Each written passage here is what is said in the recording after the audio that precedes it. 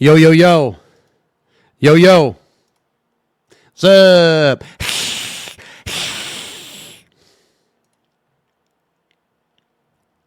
All right, man. All right. Who pissed off Arthur's, dude?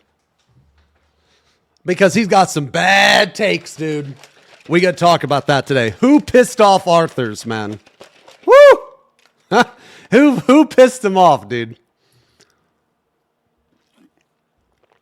Oh, this song's called Nothing to No One. Should he get a McFlurry or a shake? I'm always a fan of the shake, man.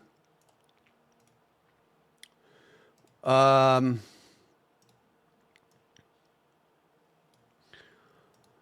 how the fuck you guys been, man? I missed you guys. I missed you! And that's not it.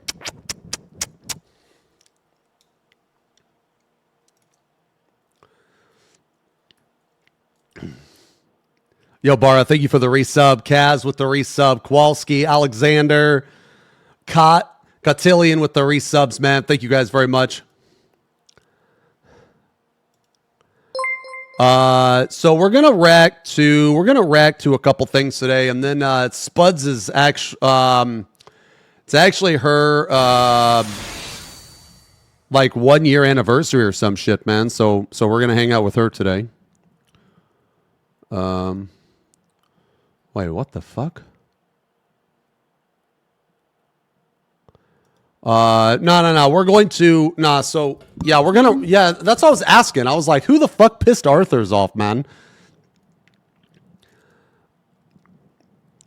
Yeah, okay. We're gonna talk about Arthur's takes on Twitter, and I'm gonna explain to you why they're not only bad, but they're wrong. I'm gonna explain to you why they're actually wrong.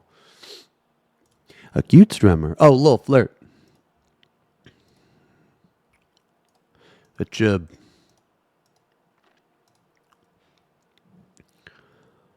Yo, who pissed him off? Who pissed him off? Oh my God. Yo, did you guys see this, man? Holy shit.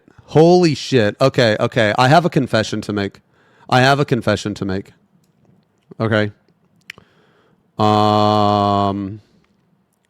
Let me find it. Okay. Check it out. Okay, check it out. Hold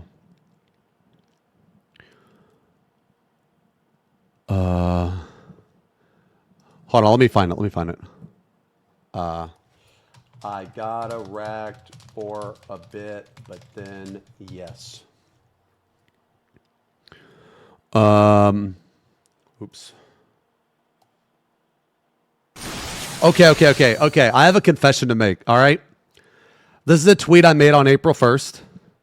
Well, we had a good run, boys. I'm ranked 2, and worst of all, I'm bald. Expect an hour video of me crying and whining about cheating and sandbagging. Okay? Now I have a confession. Okay? I stole this from a chatter.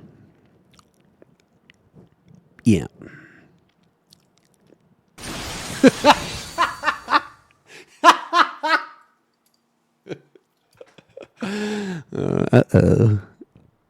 Yeah.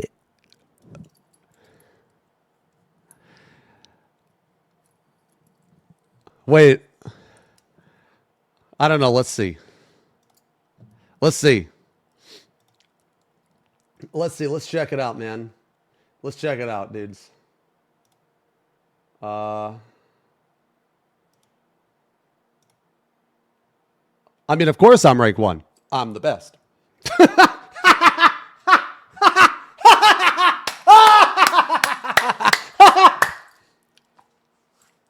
Okay, now, it wasn't me. Okay? It wasn't me. All right? It wasn't me. Okay? It was Vandra. Okay? It was Vandra. So I have a confession to make. And I want Vandra to understand that all of these likes, retweets, and comments I give to them.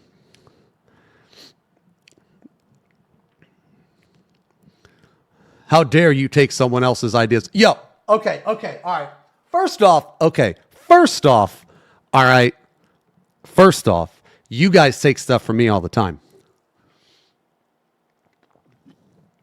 You guys take stuff from me all the time. Doesn't blur names, doesn't care about etiquette classic. No, you guys take stuff all the time. All right? You know, I used to have hair when I first started to stream. You motherfuckers took that. Okay? What? Calm down, Big D. What?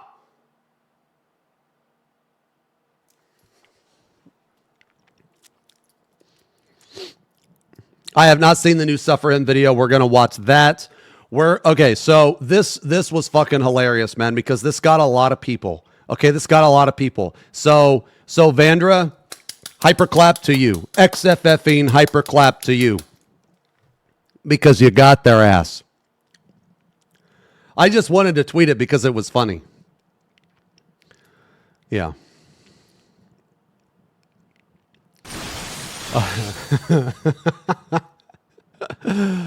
Yo, Grub, thank you for the resub. Naha with the 17 months. Panda with the 21 months. A cute chatter. Akeno and Ritters, thank you for the resubs. Welcome back to work, Strummer. Yeah, so, okay, all right. So this was hella funny, man. This was hella funny. Now, I want to rate the roller coasters, okay? I want to rate the roller coasters because I went on a lot. So we're gonna do that as well, okay? So we're gonna rate all these roller coasters, and I also want to talk about the trip, okay? We're gonna do that. We're gonna do that in a bit. We're gonna do that probably tomorrow. I want to know, okay. What the fuck happened while I was gone, bro? What the fuck happened, dude? Oh, shit. I didn't mean to close that out. God damn it. Hold on. Give me a sec. Okay.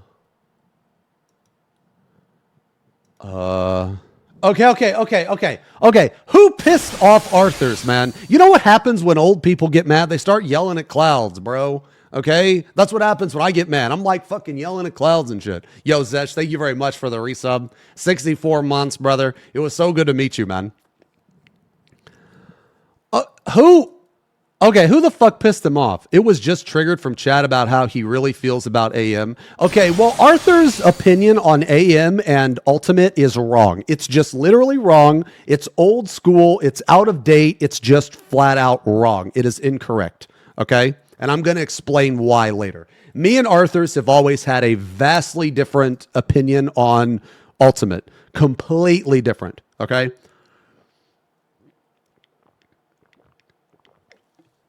Three hours of rant yesterday. I'm not going to go through 3 hours of VOD, man. Okay? I'm not going to go through 3 hours of VOD, bro. Ain't happening. Okay? So, let's first read the tweets. Okay. I can't with this guy right here. Okay, so let's see. Oh, my Lord, bro. Who pissed him off, bro? Who made him mad? Oh, my God. Okay. Okay, where do they start? Okay, this is where they start. Okay, been talking about this last 3 days because people couldn't shut the fuck up about it. Auto marking is cheating. Okay, yes, it is. If Yoshi P were to ban and take away everything from a team because of a Zoom hack, there's no way you don't think AM is worse. Yeah, okay. I would actually argue that it depends on the mechanic because I assume that this entire rant or entire thought process is because of P5. Okay? You mofos just wave your dick in PF with that shit. It's disgusting. Okay, so he's mad because people in... Okay, let's read them all first. Also, people who are like, I cannot believe WoW needs add-on to play the game. Okay, look at yourself in the mirror now. Ultimate PF Raiders. Okay, so double standard. So contradicting, it makes me puke. Oh, also Mare. I mean, come on, man. Mare doesn't help you with combat, dude. It just shows dicks and tits, dude. What? What? Okay, he's upset because this has nothing to do with this has nothing to do with his point. I don't think so. Okay, so then let's see. So this guy says group of players that develop Wait. Oh my Lord. Oh Jesus. Man, okay. All right. I've been talking about this the last 3 days because people couldn't shut the fuck up about it. Okay. What couldn't people shut the fuck up about? Yo, hey, what's up, Zerv? What couldn't people shut up about?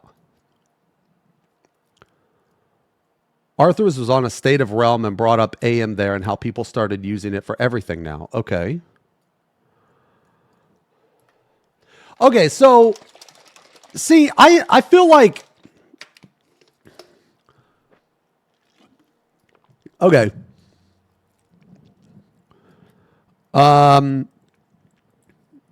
That his opinion is wrong. Well, his opinion is wrong.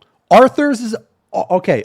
Arthur's opinion on auto markers and Ultimate Party Finder is wrong. It is incorrect. It is not right. It is very old school and it is wrong. And I'm going to explain why it's wrong. Okay? I'm going to explain why it's wrong. And I'm going to explain why it's incorrect. Okay? Arthur's is tripping because most people only use AM for Titan goals and Uwu and P5 for top. Okay, that's a good point. But let's read it all first. Okay, so cheating. Wait, the post was deleted. Okay, so cheating now is okay to raise the PF clear rates. Okay, so he's complaining about a double standard here when he actually has a double standard. And his double standard is that he's shitting on Party Finder for using auto markers in third party. What the fuck do you think World First does? What? How can you shit on Party Finder but not World First Raiders? Arthur's, to me, now maybe I'm wrong, but to me, Arthur's has a very, very old school mentality on Ultimate and third party. Okay?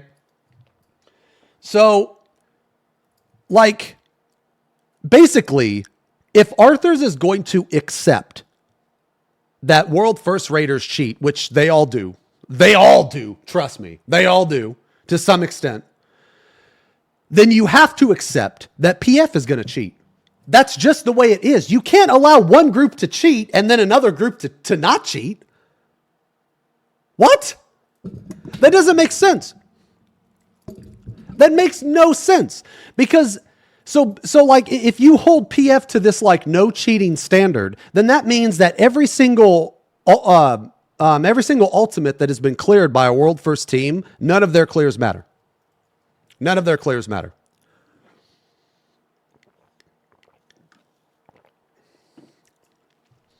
And his mentality, his mentality on Ultimate is also wrong because Ultimate is PFable. It is for the PF. It is made for the PF. You know how I know that? Because I PF Ultimate. Arthur's doesn't PF Ultimate because for some reason on JP they don't do it, so he doesn't do it for whatever reason.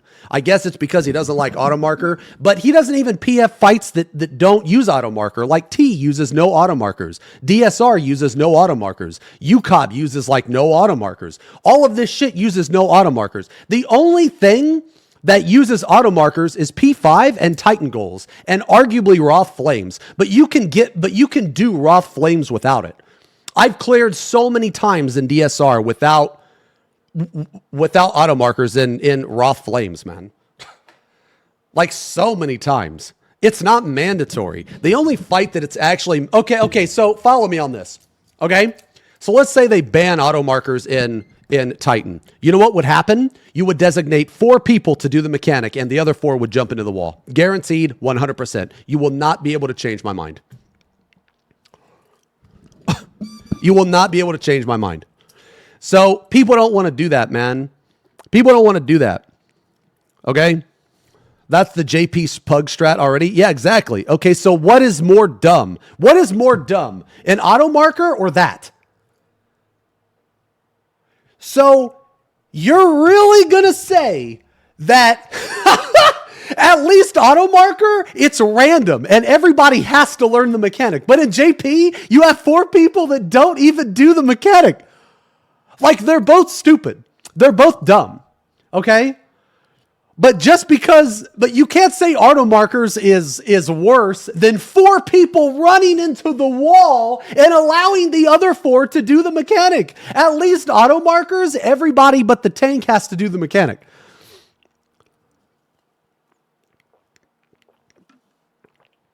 Like, it doesn't make sense. It doesn't make sense to me. Okay? So his mentality is just wrong, and it's because he doesn't do it. It's because he doesn't party finder ultimates. He just doesn't do it. And you can't form a solid opinion on something that you don't do, that you don't have any experience in. Okay? His mentality, me and him have always had a complete 180 mentality, like complete opposite, polar opposite mentality on party finding ultimates. Okay. Because you should be able to do it. You should be able to. Okay. So let me give you a less intense example. So on NA and EU, we never use the duty finder. Okay. We never really use that, but on JP, they do. Now, for those of you that don't know what the duty finder is, okay. Wait, what is the intended way to solve Titan? There's no way they intended people. The intended way is you just get good. Like, how do you think I cleared? How do you think I cleared Uwu? You just get good. You just see the thing and you call out where to go. That's it. You guys can, well, I think I only have I don't have my Uwu prog up, but for those of you that were in here during Uwu prog, I cleared Uwu before any of that shit. Okay. There's also a priority system too. So like you look up here, and if this guy gets a jail, then you're second, right? So like, let's say you're second in line, but there's no one that has a jail above you. Okay. Well, then you take the first one.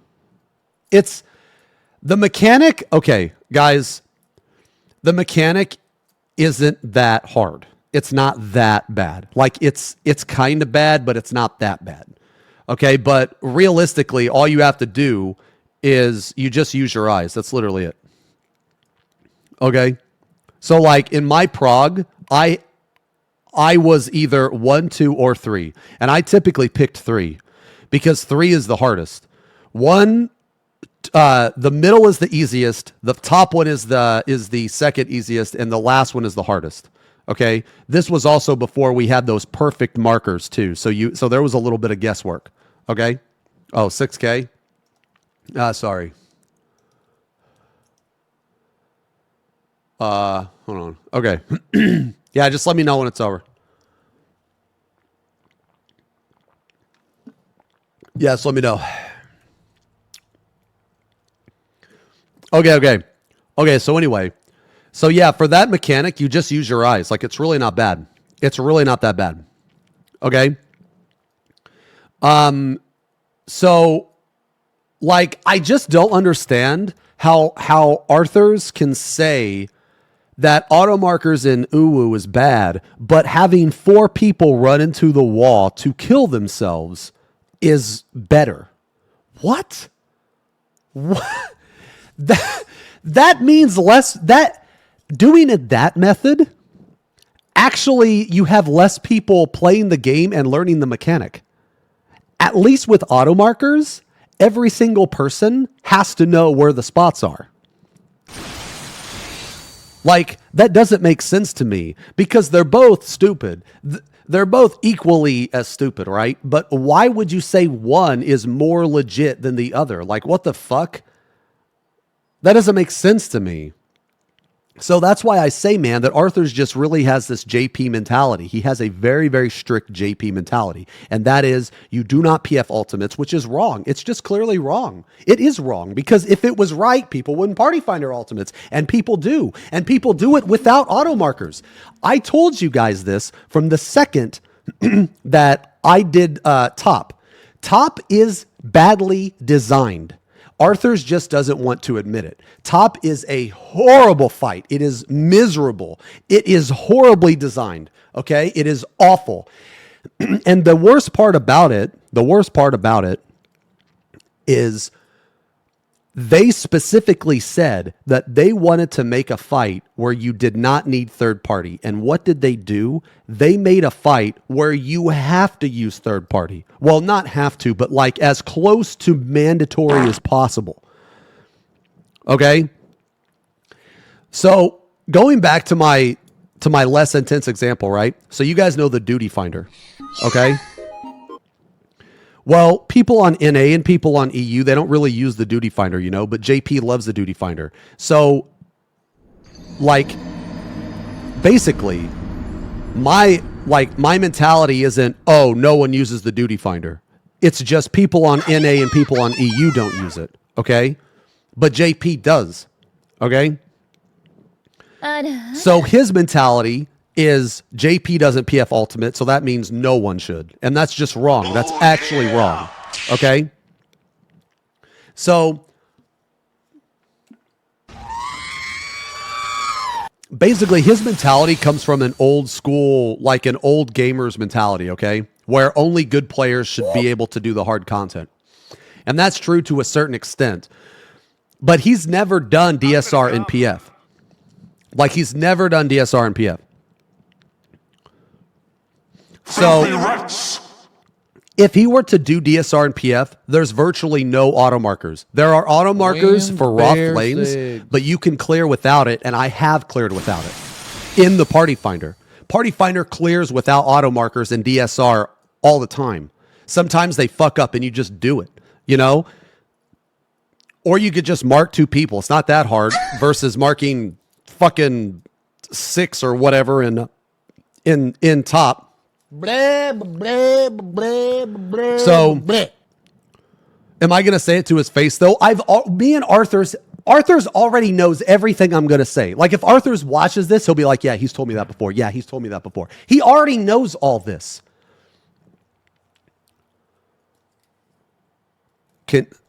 What is this?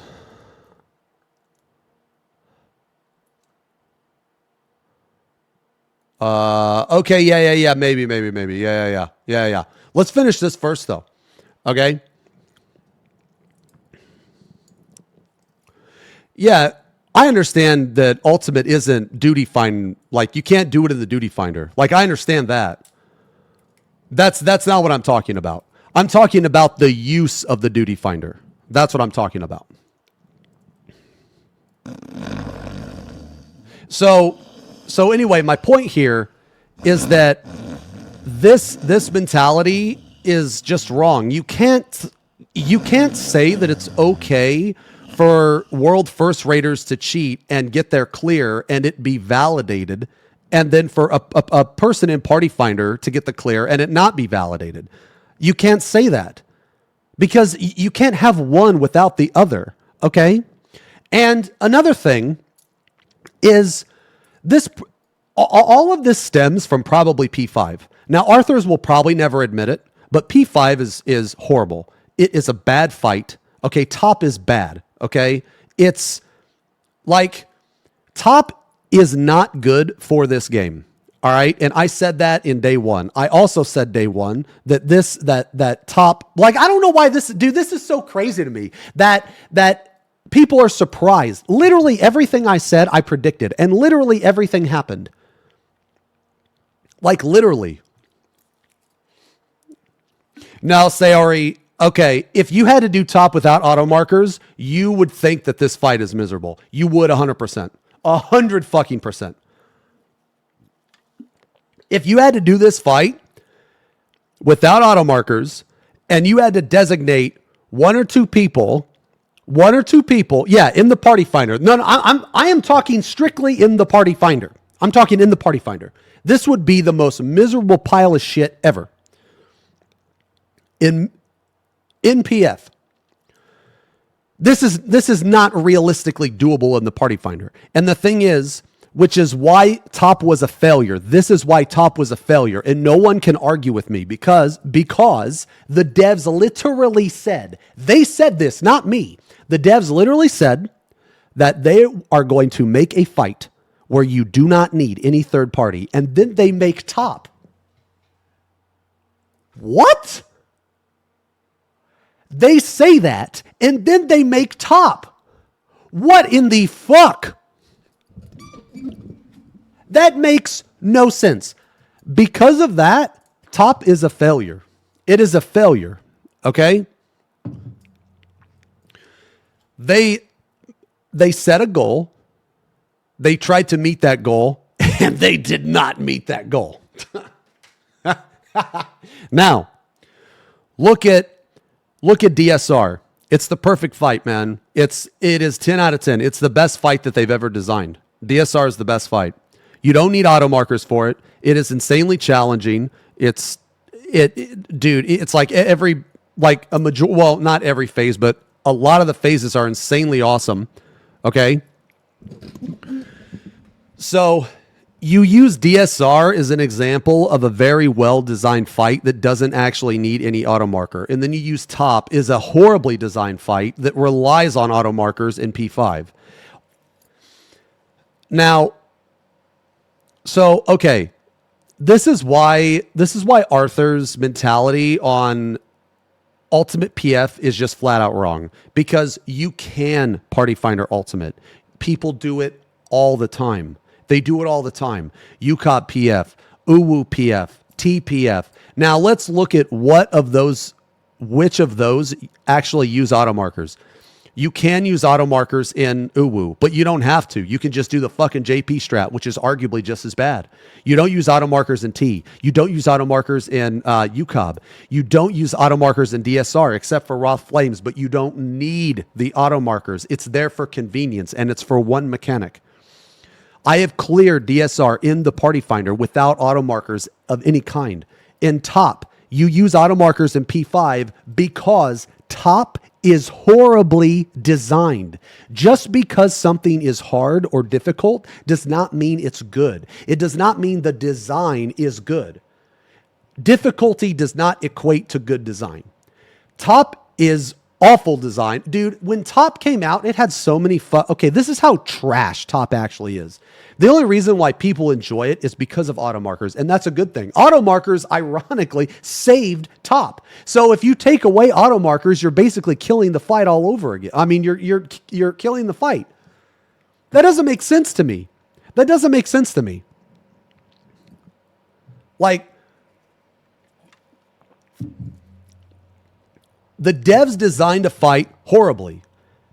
That results into people making it better.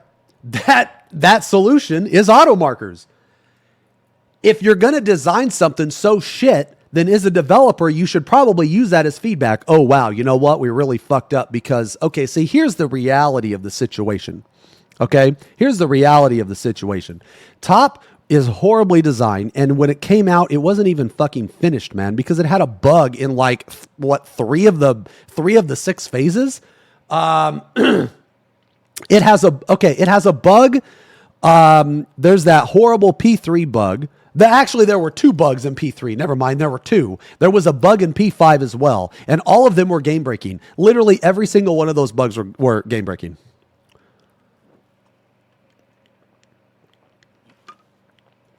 So you cannot tell me, you will never be able to convince me that top is a good fight without auto markers. You will never be able to convince me. And here's another thing. Here's another flaw in Arthur's mentality from my perspective. Okay. So we're going to use top as an example. So let's say you use auto markers, okay? All of those people in the party use auto markers, or one of them, and then it just marks you. Okay, so they get the clear. Now I want you to tell me how that is any more legitimate than having one person mark the entire group. The 7 people have no idea how to do the mechanic, by the way. They just get a mark on their head and they go stand in the spot. How is that more legitimate than auto markers? They are both literally the same. You have an ignorant person that does not know how the mechanic works. They just know that if they get a 1, they go all the way to the left. They don't even know what the fuck far world and hello world is. How is that person that gets marked by a player, how is that more legitimate than the person with auto markers? How? Both players, if you took the person that got marked by a player and you were to make them mark, they would have no fucking idea. They would have no idea. There is no difference. There is no difference.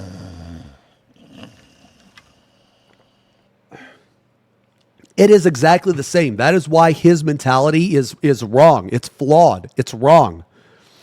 Okay? And, bro, don't even get me started on Uwu. So when JP, you're telling me that the JP strat is to have 4 players run into the wall, that, in my opinion, is actually worse than auto markers, because that means that you're guaranteeing 4 people always go to the same spot, versus auto markers, there's way more RNG, and you have to have 7 players that know how to do the mechanic instead of 4. So, like, in my opinion, excuse me, in my opinion, I think that the JP strat is actually worse than auto markers, because at least in auto markers, you have to have 7 of the 8 players do the mechanic as opposed to 4. And those 4 players are always going to go to the same spot because, well, I guess 3, but the main tank never gets it. You know what? Actually, wait a minute. No, you could have 5 players die and the main tank just gets it. Yeah. So you could have 5 players die. So bad design of a raid is justified to cheat? I don't get that logic. No.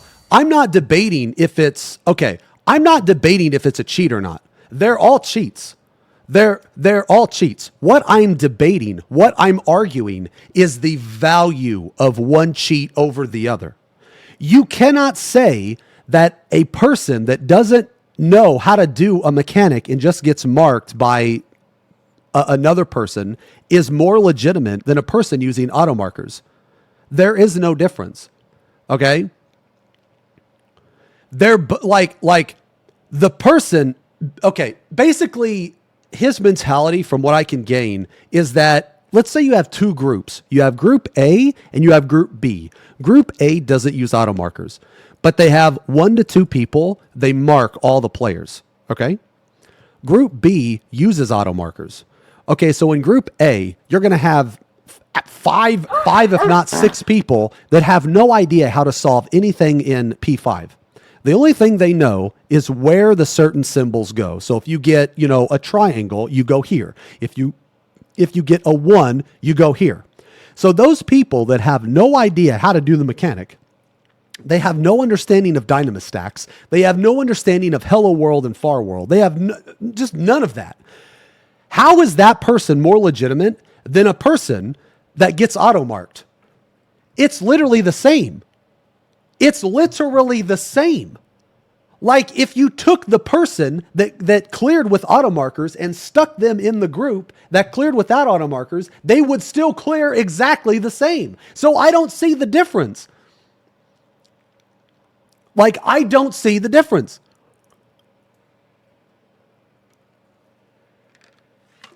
There is no difference. So that's the flaw in his logic. And the other flaw in his logic is that you can't give Party Finder shit without giving, like, everybody else in the game shit. Because even JP cheat. Yeah, they do. Yeah, they do. Even JP cheats. Nah, they cheat. The reality of the situation here is that Arthur's has a very old school mentality. And that shit used to fly 10 years ago, but it doesn't fly anymore. It doesn't make any sense. And the reason why is because, like, okay, I am a very realistic person. I try to look at things from a realistic standpoint. I try to look at things how they are versus how I want them to be. And how things are video games today are not the same as what they were 10 years ago, 15 years ago. They're not. Way more people play, way more shitty people play, and the games have to be more accessible by nature. They have to be, and that includes difficult content. They have to be more accessible. They just have to, because you have a much bigger pool of players today than you do like 10, 15 years ago. Okay?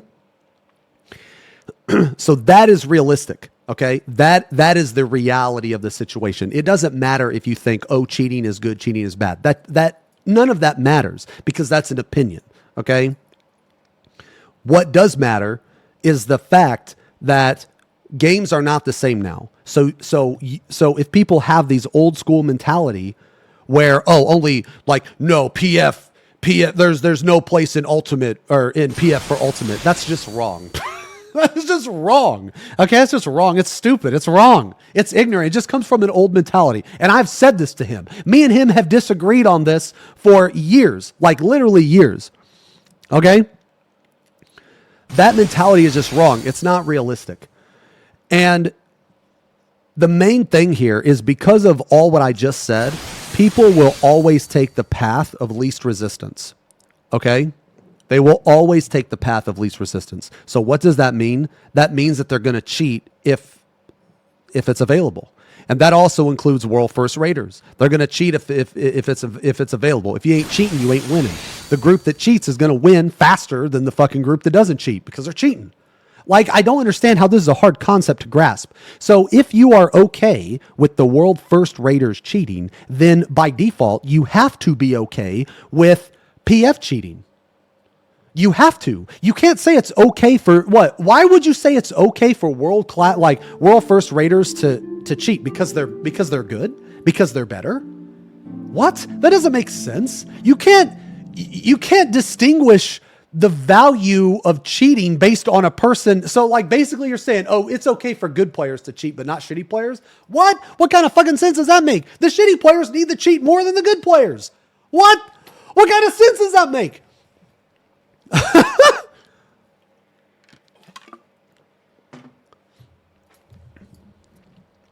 If Yoshi Peas knows about AM or not, of course he knows.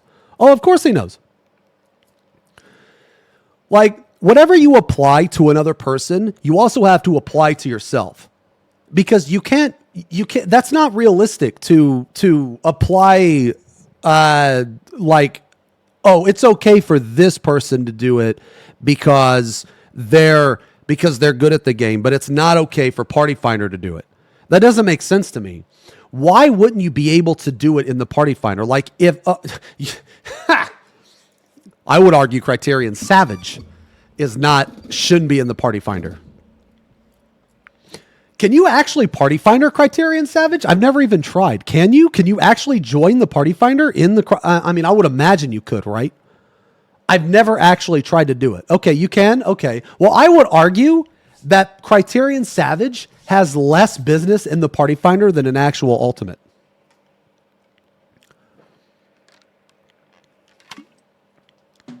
Plug DSR and do it with AM. I mean, doing DSR with or without AM is virtually the same.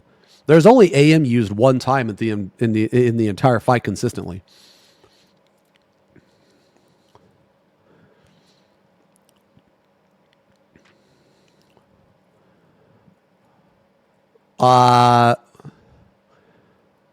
They don't want to know what's on your PC. No. If they do that, if they put out some anti-cheat and okay, let me tell you this right now. The catastrophe that will ensue if people are like, bro, people that use UI mods and like non-combat mods is so much higher than the people that use combat mods, bro. They would literally kill half their game. They would literally kill half their game. If they made it, and they know this, which is why they don't do it. They could, but they don't do it. And they know this.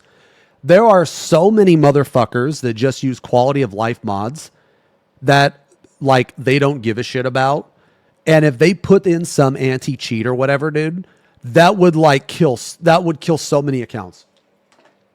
That would okay. I'm going to tell you this right now. If they ever put in some shit where No Clippy's gone and Alexander's gone and that type of shit, I will only play on my data center. I am not playing this fucking game on any other data center because of how badly it is fucking coded, man, and designed. There is no fucking way. Dude, I clip at 40 ping, and I'm not fucking around. I'm not kidding. Okay? I am not joking. I have 40 ping, 35 ping, and I clip a double weave. Okay?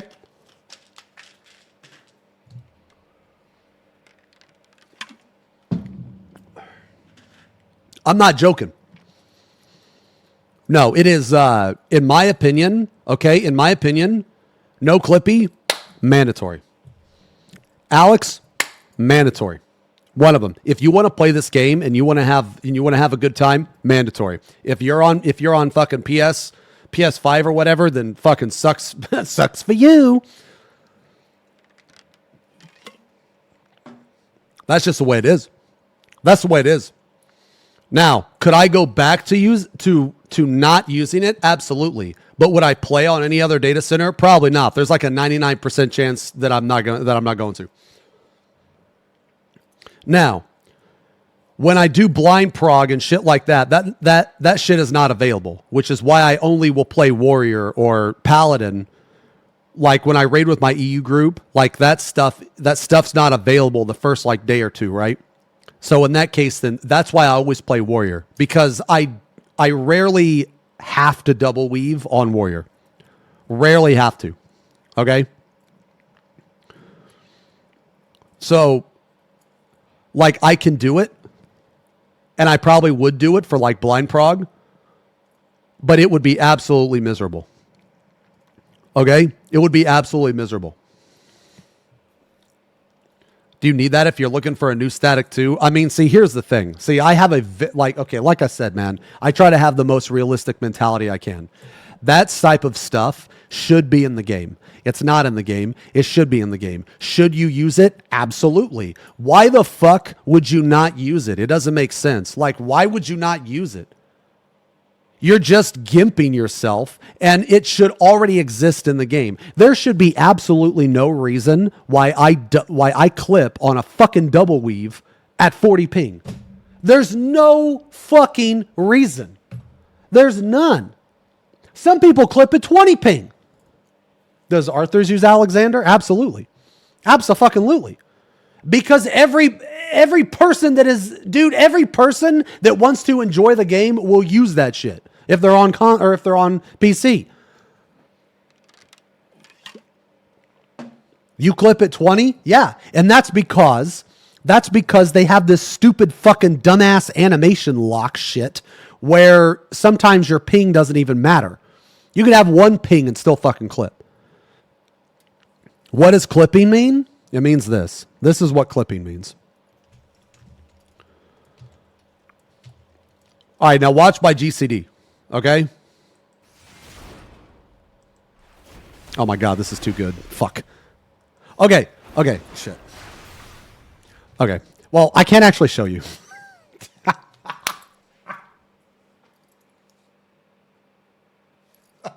Okay, I can't.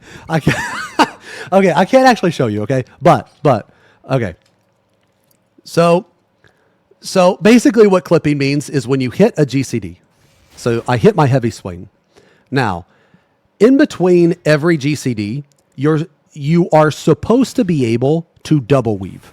So it's like this. So you go GCD. So I'm going to go GCD, and then I'm going to double weave Vengeance into inner release, okay? So GCD, Vengeance, inner release, okay? Thrill, equal. Infuriate, upheaval. Infuriate, onslaught. I don't know. Shake, reprisal. Now you see how that shit works? You do GCD, 2 off GCDs. GCD, 2 off GCDs. That is how the game should be played. That is how the game is designed to be played, okay? Now what clipping means is when you hit a GCD, but you cannot do 2 off GCDs. So for example, you will hit heavy swing, and then you'll go like upheaval, bloodwetting, and even though bloodwetting is like on cooldown, you can't actually hit your secondary GCD because your character is like too busy in the animation. or some shit, okay? It's like a delayed GCD. So if you play like that over the course of the fight, you will literally lose multiple hits. You will literally lose multiple GCDs, okay? And that's really bad. And not only is it bad, but it also feels fucking horrible to play. Okay, couldn't you raise your GCD for that? Raising your GCD actually makes it worse. And the reason why is because if your GCD is faster, you have less time to hit your off GCDs. Does that make sense? And I am at 2.5. That's the slowest GCD that I possibly can get. Okay. So, and here is another thing. Okay. So it's really bad on Gunbreaker. Okay, it's really bad on Gunbreaker, and let me explain why. Because when you hit your gnashing thing, you don't automatically get continuation, okay? So watch, I'm going to hit this, and then this is going to appear a quarter of a second later. Okay, now, you see how this is a buff, okay? Now, this is a buff here, so I cannot use Jugular Rip without Ready to Rip, okay? Now, the reason why this is bad, the reason why this is yet another horrible shit design is because since getting continuation is a buff, if your ping is bad, then you will hit this and you will not get this buff until way later in the GCD. Okay?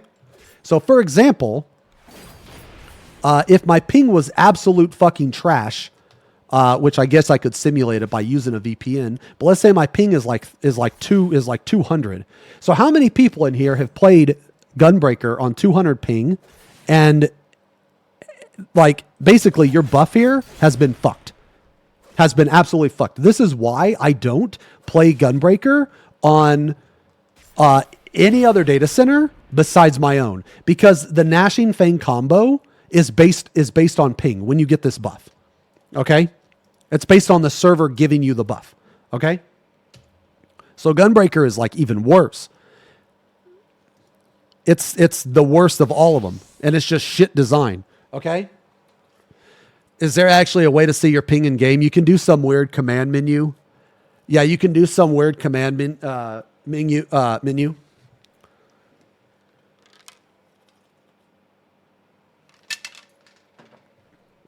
And this is not limited to Gunbreaker. Okay? There's also other jobs in the game that proc off GCDs based on a buff. Okay?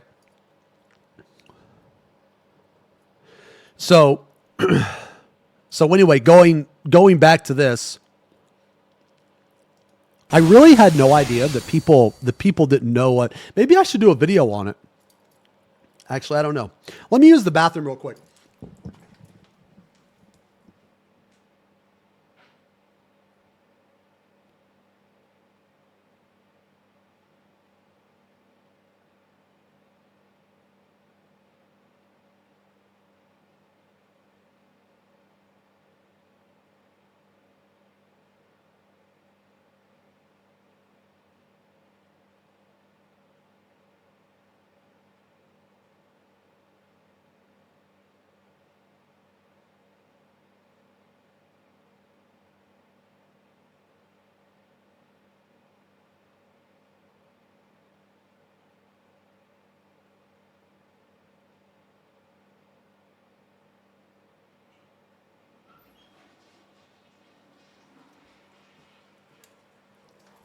Okay, sorry. All right. So anyway, let's keep reading on this. But to be honest, I don't care if people cheat. To be honest, everyone cheats in something. Okay, this is true. But to be so bold and type that so vaguely in Party Finder is straight up insulting to the GMs, the devs, and Yoshi P. See, this is another thing where I disagree with. How are world first players? So like basically this to me, and I could be wrong, but basically he's saying that it's okay for like world first racers to use all these cheats because they're not like so open about it, right? So how is that okay? But it's not okay to put it in the Party Finder. Like to me, they're both equally as bad. You can't justify like So basically, it's okay to cheat if you don't talk about it, but not. See, that's a JP mentality. That's a JP mentality right there. Oh yeah. Now, see, you can't have it one way, and then the other side get the shit end of the stick. Okay, you can't. That's not realistic. Okay, you can't be like, oh, it's okay for these people to cheat, but not okay for these people to cheat. What? No, it's not. It's either both or none. You're either okay with both or you're okay with neither. Like, it doesn't mean, like, you can't be okay with one without the other because they're literally the same. The world first players, or what? Sorry, I keep saying world first players, but you guys know what I mean. The blind proggers and all that shit, whatever. You can't say that it's okay for them to use it and not okay for Party Finder to use it. Cheating is bad, period. I don't think so. I think that cheating. I think cheating can be good. So let me explain. So how many people in here use either old Clipster or Alex?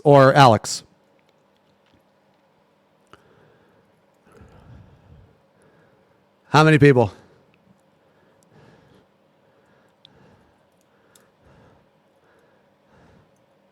Okay, everybody that said no, you guys passed the test. Everybody that said yes, I will be banning you from my stream.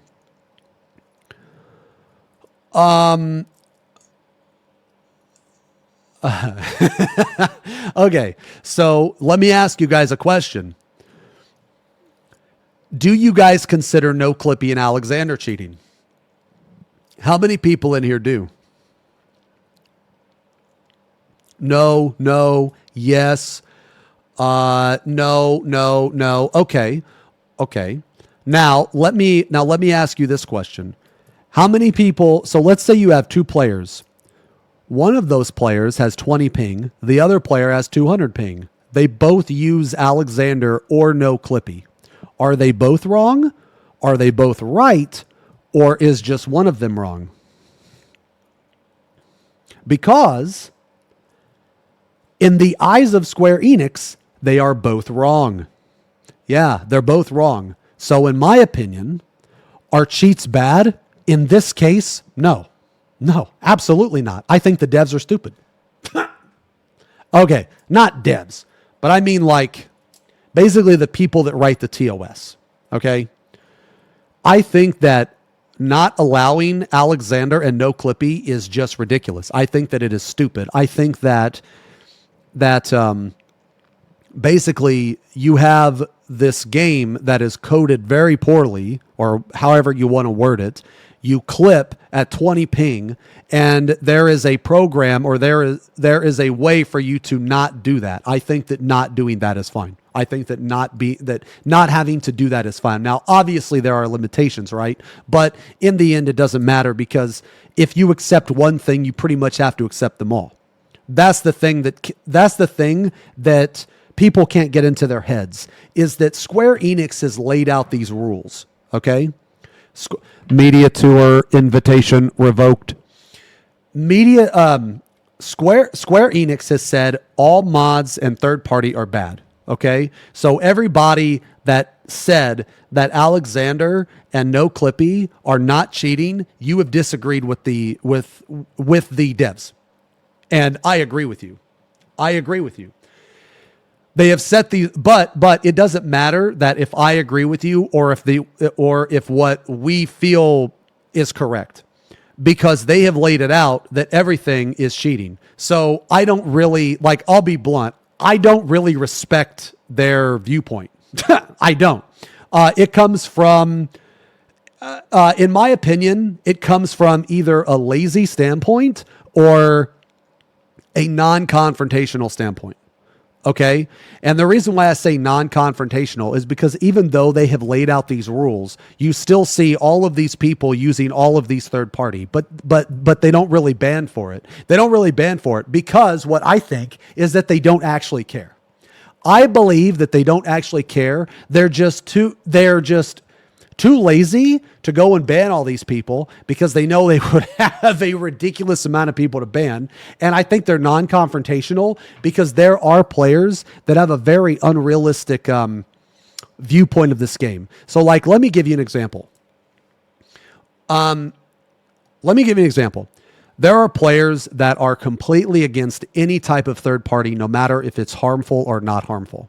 So like, basically, there are players that think that chat bubbles are cheating when they're not. But in the eyes of Square Enix, they are because it's third party, right? Now, they're going to eventually add them into the game. But here's another thing, too.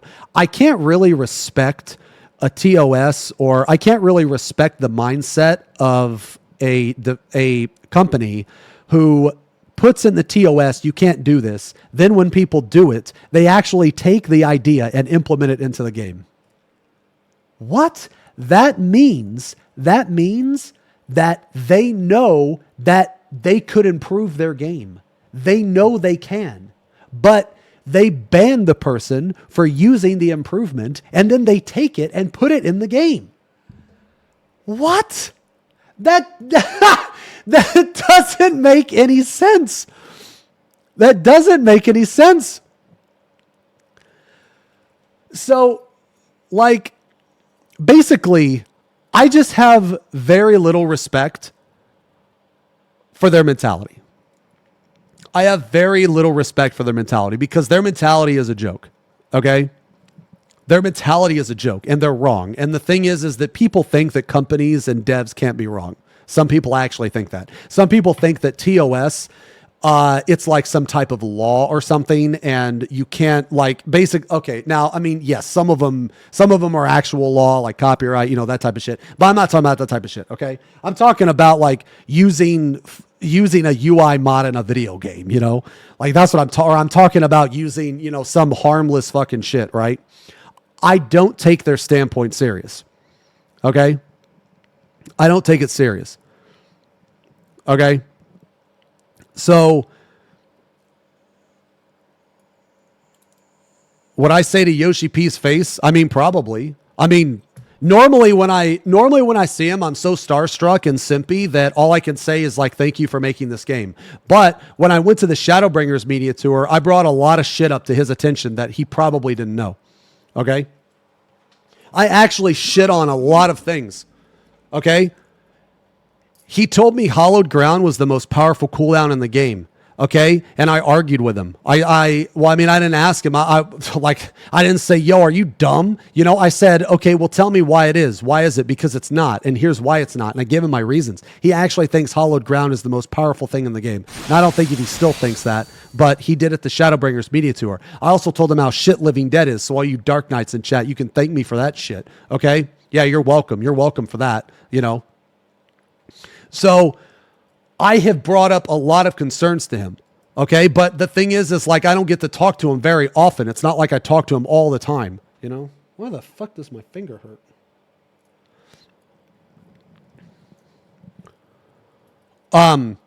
But anyway, so like at the end of the day, all right, because I feel like we've been talking about this for a while. At the end of the day, regardless of what game you play, you have to understand that gaming today is not the same as it was 10 years ago, 15 years ago. And people are always going to go the path of least resistance. Okay? They will always go the path. And because of that, you have to design your shit with that in mind. Okay? Because if you don't, then you're going to end up in a situation like Top. Like Top in Party Finder, okay, with auto markers. All right. Top was a badly designed fight, and the devs are facing the consequences of their bad design. You design a bad fight, you're going to have bad things happen. You design a good fight, you're going to have good things happen. Look at DSR, look at Top. Look at UCOB, look at Top. Look at T, look at Top. Do you see the difference here? There's a reason why 4 out of the 5 ultimates very rarely use auto markers, like in the phases. Like if you take the fight in its entirety, if you take the fight, there's one phase in Uwu, which is which the JP strat is arguably worse. So does it even matter if auto markers are there? Kind of not, when you can just kill off 4 or 5 people and just have 3 do the fucking mechanic. So it doesn't matter at that point. It's not like you're going to hit a DPS check, you know? As a matter of fact, correct me if I'm wrong, but even when Uwu was current, you could do that. I'm pretty sure you could still do that when it was current, because the DPS check of Uwu was so fucking low that you could literally kill off 4 people and still fucking clear. So my point being here is that it's not auto markers that's the problem. It's not auto markers. It is the design of top. That's the fucking problem. Now, I know people don't want to hear that because, oh, top is so hard. P5 is so hard. It's such an accomplishment to beat P5. No, it's not. It's really not. It is not. For whatever reason, people will hold P5 on this like pedestal of like the epitome of like difficult content. And if you want to look at it from a realistic perspective, P5 is actually easier than a vast majority of other phases when you can only have 1 to 2 people orchestrate the entire fucking thing. Okay? And what I mean is, in P5, for how hard and how difficult it is, you can literally have 6 to 7 people have no idea how the mechanic works and only 1 person just orchestrate everything. How is that good design? How is that difficult? Like when you can consistently clear the hardest phase in the entire game and not even understand the mechanic. I don't understand that. I don't understand at the end, what do you want to see? Ban modders, improve the game. I get you don't like that they ban people who is using mods that get implemented in the game, but I don't understand what you want them to do about the game. So what I want them to do is, first off, if they're going to implement a mod, then not ban the motherfucker that got caught using the mod. I'm not saying that they have to celebrate it, but what I'm saying is that they could tell that person, hey, we caught you using this mod, but we actually really like it. So we're going to put it in the game, but we're going to ask that you don't use it until we put it in the game. And if we catch you using it again, then we're going to ban you. That is much better. That is much more respectable, okay, than just banning this guy and then basically taking that mod and putting it into the game. You know what else they could do? They could also give a shout out to the fucking modders too. Wouldn't that be cool to give a shout out to the modders? Wouldn't that be nice? But no, they don't. They just fucking, say, no, you're wrong for use. Like, how can you like the thing I can't get over is the fact that they will like outcast these individuals, right? They will like outcast these individuals for using these mods, but then they take the mod and then they put it into the game. That doesn't make sense to me. Like, does that really make sense to you guys? Like, that's insane. Filthy rats. Like, there's no way that for me that I could take them serious after doing that. There's no way. So, like in my opinion, they should, one, not ban the fucking guy. They should not ban the guy for using the mod. Okay. They should give him a warning or something and then let them know, hey, we're probably going to put this in the game. Or even then basically what I'm trying to say is that they are like treating these people like they're the worst player, right? Oh, you get banned for using this. But then they implement the fucking thing in the game that they got banned for. To me, that is just absolutely ridiculous. Okay? That's just absolutely ridiculous. So anyway, let's keep reading. Yeah, Ultimate is already done by a minority of the community, let alone clears. If clear rates aren't there, it becomes harder to justify development time being put towards one of them down the road when Savage could ultimately be bumped up in difficulty to satisfy that group of players. That development time could be put towards other things. I'm just saying banning AM could ultimately mean Ultimate is no longer made. I don't think so. I completely disagree with this actually, and the reason why is because I don't think they base Ultimate content around clears. I don't think so. Basically, I don't think that they look at the clears in Ultimate and they're like, okay, we got enough clears for the last one, so we're going to develop the next one. Okay, so I don't just ban people using AM. I mean, I don't agree with that either. That's also not going to work. I mean, you could, but I guess basically people will always find a way. Okay. But I don't think that it's actually AM's fault. I think it's the design of top. I think that if you look at all of the other ultimates, AM is not, it's not like game breaking, right?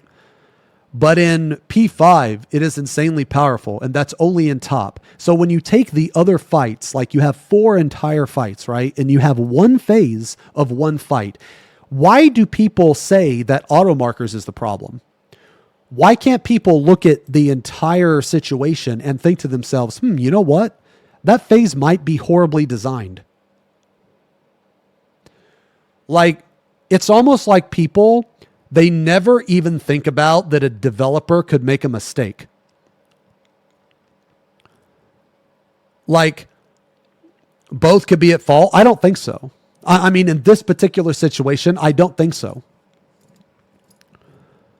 I think that auto markers actually isn't the issue. I think the design of top is actually the issue. I think that it's horribly designed. That's what I think. Do I think ultimates need to get easier then? At the moment, the thing to fight Heart of Randomness is assignment, hence the AM. I think that, okay, I think that the level of ultimate content, the difficulty, should never surpass DSR. I think that should be, I think that every ultimate should strive to be not only as difficult as DSR, but also as good as DSR. I think that DSR is literally the best fight in the game, and I think that should be the standard of ultimate content. That is the peak. That is the standard, and I think that every ultimate should be held to that standard. And my reasons for this is because it is one, there's actually a fucking story going on that's really cool. You know what I'm saying? Like, just the thought of just an alternate timeline. That's so cool. Now, I could be biased. Okay? I could be biased in this because I'm a big fan of like time skips and stuff, okay? And like alternate timelines. So if you're not into that, then I get it. But DSR is a very good length. It is also extremely challenging, okay? Like DSR, when it came out, it was the hardest fight of all time in this game. And that is the peak. That's the peak. That is what I think that they should compare it to, okay? So I think that the other ultimates need to strive to be as good as that. That's what I think. And here is the best thing about DSR. There are no mandatory auto markers in DSR, not a single one. So the developers that designed DSR were 10 out of 10. They knew exactly what the fuck they were doing. Okay? A vast majority of that shit in that fight is extremely fair and challenging. The only things that I really don't like, I'm not really a fan of the Hand of Pain. I don't really like that in Double Dragons. I think that 3% is a bit too extreme. Now, as a doable, obviously, I think that it should have been like 5 because it's really fucking annoying because the dragons, they have no HP, right? So like literally a massive crit can change that difference. So I think that that's a little cringe. But is it the end of the world? No, not really. Okay? So I think that every ultimate should strive to be like DSR because in DSR you don't need auto markers. You don't need them. Anyway. Okay, you are new to the raid scene. What a way to show you are one of those people who rely on AM Dude. Well, I didn't really get that from him. I didn't really get that from him, but I guess you could look at it that way. Let's see. The Ultimate Raid series is the most difficult battle content with 14, and we released this content after testing that it can be cleared without the use of any third-party tools. Okay, well, I don't believe this entirely, but anyway. However, if the presumption is that the content will be tackled and cleared with the use of third-party tools, then any reason to develop high-difficulty content seems to be lost. It's very difficult for me to understand as a gamer what the meaning behind using numerous third-party tools to complete the clear first would be. Okay, well, this is just purely... okay, in my opinion, this is just a PR statement. This is purely a PR statement. This is them saying that they don't want you to use them. Okay, but this is also, to me, just a big fat lie, because this content after testing, okay, it wasn't tested. It wasn't tested. And if it was tested horribly. It wasn't tested properly because there were multiple bugs. And I would love, you know what I want to see? Now, you know what I want to see? I want to see footage of them testing it. I want to see footage of them clearing it from the start to finish with no third party. That's what I want to see. I want to see the testing footage, the development footage. That is what I want to... That to me would be very, very, very interesting. See footage, peepo feet. You think you're so funny. I look over here. You think you're so funny. Get the fuck out of here. Footage, foot, ha ha ha. There's no way that they didn't test this properly. And if they tested this, they tested it in God mode, which is not without the use of third-party tools. If you're going to sit there and argue that God mode is not a third-party tool, I think you need to have your brain inspected. You need to have your brain function checked. Okay.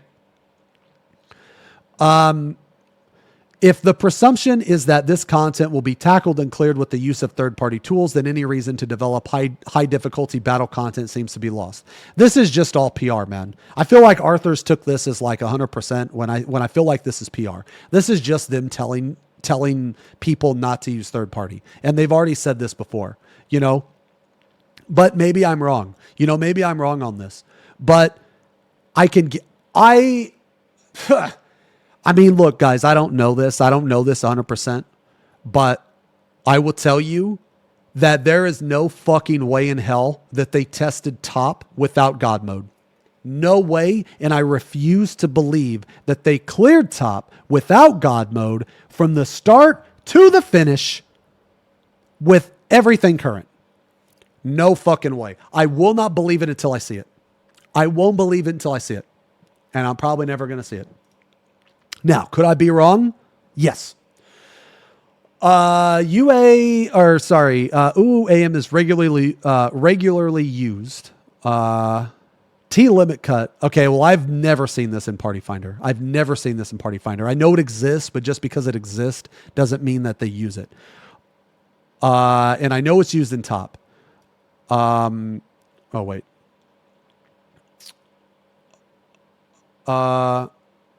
You're so delusional. See, like, this is where Arthur's ignorance is, man. Like, this just comes from where he doesn't Party Finder ultimates. Okay. He just doesn't do it. No, wasn't someone you did tea with recently using it? Yeah. So we used it for a couple polls just to see it because none of us have actually seen it before. Yeah. But we actually didn't like it. It was kind of weird.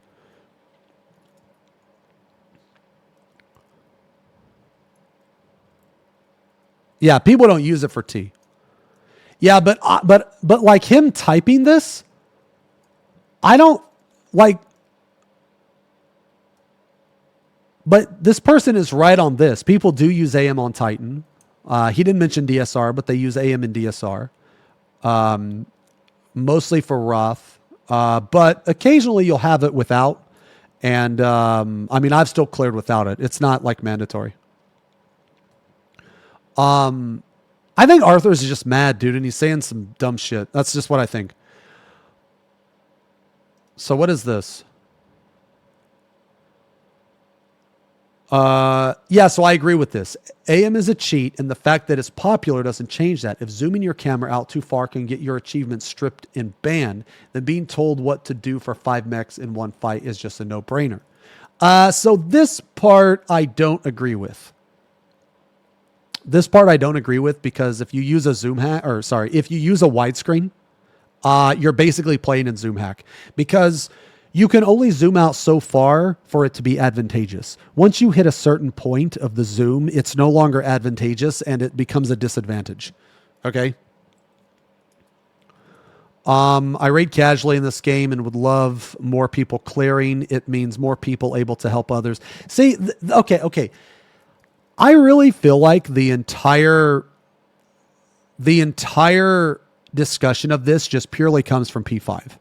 We would not be having this discussion if P5 didn't exist. And to me, that means that P5 is just horribly designed. It's just very, very badly designed. They tried something new and it obviously didn't work, and they're probably never going to do it again. And if they do it again, AM is going to be there. That's just the reality of the situation. Kissy, drummer, Kissy's critical. Yes. Thank you. Share Bia's mayor code. Man, get the fuck out of here, man. That's for tier 3 Patreon. Get the fuck out of here. I think the delusional part is about no AM risk, no alt in the future. Oh, which, yes, that is, if that person meant this, yes, that is delusional. But I don't think that that's what the person meant. Like, when this person typed this, I feel like he was just telling Arthurs that that's just what Party Finder does. But this, so, stop making ultimate. Maybe he did mean that. If he meant it in that way, then yes, this person is delusional. They're not gonna if they ban auto markers, they're not gonna okay. If they ban auto markers, there's not gonna be some ultimate PF genocide where no one does it anymore. Auto markers are only fucking good in one fight. Like, they're only mandatory in one fight, in one phase. Like, just because you ban, like, let's say that Square Enix does ban auto markers, it's not going to stop them from making ultimate. People are still going to do ultimate. They're still going to do ultimate. You're just going to see a severe dip in top clears. That's it. But eventually someone's going to come up with a strategy that makes it easier. Like, PF always finds a way. Okay, there's not going to be some Party Finder genocide from the lack of auto markers. It's not going to happen. They're not going to stop developing ultimate content because of that. There's no way that you're talking to someone who sits in PF for 6 hours a day trying to solo heal Uwu and then get mad that no one joins your fight, right? Don't talk about. Okay, so I don't know if that. Okay, I feel like we're getting off point here.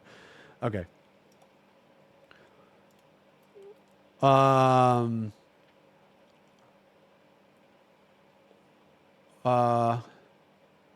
guess this should help remind. See, okay, so here's where Arthur's logic doesn't make sense. I guess this should help remind our ultimate PF AM enjoyers. You can't say that. And the reason why is because Party Finder is doing very similar shit to World First Raiders.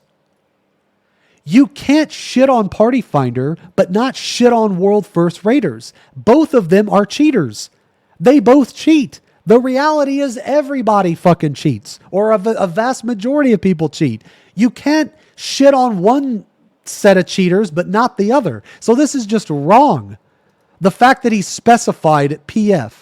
Arthur's just simply doesn't like Ultimate Party Finder. That's, at the end of the day, he just doesn't think Ultimate should be in the Party Finder. He doesn't want to do it. And that's his opinion. That's fine. But it's wrong. It is 100% wrong. Absolutely wrong. Okay? Fucking wrong. All right? Arthur's, he's my best friend, dude. I love you, but you're wrong. Your opinion's wrong. Okay? Ultimate belongs in the Party Finder. It is in the Party Finder, and it will continue to be in the Party Finder. Just because you don't do it doesn't mean that it doesn't deserve to be in the Party Finder. Ultimate is not this type of content for the prestigious, for the elite. It's not that big a deal. Like, Arthur's puts Ultimate on this pedestal, on this delusional pedestal that it shouldn't be. Like, That's not how the game is. That's not realistic.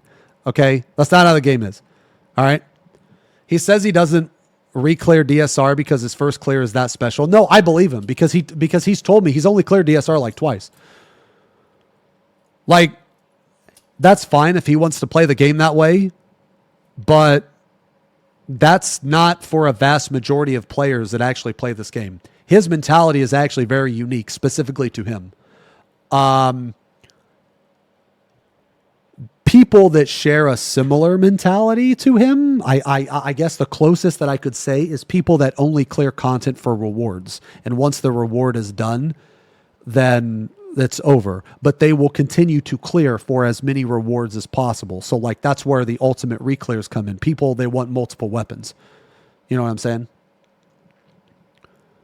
So like that's fine. I'm not saying that he's wrong for having this mentality for himself. If he feels that ultimate is this super high level content that only a small percentage of people should enjoy, then that's fine for him, but not for other people. So his mentality on applying the logic he applies to himself to other people, that is where it is wrong. It's just incorrect. And it's not realistic. Okay?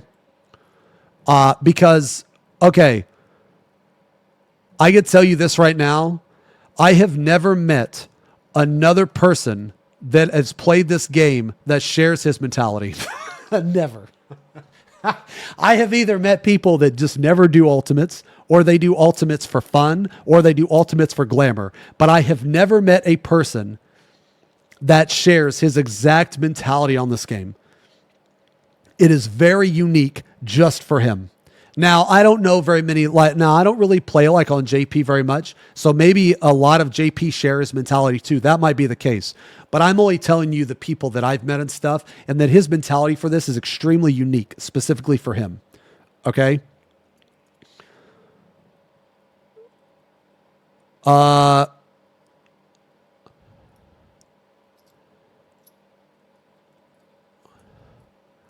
He comes off as elitist.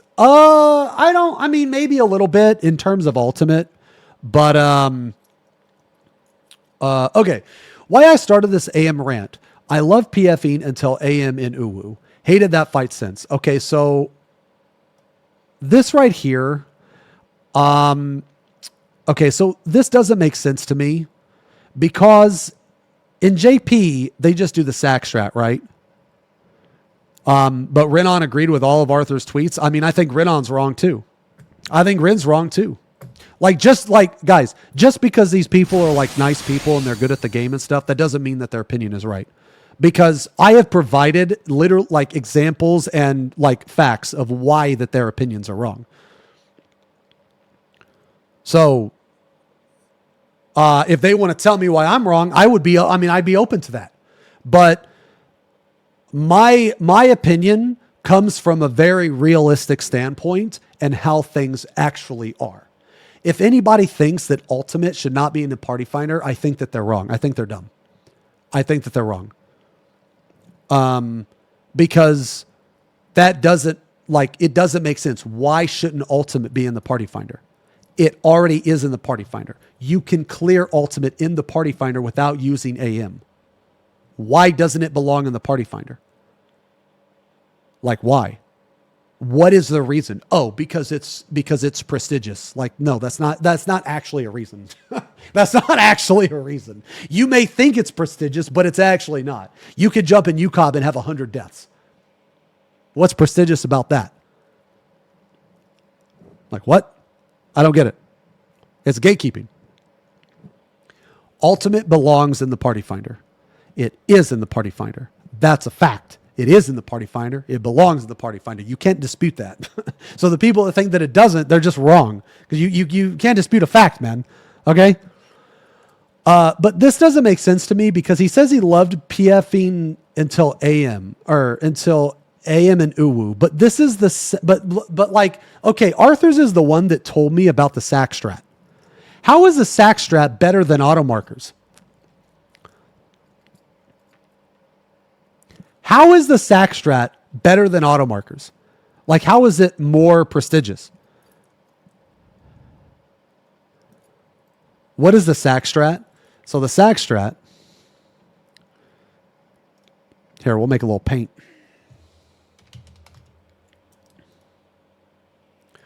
Okay, so here's the arena.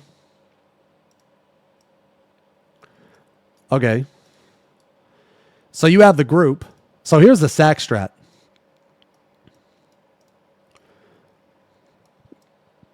You have two different groups here, okay? So this is Titan, okay? And Titan is going to knock you back, okay? Okay, Titan is going to knock you back. And then you're going to have to line up, for the jails. So you're going to put like one right here, one in the middle, and one by Titan. So here is what auto markers will do. Man, I should have made this in the other thing. Whatever. Okay, so what auto markers does is the whole party will be knocked back here. Okay? Or whatever.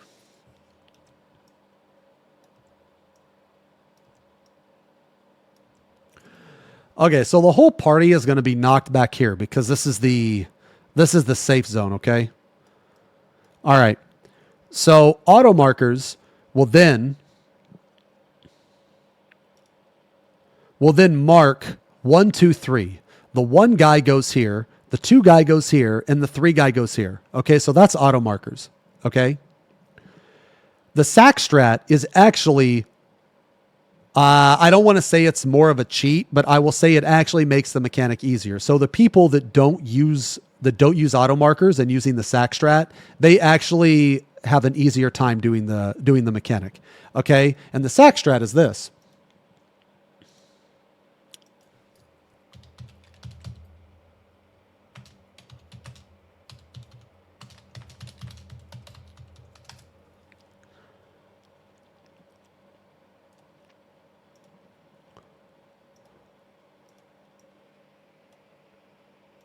Let me see if this is it. This should be the clear VOD. Okay. Maybe not actually.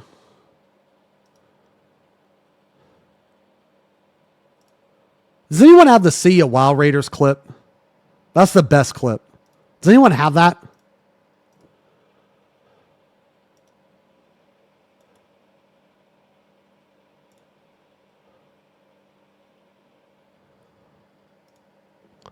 Boss? Okay, here it is. Okay. If you have a TBN to give me, I will definitely take it. Okay. Big cluster coming up, and it's going to be the lance. This is the strategy they do. This is the strategy they do in JP. Okay. So AoEs that pop under your feet, everyone stack up for them. Just do left, right, or right, left, whatever you feel like. Wait right. for it. Yeah. Left. Wait, and now we're going to look at where Dude, he's look at my looking, glamour, and man. we're gonna Holy go opposite. shit. Now Dude, I'm listen looking closely. nice. This is the tech for this pull. Go to A. If you're a WoW Raider, you stay here. You don't move. If you're a WoW Raider, you stay there. Oh, on God. Fucking All the WoW Raiders stay back. We're going to the right, FF players. To the right. See ya, WoW players. Let's do jails. We only have the people that know how to do it. Let's Okay, do front. it. Middle. Front. Oh my God. Bring it in, bring it in. Hell Are yeah. you fucking kidding me? Woken Titan. Let's Okay. Now, let me explain what happens. There are 4 players in the group that have no idea how to do this mechanic. Okay? They have no idea. So, if we were to do auto markers, these 4 players, or 3, or however many, or yeah, 4, these players down here, they would not know how to do it. So, we would probably wipe. So for the sack strat, you just kill off all the players that don't understand the mechanic, and then you have 4 players that do understand the mechanic, and they just do it. Okay? Now, I want you to ask yourselves, which one is actually, like, I guess, makes it easier? Does AM make it easier, or does this make it easier? Because this makes it way easier. It eliminates any type of RNG whatsoever because the jails will target 3 players and it will never target the tank. So that is 4 players. Each of those 3 players will always get a jail and you can always go to the same spot. It completely eliminates every piece of RNG. Okay? Now, This is doable because the fight's DPS check is literally non-existent. Okay, so going back to the paint. Now, when you have auto markers, the entire group, there's a chance of 7 players getting marked. So that means that, if you get a mark, you might go here, you might go here, you might go here, depending on where you are in the priority system on the marking. Now, look, I'm not justifying auto markers. I'm not. I'm not saying that if you use this, that it's better than the other one. I'm not. At the end of the day, auto markers is cheating. But what I am saying is that, ironically, using this method actually makes the mechanic easier than auto markers does. That's my point. Okay? So so that's a good way to word it. It's a cheese versus cheats. Okay, yeah, it's a good way to word it. It's a cheese versus cheats. So now, look, man, look. If you clear this way, dude, I don't give a shit. I'm not judging you, man. And honestly, let's say we're in a reprog group together, okay? Let's say we're in a reprog group. Your understanding of the fight, I don't give a shit. You can clear this fight and have no understanding of the fight, and I don't care. I don't give a shit. As long as we clear, that's all I care about. That's the end result. I don't actually give a fuck how good you are at this game, how knowledgeable you are at this game. I don't care about any of that, okay? You can do this way, and I will have the same respect for you if you clear with auto markers. You cleared the fight, okay? I don't care. I really don't care. I don't hold, basically my mentality is I don't value, like just because you clear a fight or don't clear a fight, that doesn't change my mentality at all on you as a person, if that makes any sense. You know what I'm saying? I don't look down upon people that don't clear certain fights. Now, the no respect comes in when you try to give advice and you haven't cleared the fight. But that is an entirely different argument. That's an entirely different conversation, and you can apply that to anything. So let's say that you have a fitness influencer who uses steroids and all of this shit, and they say that they're natural and you just have to do this and eat right. Then they're full of shit. Then I have no respect for them. It's the same. You can apply that same logic in various amounts of situations in life where a person has no idea what they're talking about, but they continue to talk about as though they did. Okay. So that is a completely different conversation, but I don't look at you differently as a person if you've cleared a fight or not. That's weird. Okay. What types of cheats do world first raiders use? I mean, dude, they use all various shit, man. They use the fucking ACT. Every group uses ACT, and people think that ACT is only for parsing, and that's completely wrong. They use the tree. They use auto markers. They use fucking Paisley Park. They use a whole bunch of shit. Some shit I don't even know about, man. Okay, they don't even death recap. Just all of this data. Just anything to extract data. Okay. Anyway, my point here is that let's watch it again because it's really funny. If you're a WoW Raider, you stay there. Oh, on God. All the WoW Raiders stay back. No, We're this is going good. to the right FF players, to the right. See ya, WoW players. Let's do jails. We only have the people that know how to do it. Let's Okay, do front, it. middle. front. Oh my god! Bring it in. Hell Are you yeah. fucking kidding me? Woken Titan, let's get it. Titan, let's go. Yes, baby. Easy. Bring it up. Bring him up. And we do the mechanic. We can still make the DPS check, boys. Yeah, and we do the mechanic. And go to no. oh, Are we shit, LB3ing or what? bro. Oh, we technically can. Boss? Okay. Yeah. Okay. Yeah, Boz is a legend. Okay. So anyway, look, man, to me, I think that this is just as bad as the auto markers, if not worse to me. But I don't really care which one is worse. Okay. I don't really care. All right. Basically to me is that I don't hold this fight as a very high level. I hate this fight. This fight's horrible. Okay. I'm not a fan of Uwu. I stopped enjoying Uwu about a month after clearing it for the first time. I stopped enjoying it around there because the fight was actually kind of a bad design. Okay. And the reason why it wasn't, okay, let me rephrase. The fight's design was awesome. It was good. It was the balancing that was bad, not the design. It was the balancing. So let me explain to you guys. You know how easy the DPS checks are right now? When Uwu was current, if I remember correctly, it's been a while, but you could actually skip Ifrit dashes. Now, it wasn't common and it was very hard to do, but you could actually do it. Okay? That to me is not balanced. Okay?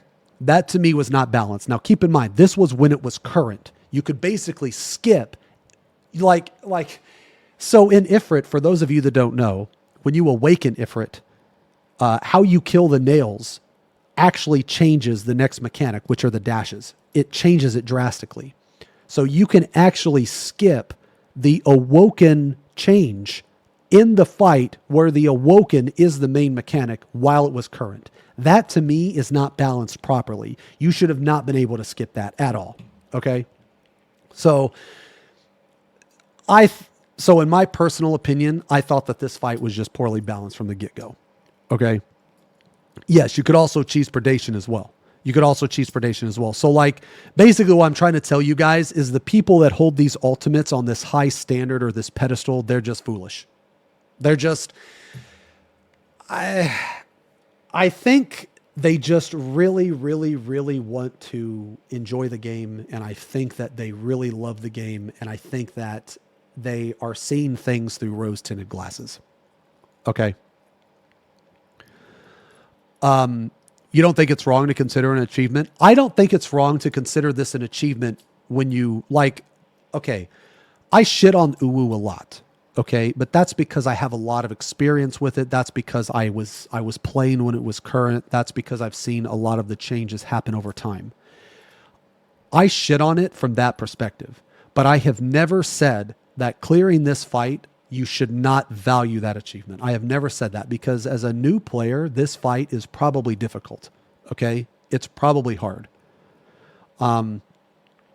This fight is probably like one hell of a fight if you're a newer player, or maybe you're new to the MMO genre, and it's gonna be challenging for some people, and that's fine. That doesn't necessarily mean that they suck. That just means that maybe they're inexperienced, or maybe maybe they haven't done the other ultimates. Okay, so let me ask you, let me ask you guys this question. Okay, for those of you in chat that have cleared Uwu, when you went to go clear another ultimate, did that ultimate make Uwu seem way easier than you initially thought?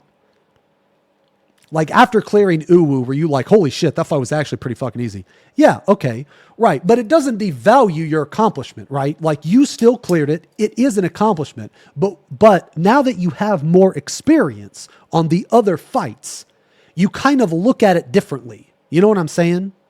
But your first clear of this, regardless if it's the first one you do or the second one, it still means something, and you deserve it. It should mean something.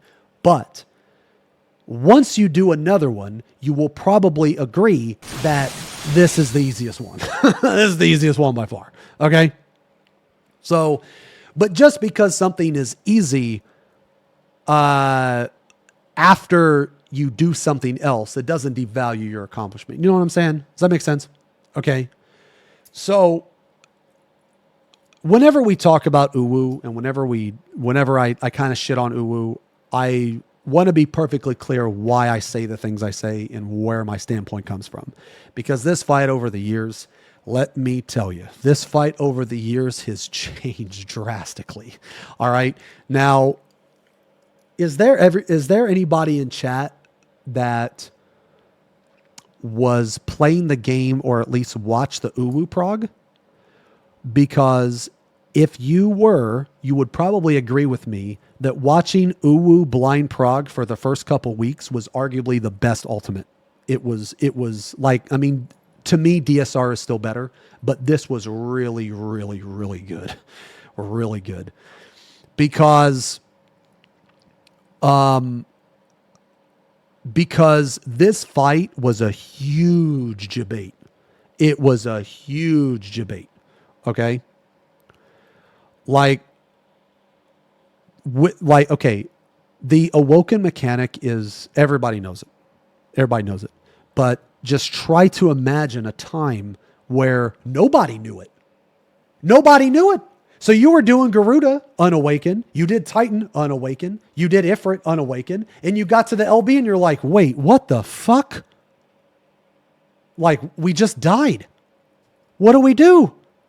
Like, imagine having to, okay, so you basically prog Garuda, Ifrit, Titan. Okay? You prog those three.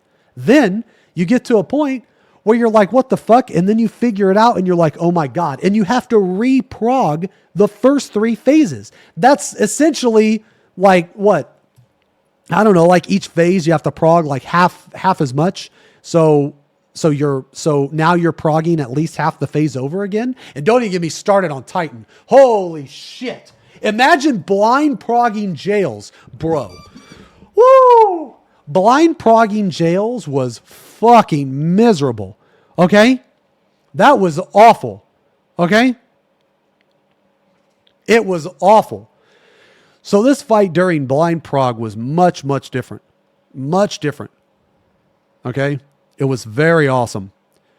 So this fight to me is both really good and really bad. But I feel like we're getting off subject here. Hold on, let me see. Okay. Yeah, so let's just finish this up. Stop joining because I see every PF with AM. Okay, I mean, that's his own personal opinion. I mean, but I'm going to be real. I don't actually believe that Arthurs has ever tried to join very many Ultimate Party Finders. Like, I don't think that this is... I have known Arthurs for a very long time, and I have never known him to Party Finder Ultimates. So, like, and this was before AM was relevant.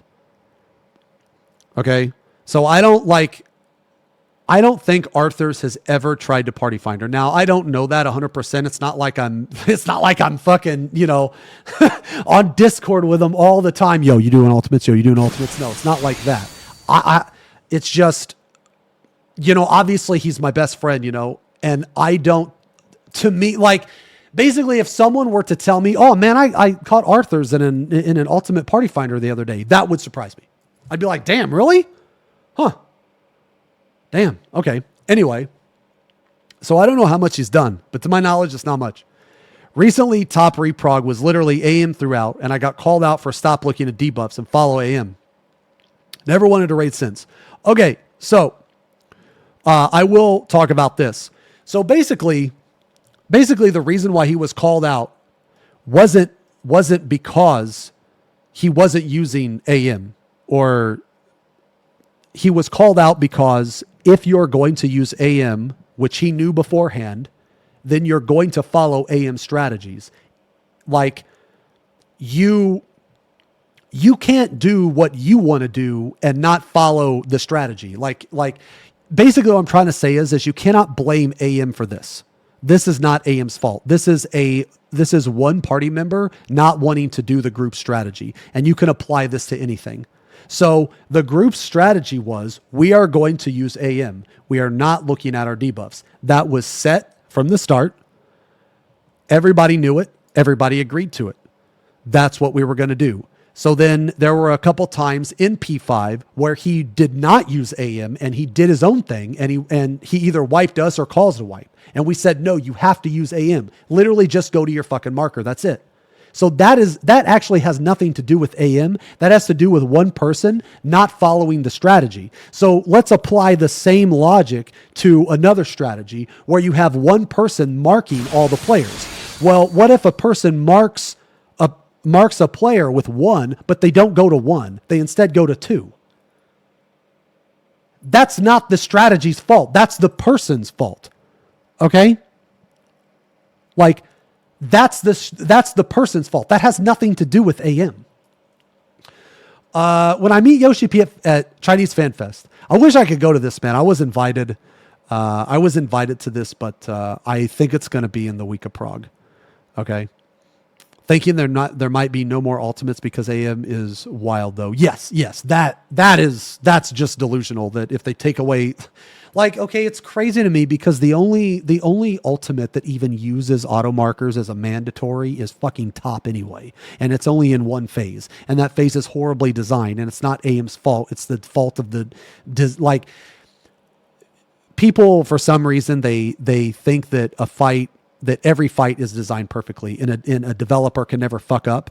Like Top's design in P5 is horrendous. It's awful. It's miserable. And they're probably never going to do it again. They design a bad phase, bad things are going to happen. That's just the way it is. That's the reality of the situation. Look at DSR. Every phase is good. No auto markers. That's fucking convenient.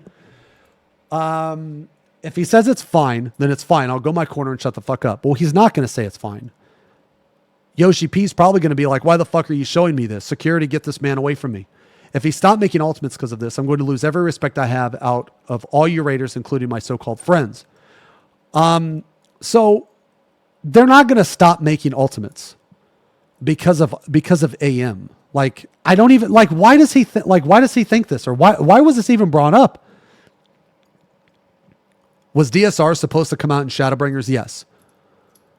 Transition monitors and P5. No, it depends on the region actually, because EU doesn't use auto markers for the monitors, and sometimes they don't use it for transition either. It's only P5.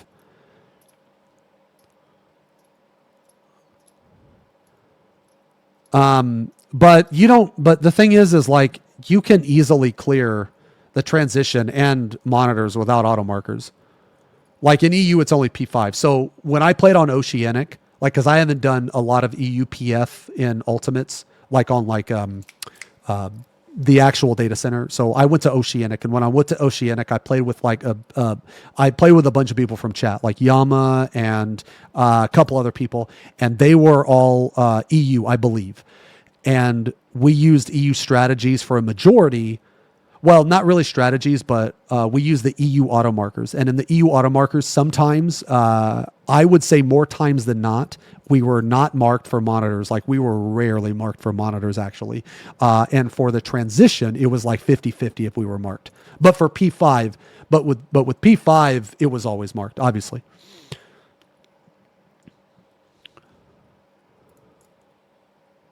What's with the so-called friends remark? I think he's just mad.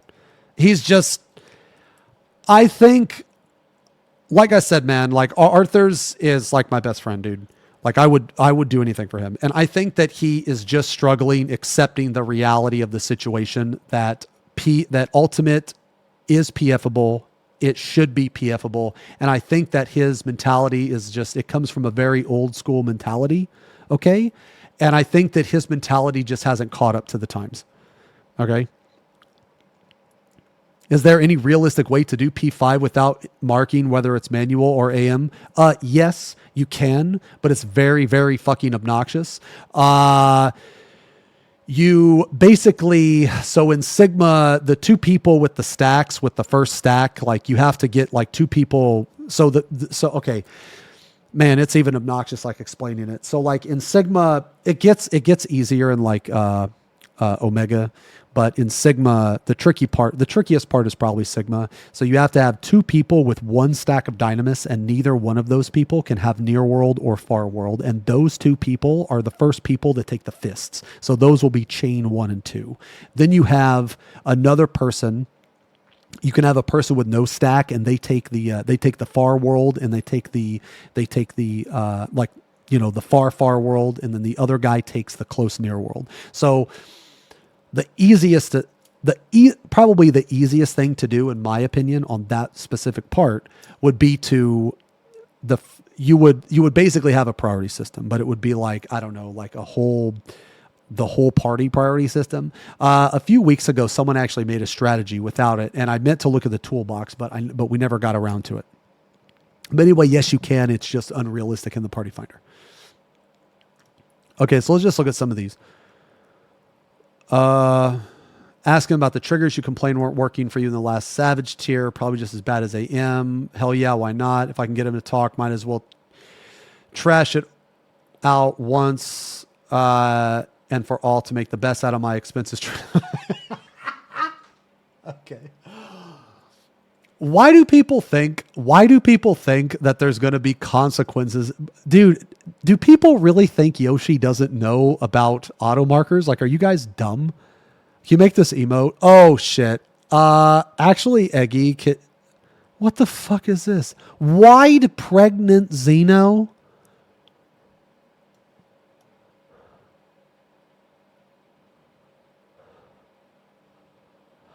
You guys want that? Wand pregnant Zams. Yo, can you find me those other emotes with my bald head and the sunglasses?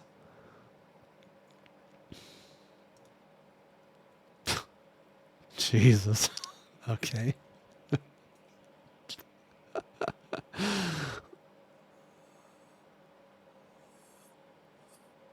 Okay. All right. Anyway, yeah, like, okay, if Arthur's goes and shows Yoshi that, Yoshi's probably going to be like, oh, I can't really talk about it or some shit, man. Like, Yoshi already knows about auto markers, man. Are you fucking, like, what, like, dude, how could people think he doesn't know about auto markers? That's just so crazy to me. I'm curious to see how they kill it. Most likely is combat marking entirely dies for AM.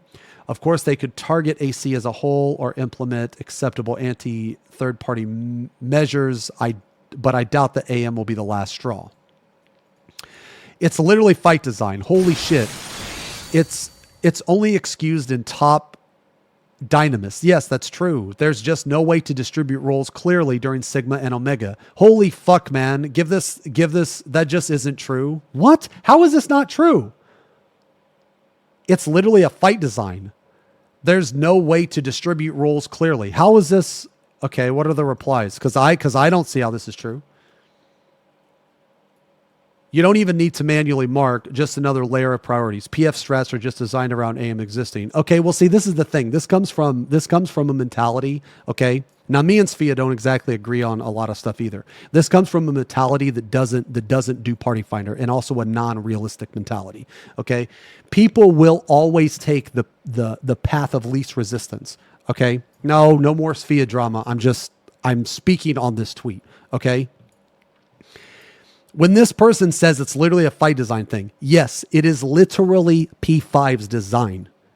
That's it. If you look at every single other ultimate, you do not need auto markers in any single other ultimate except for P5 specifically. So because of that evidence, you cannot... Now, there is a difference, okay? Now, there is a clear difference between needing the auto markers and not needing the auto markers. You don't need the auto markers in Uwu. People use them to make it easier, but you don't need it. You can just fucking kill yourself and let 3 people do the mechanic. Okay, that you don't need the auto markers. If you were to remove the auto markers from Uwu, kill yourself in game. In game, bro. In game. Okay? Or you can just use a macro. You don't need the auto markers in Uwu. There's a difference. You need them in top, and you only need them in top in P5. When you take all of the evidence of the past 4 fights and even top itself, because you only need it in P5, that is literally just fight design. It's literally just fight design. That's just what it comes down to. That's what it comes down to. It has nothing to do with needing the auto markers in the other ultimates. You don't need them in the other ultimates. And this is just unrealistic. You don't even need to manually mark, just another layer of priorities. PF strats are just designed. Yeah, just need another layer of priorities. Yeah, so let's make another layer of priorities in the Party Finder. This just comes from a mentality that doesn't do Party Finder. People in the Party Finder are not going to do this. They're just not. They're just not, man. Like, you can call them bad. You can call them whatever you want, but that doesn't matter what you call them. It doesn't matter what they are. You have to be realistic. People aren't going to do another layer of priorities. Okay. Sfia has a very, very, very in a lot of cases, tunnel vision mentality on like a world first standpoint or a blind prog standpoint. And that is only applicable in a very few amount of situations, in my opinion. Okay. Like saying that PF needs this shit is just ignorant. This just means you don't actually know how Party Finder works. Because, dude, if anybody thinks that people in the Party Finder are going to not take the path of least resistance, you are extremely ignorant. Okay. Svia's group also used marker for T. Svia uses third party. Yes, they do.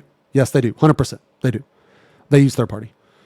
110 million fucking percent. They even got caught in T using. Now, see, that goes back to the thing, right? Okay. Well, if you're going to say that Party Finder,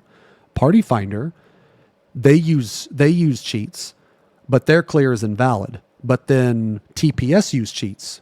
So was their clear invalid? No. I don't think either clear is invalid. TPS had one of the best progs in T that the game has ever seen. They cleared in like 3 or 4 days. That was insane. Did they cheat? Absolutely. And they got caught. But you cannot say that TPS deserved their clear, but this random Party Finder group doesn't deserve the clear. What? That doesn't make sense. You can't say that. Okay? Wait, bald emotes. Oh, thank you for getting those. Oh, these are good.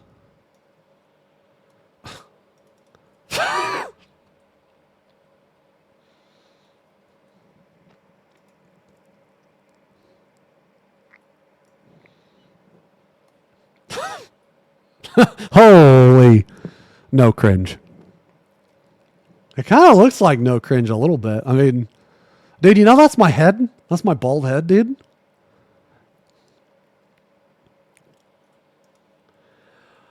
Or you could just actually learn how to do the mechanics. See, see, like this right here just comes from ignorance, man. It's absolutely possible to distribute the roles clearly without them. You just want an excuse. See, this doesn't,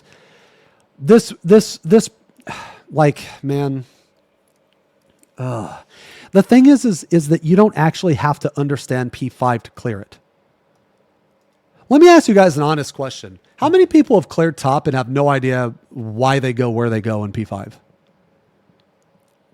Like, how many people? Because I know at least 10 off the top of my head. Like, how many people just go where the mark says? They actually have no idea.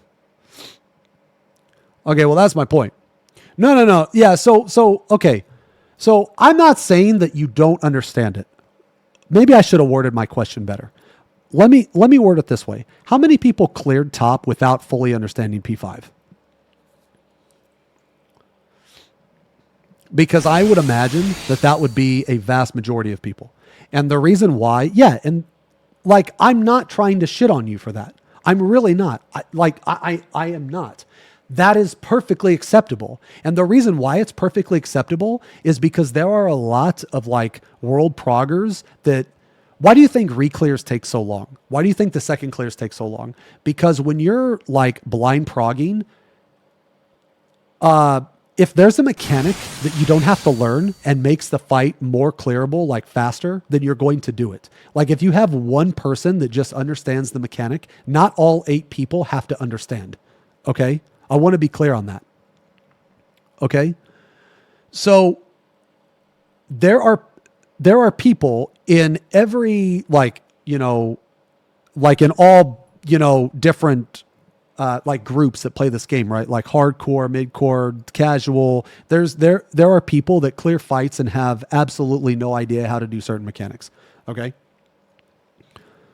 So this right here, or you could just actually learn how to do the mechanic. This doesn't apply. This isn't applicable here because you don't actually have to know how to do the mechanic to beat top.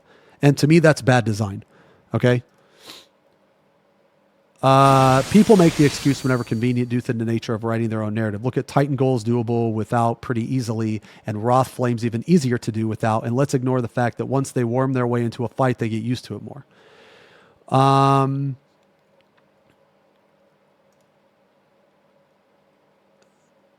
PF literally enforces use for everything. You can argue it's excusable for you, but PF stance says, okay, so sorry, I'm like losing the point of the discussion here. That's his point. His point is the PF community is hypocritical. No, they're realistic. Yes.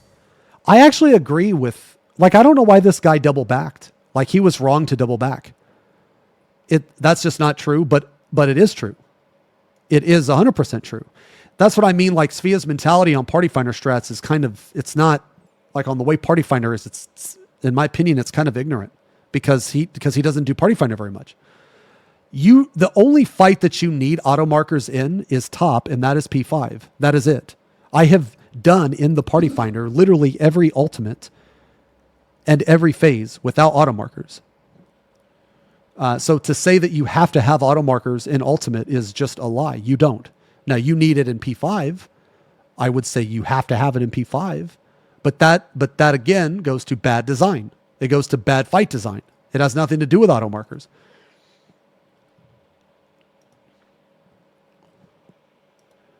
Okay, so that was it. Okay, yeah, so that was it. So, I don't know who the fuck pissed him off, man, but why are you fucking with old people, man? We yell at clouds, dude. When people piss me off, dude, I just start yelling at a cloud.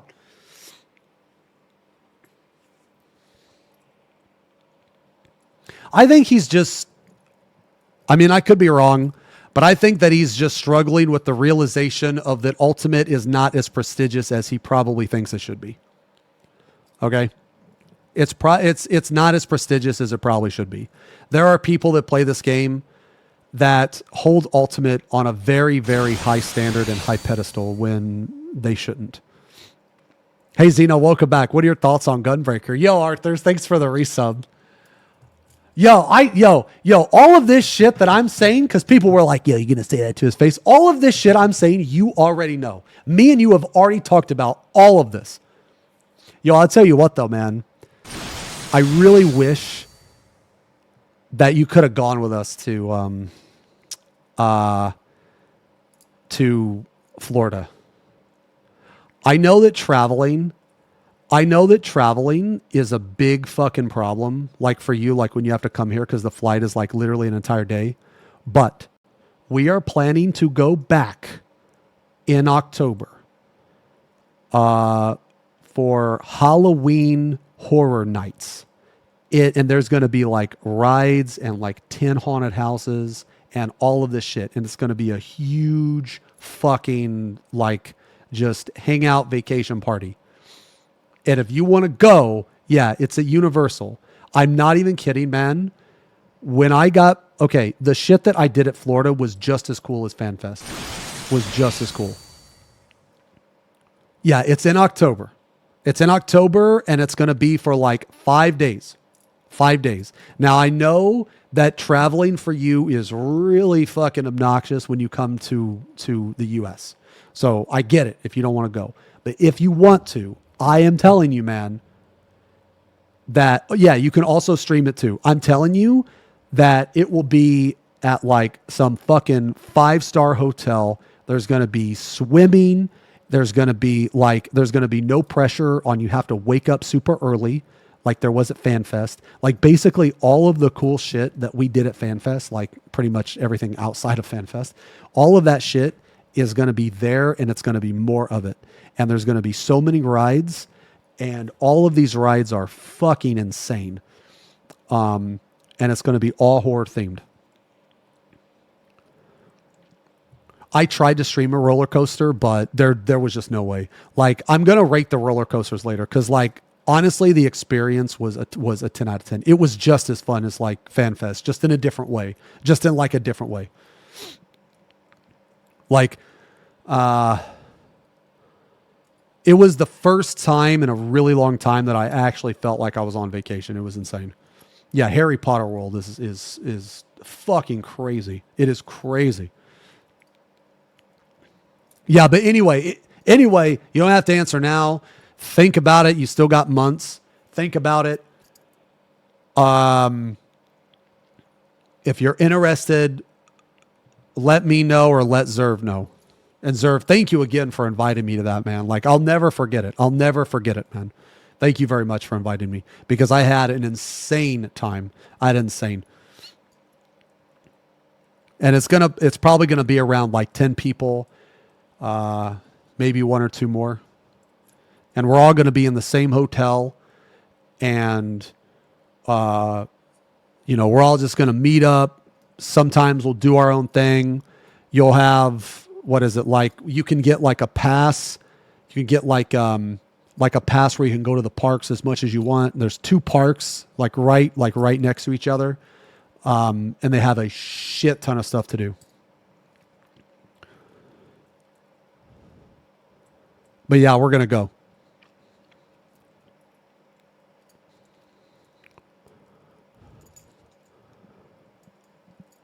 Yeah, no, we're going to do that. Like my favorite time of year is Halloween.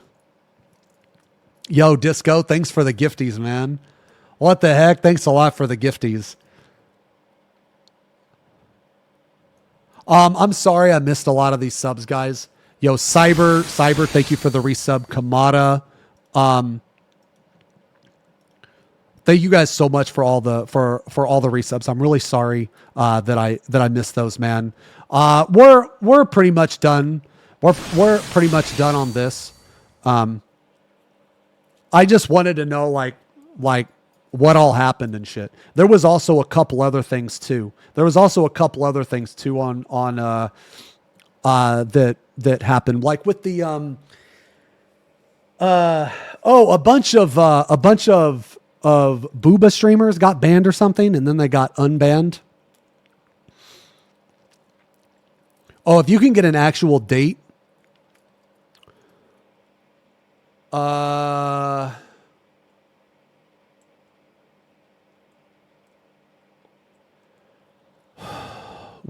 So I'll be able to go as long as there's no prog, right? Or we will be able to go. So maybe halfway. We're going to have to see. Basically, let's try to figure out when prog is, because Zerv and Shiv said that they're really flexible, I guess, on when they want to go down there.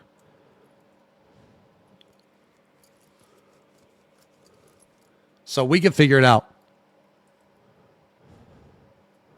Okay, so yeah, we'll figure it out. So November 26th. Wait, October, November. So we could probably go like maybe halfway through October. Didn't you guys say halfway through October was the best?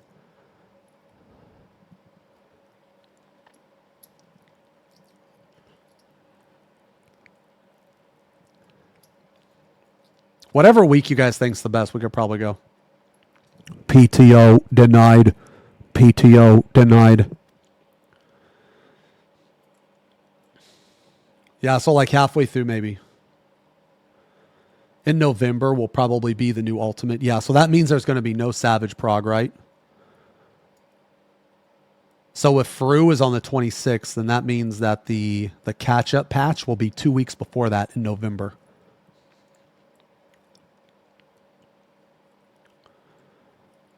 Yeah, so maybe the second week of October, actually. Maybe around there. I don't know. We'll figure it out. We'll talk about it. Yeah, we'll talk about it. Okay, anyway. Shit, there was something else.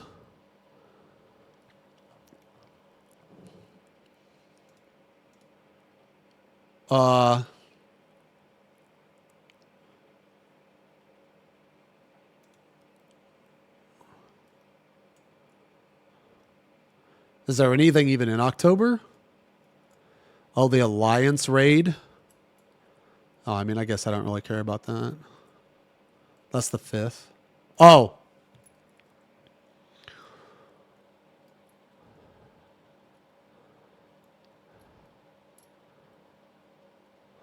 Or wait. Oh, no. Hold on. Wait a minute. The Alliance raid. I'll just pull it up. Didn't Explosion make this, I think? These are the projected dates we're talking about?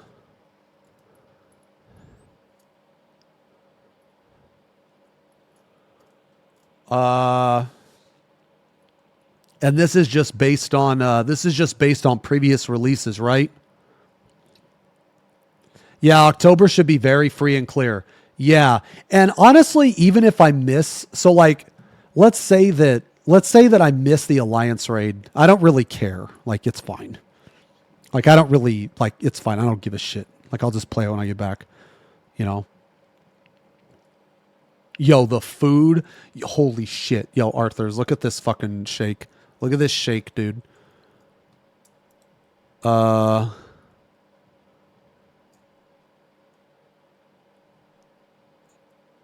on, let me find it.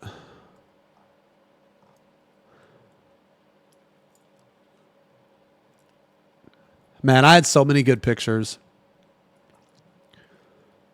What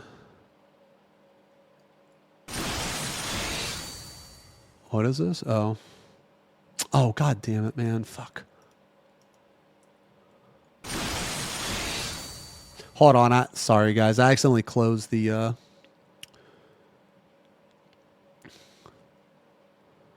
I accidentally closed the tab. Hold on. Sorry.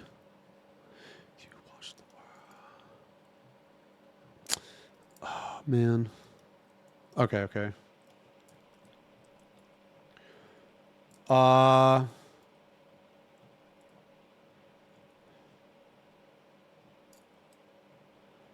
Where's the ice cream? Hold on, man. I want to show you the ice cream. I want to kind of talk about this for a second, man. Dude, look at this shake. Look, that's a shake. Or that's a milkshake. That's a milkshake, man. Okay. Okay, since...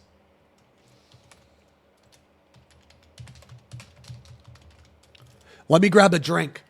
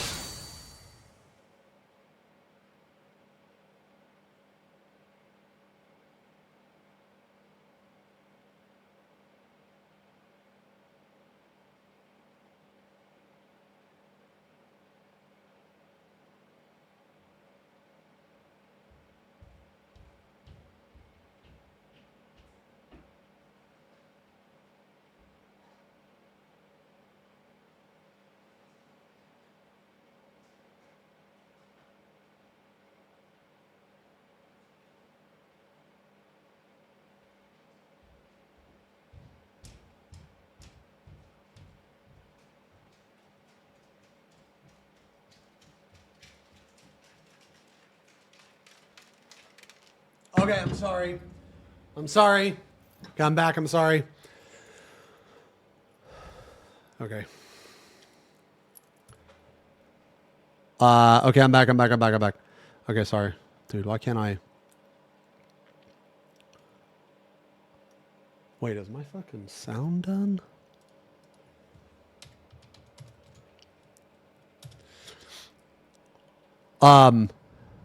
Attention. Yo, I got some food. Attention, my lord. It is I, your royal envoy. I bring word of the people of Calvonia. The people are restless. They cry that the inflation rates are far too high and demand this to be fixed immediately. Otherwise, the people have promised to begin gooning immediately. What would you do, my lord? Inflation. Okay, there.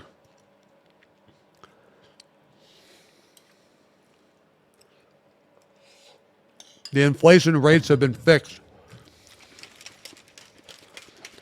Okay, so look. Okay.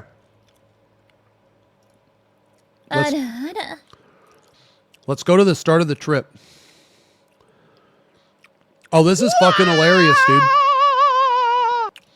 My son, 7, has discovered D's nuts jokes, and it's all he says now.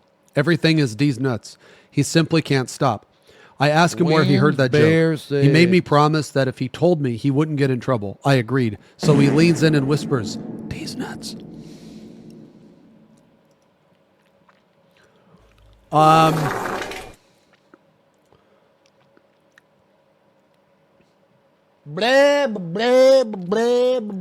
Okay.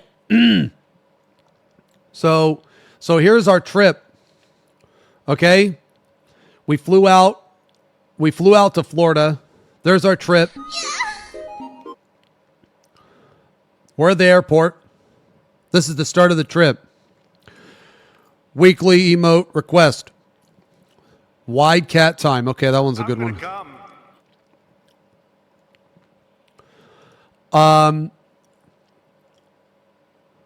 Okay, so they gave me this hot towel.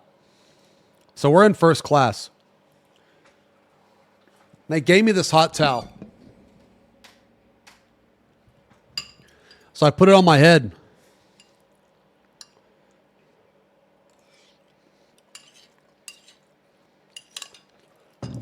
I don't know who this guy's talking to in the background. I was welcomed with flowers. Zesh got me flowers. Thank you. Thank you. We got these flowers in the hotel room. It was nice. So this is the hotel. Look at this, man. Look at this. This is sick.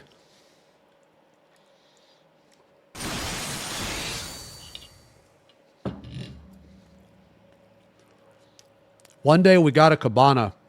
It was like this cabana, I think. Mm-hmm.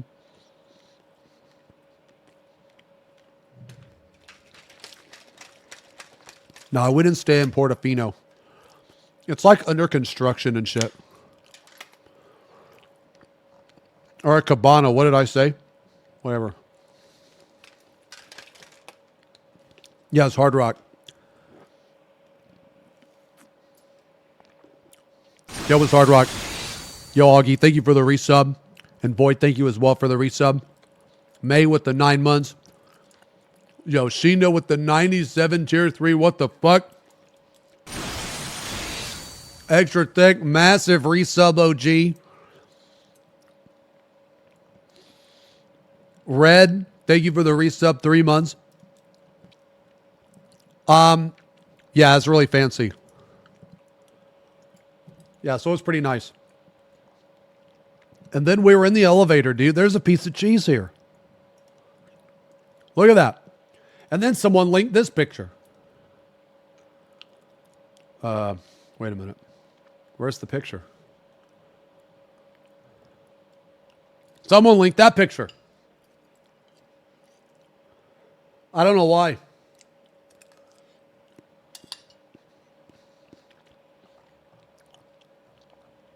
Cheesed. Yeah, but I saw a piece of cheese.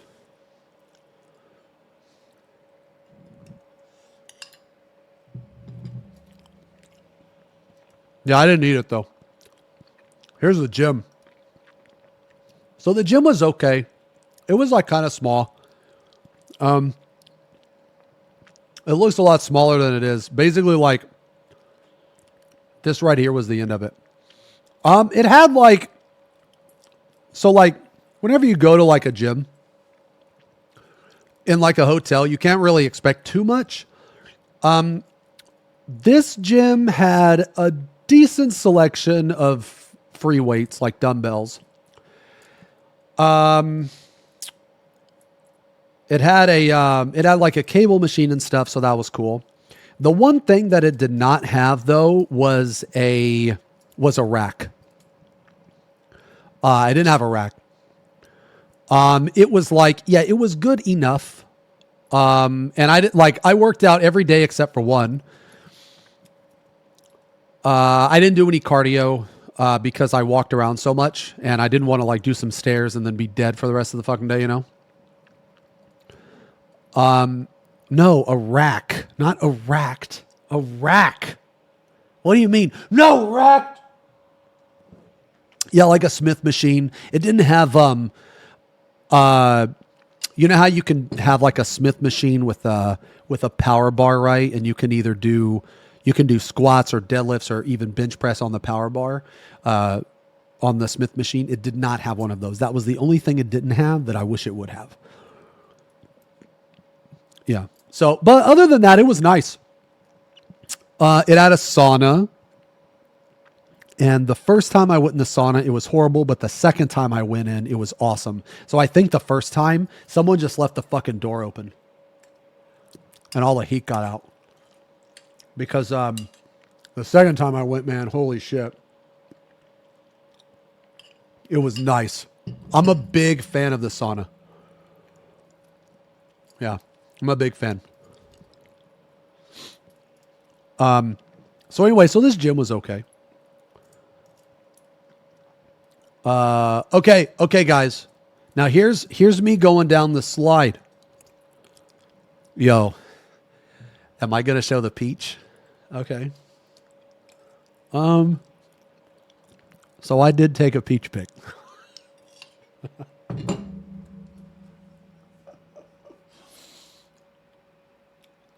I did. And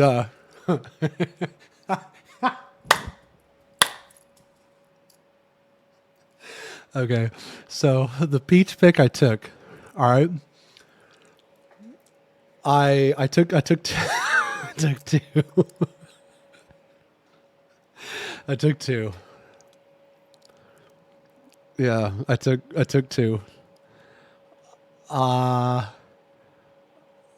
So okay.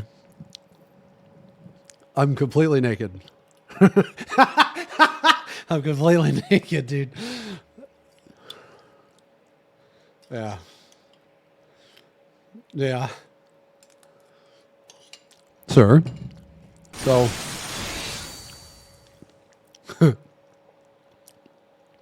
So one of the pictures, the lighting is like, holy shit, man. The lighting is fucking perfect, dude. My chest looks fucking massive. Like, because the light, like the shadow is cast on one side of my chest while the other side is lit up. And the envelope, like basically like guy cleavage, my cleavage is fucking popping. And that picture in the mirror is another mirror, and that's where you can see my peach. So it's like the picture actually has my front, but then in the mirror it has my back. You know, one of those like OnlyFans models, how they take the pictures. I like kind of took one like that, dude. Yeah. Show or no proof? I kind of took one like that.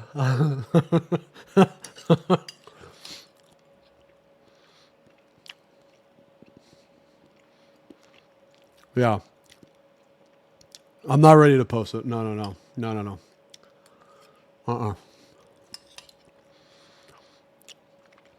Nope.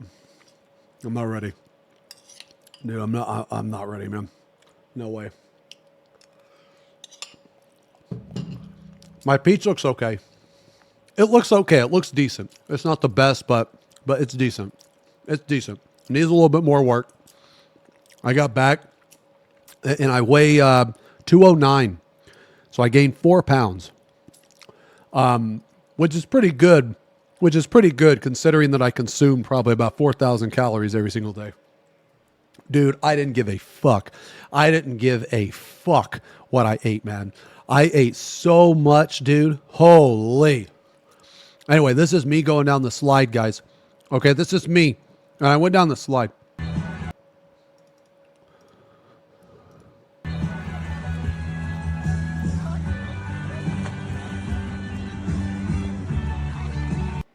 I did it! Yay! That was me! That was me, guys! That's me! Yeah!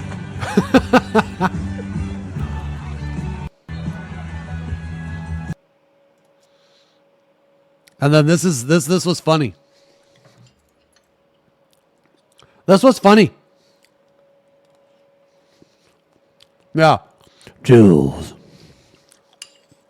There's something bald in the water.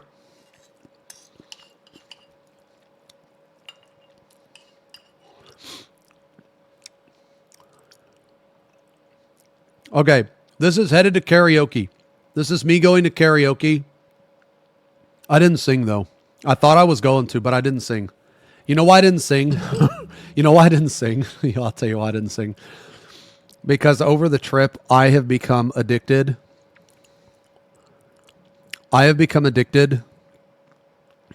Is that a makeup bag? Shut the fuck up, man. You're just jealous you didn't go to FanFest and have a bag. Dude, that bag is awesome. This bag is awesome. Okay? So shut the fuck up. Okay? You're just dumb. You're just fucking jealous you don't have this bag. I love that bag. Okay? I have become addicted to MTG Arena. Okay? I've become addicted to this. And you may or may not see a stream in the future. Magic. Yay. Oh no. Yeah. Okay, so here's Universal. This is where we went. So Universal, Mardi Gras Carnival. Very pretty. Limited draft time. No, I play Timeless.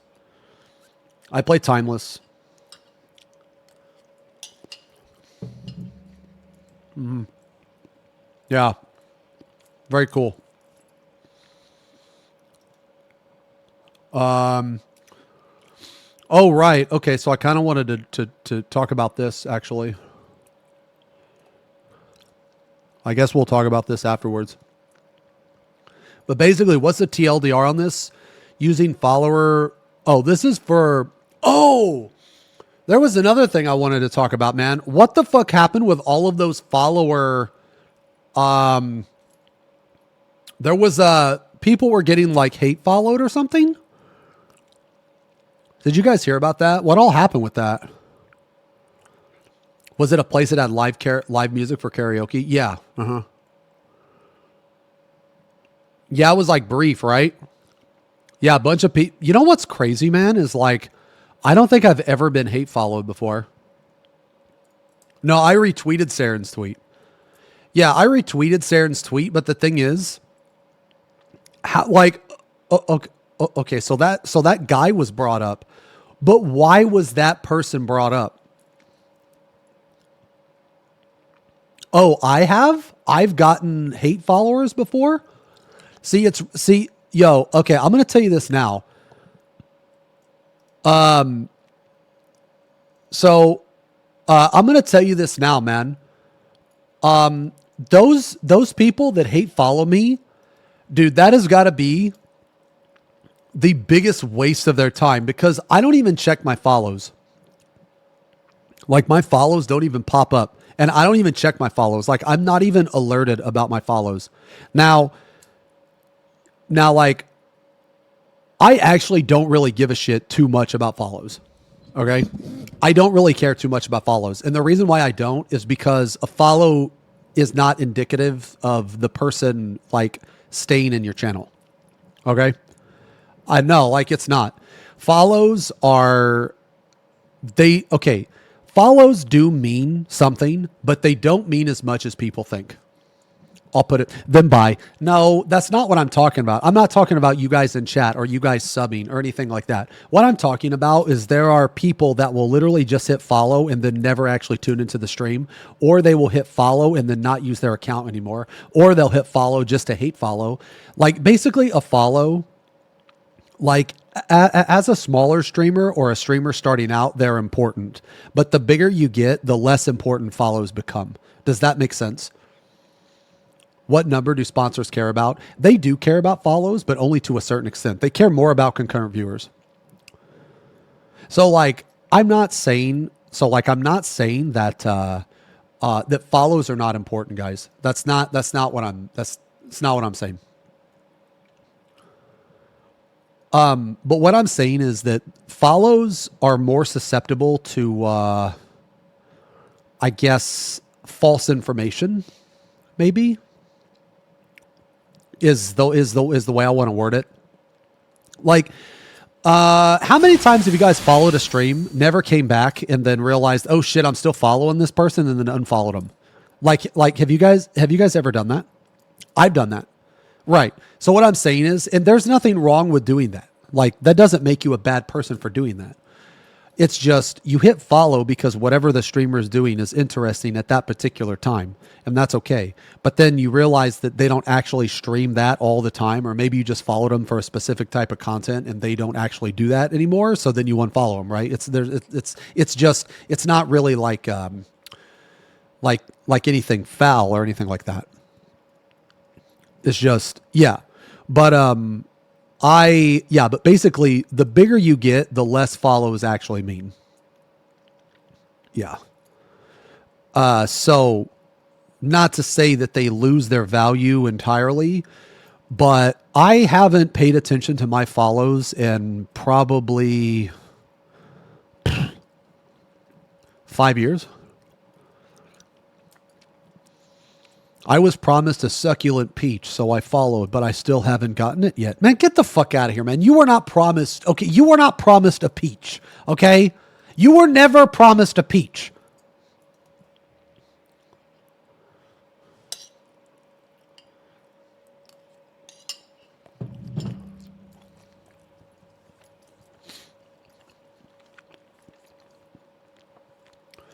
I am following for Kumachama, but he's not here.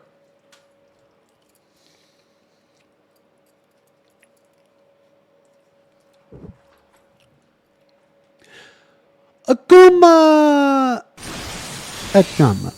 Yay, he's here. Kumachama's here. Yay, he's here. Yay.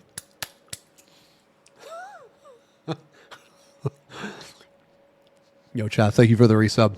Shieldmane, thank you as well. Lemons with the 11 month. Regnar, thank you again for the resub. Okay.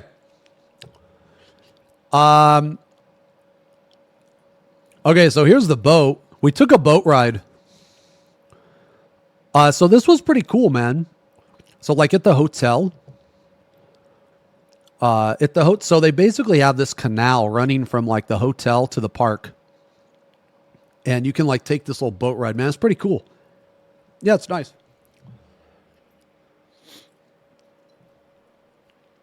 Yeah, it's cool.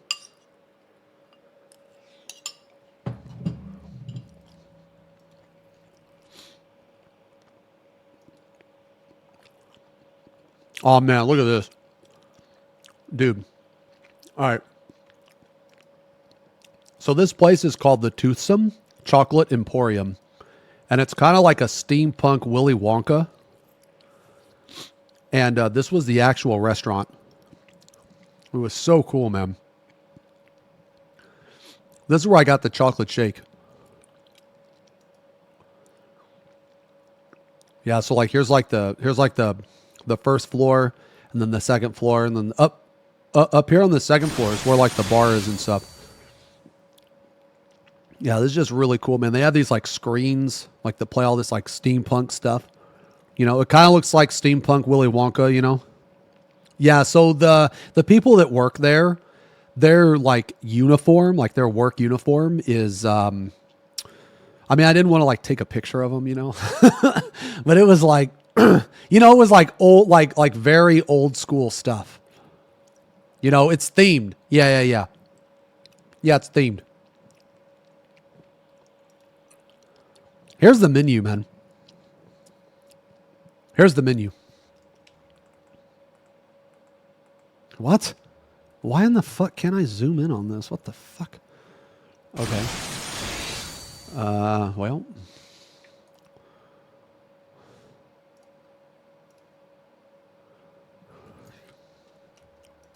Okay, here we go.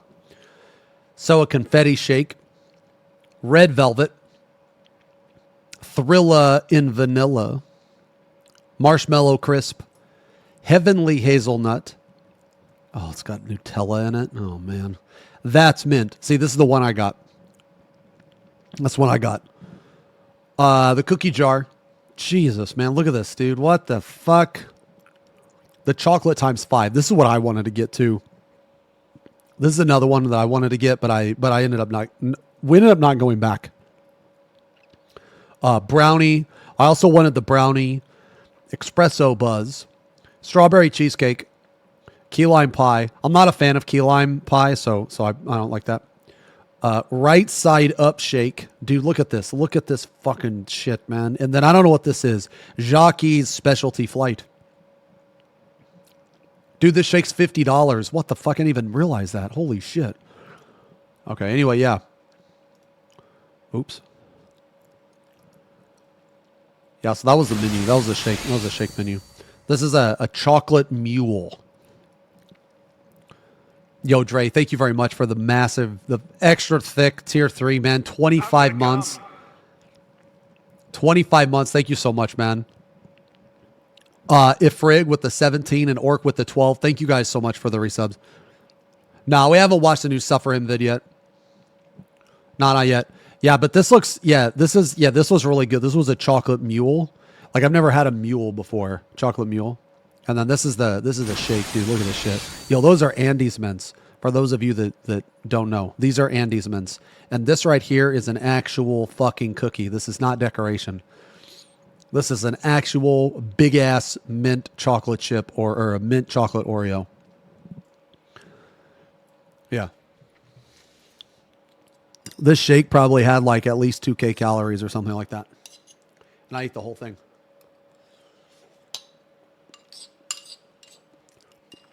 I ate the whole thing.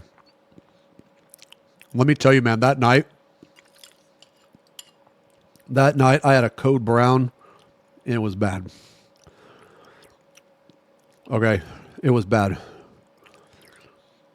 Yeah. Is that Zemo? Is that Valley? It's Valley. Valley's here. Yay. Hi, Valley. Yay.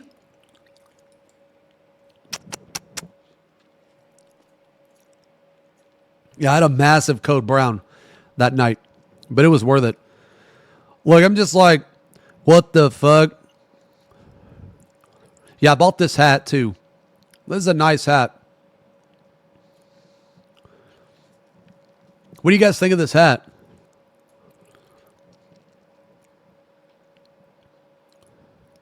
No comment. What do you mean no comment? Whenever you have no comment, that probably means bad. Get the fuck out of here. Why would you have no comment? That makes sense.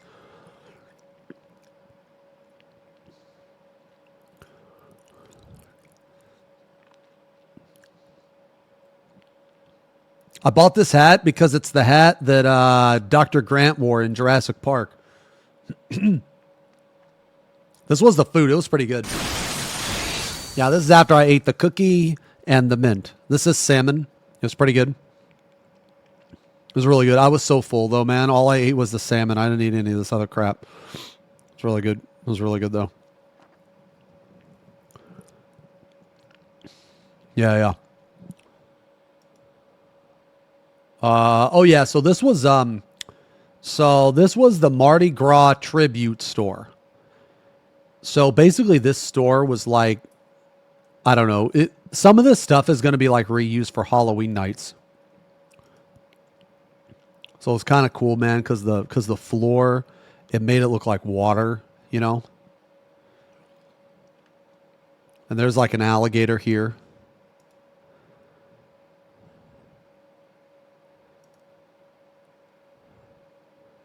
Yeah, see, it was really cool, man. They had all this stuff like everywhere. You ate the cookie before salmon, yeah. Yes. And that's Lil Zames. That's Lil Zames.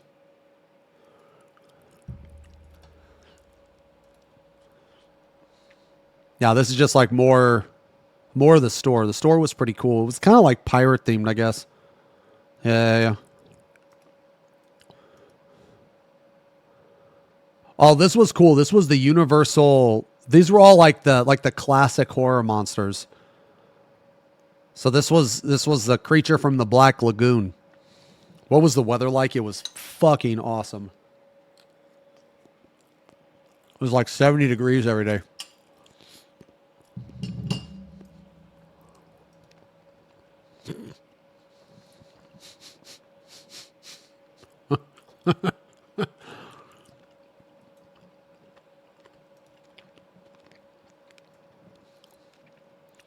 Classic monsters.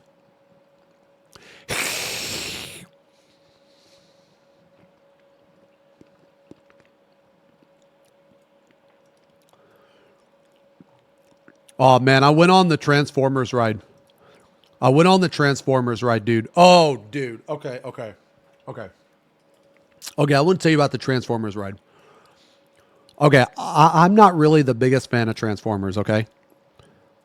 I'm not really the biggest fan. But, dude, that ride was absolutely fucking sick. It was phenomenal. All right? Now, I didn't know this until I went there. But all of the rides, they have like some lore behind them. Now, most people don't care because it's a fucking ride. So why the fuck would you care? But I actually care. Okay? And the lore of the Transformers ride was really sick. Okay? So like basically, right? Okay? There's this thing. It's called the Allspark. Now, I don't know what that is, but it's like, I don't know, something really important. And Megatron wants it. And so basically the car that we were in, okay? The car we're in is an actual Transformer. Okay? So we get inside the Transformer. And the Transformer, it turns into a car, right? And we get in. And this car drives through the city, and we see Megatron, and we see Optimus, and we see Bumblebee, and we see Starscream, and we're like fighting all of these Transformers, dude. And like the we also fight this guy that looks like a worm, that digs and shit. And he like sucks us in his mouth and we get saved. And dude, it just goes all over the place. You wear these glasses and like all the shit's jumping in your face. And like there's this part where Megatron like slams his fist on the car and the fucking car dips down, and then like Optimus comes in and saves us. And then Bumblebee takes us away, dude. It's awesome. It's awesome. Okay. So, actually, wait a minute. Let me see.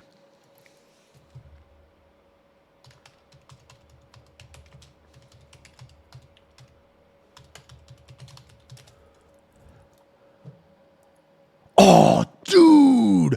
This is it. Bro.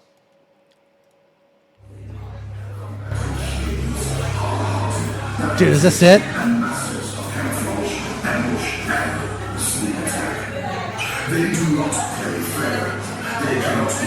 Right, hold on. Hold on.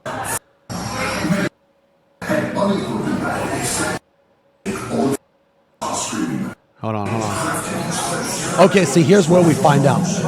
Okay, look, here's where we find out. That would be Autobot evac. Yeah, this is just how we were. Or this is just what I went through. See, right now we're in a military base. Okay? We're in a military base right now. And see this bald guy, he's a general. He was probably promoted because he's bald. This guy, he's like warning us, okay? About the threat and the situation.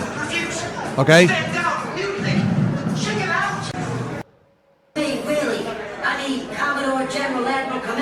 Yeah, wait, is it Wheelie? Yeah, I think this is okay. So I think Wheelie is the car that we get in. So basically, Wheelie, he's a transformer, but he turns into a car. Okay, and that's the car we get in. Okay, I think. Yeah. Okay, hold on. Let me skip to the ride. We can no longer guarantee its protection. Now scan the surrounding area. Oh, here we go, dude. Okay. Here we go. Here's the lore. Hold on to the lab restraint. Yeah, here's at the all lore. times and remain Okay, safe. Optimus is about to give us the lore. Or about to give us the lore. Extraction team, this is Optimus Prime. Yeah. My Autobots are taking the battle stations in Nest and the surrounding area. We'll provide you with all the cover we can. But the future of both our species will be decided by what happens with you. See, like, it's important because the future of both our species, right? Humans and the Autobots, it's in our hands. Okay? It's in our hands, guys. Okay? That's what's at stake on this ride. Protect each other. Good luck. Prime out.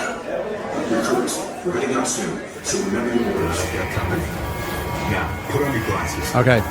You guys are my navigators, so if anyone sees trouble, Man, I wish he'd put the glasses over the fucking thing. it's Rabbit. He's after the Allspark. Oh, man, this isn't near as cool. Yeah, but all that shit, like, jumps in your face.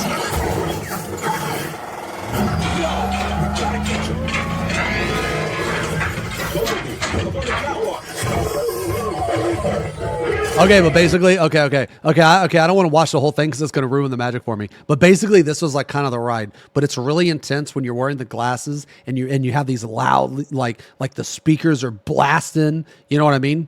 Like, dude, it's you know what? Fuck it. Let's watch it. Let's watch. Let's just watch it. Let's just watch it. Behind you. Got it. There's a part where it like dips down, dude, and you like fly through the city.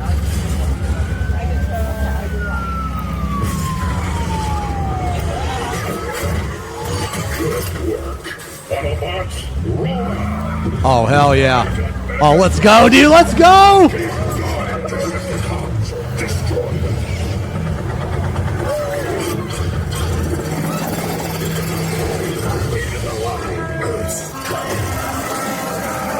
Hey, recruits. Maybe a little warning for me next time. You can't escape Megatron. Reverse thrusters.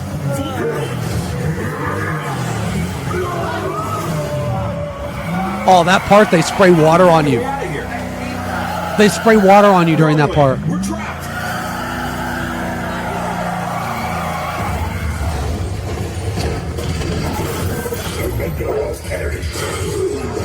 Yo, here's where Optimus saves us, dude. Yeah, he comes in, he saves us. Belongs to me. Take cover.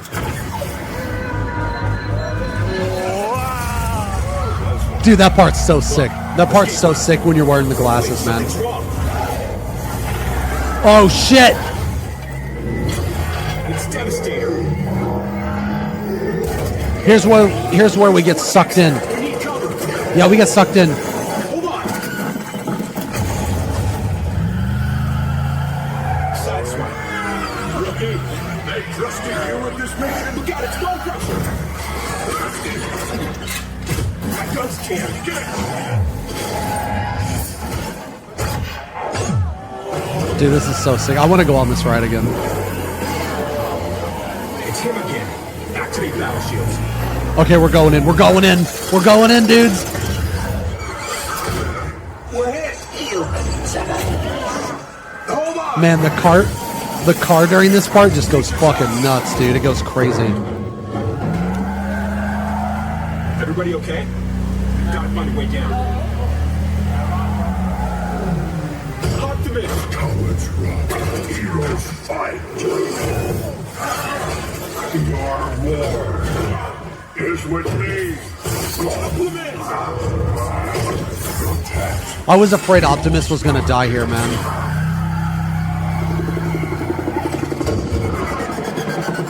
Just dropping in.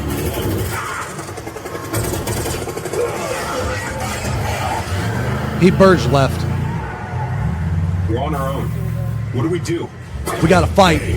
We gotta fight. We're on our own. We have to fight. More money, recruits. You want the Oscar? You can have it. Oh, that part, dude, that part was intense, dude. Oh my god.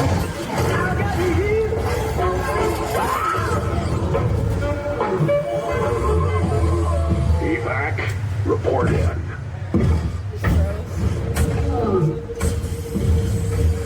Your bravery saved the planet. We did it. Well done, freedom fighters. We did it. Dude, that ride's so sick, man. That ride's so fucking sick, dude. We saved the planet. Let's head on back to base. You can ride with If I would have saw that as a kid, dude, I feel like if I would have seen that as a kid, it would have changed me as a person. Because, dude, when you're like 8 years old, 10 years old, your imagination is so crazy. Actually experiencing that as a kid, dude, that has got to be some of the coolest shit ever, man. That's got to be insane. That's got to be insane. Imagine thinking like as an 8-year-old, right? Or a 10-year-old that you saved the planet, dude. That's so cool. Yeah. So this one was the best. This one was my favorite because while you're waiting in line, it's very important for me that I feel hyped up. Okay? Because like you're standing there, it's boring, you blah, blah, blah, blah, blah. You know what I mean? It's fucking awful. But they hype you up throughout the whole time. You know what I mean? You know, because you got the general, you know, he's like, you know, come in 49er. You know, he's like saying all that shit. And then you talk to Optimus Prime, dude. It's fucking sick, man. The hype was insane. The hype was insane. Transformers was definitely a 10 out of 10. It got a 10 out of 10 on the ride, on the experience. And it got a 10 out of 10 on the hype, on the buildup. Okay, now that was for me. All right, that was for me. Okay, now this is the Mummy. Okay, ooh. The Mummy is badass. The Mummy was a badass ride. It was like almost as cool. Okay? All right, it was almost as cool. All right, let me see if I can find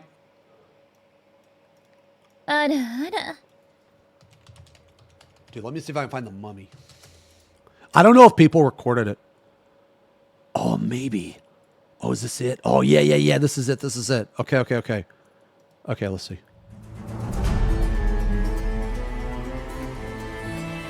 Okay.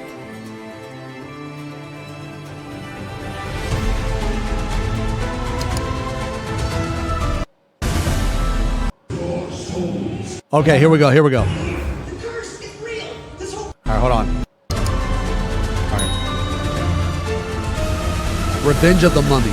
Okay, now the Mummy was more... Okay, so when you look at rides, the rides I went on, I looked at it, it's kind of like two separate categories. So you have a roller coaster and then you have like an interactive ride. So the interactive ride is nowhere near as intense as a roller coaster, like as far as like speed and, you know, that type of stuff. But it's more like, it's more immersive. You know what I'm saying? So the Transformers was 10 out of 10 on immersive. The Mummy was a little less immersive, but more roller coaster. Does that make sense? So it was like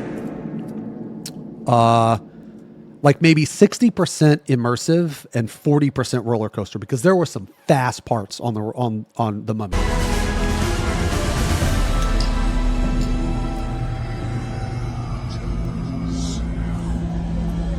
Are you insane? Get out of here! The curse is real! Oh yeah. When that guy, okay, the very first thing that happens on this ride is some random guy says, "Are you insane?" And when that happened, I could not help but think of like Twitch chat and Smedge. Are you insane? Are you insane? Get Get out of here! out of here! This whole place is a trap! He's after your soul! Silence. With your souls, I shall rule for all eternity. Hold on. Sorry, let me turn it up. Let me turn it up.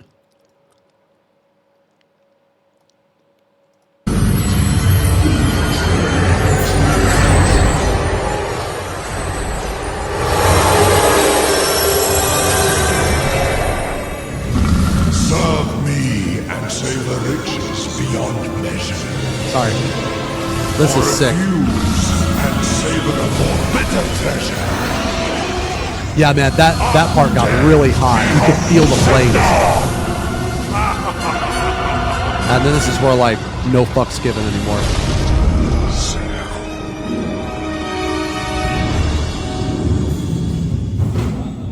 Wait, maybe it's the next part. Yeah, I think it's the next part.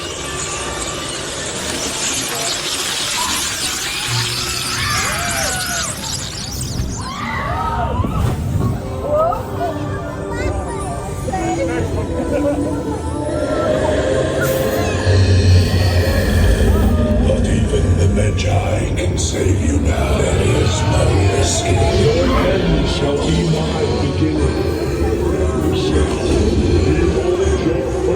He casts a spell. Yeah. Your souls are mine! Oh, God, here we go.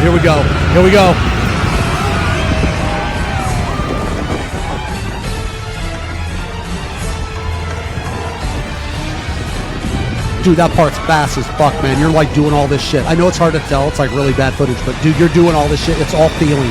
It's all feeling, man.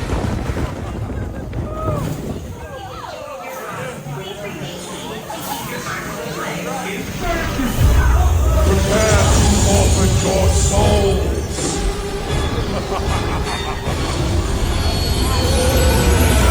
And then you go again. Oh, shit.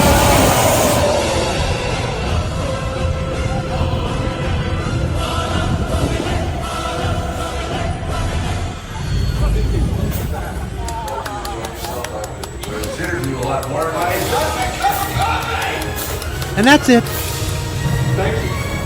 It's so much better in person, man. It's so much better, dude.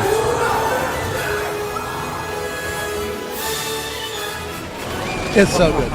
It's so good. Get the exact same theme park tickets for less, no catch, at Undercover Tourist. Yeah, it's so good.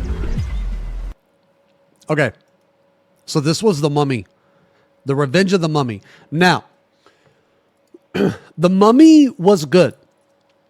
It was, I also gave this a 10 out of 10. It was very fun.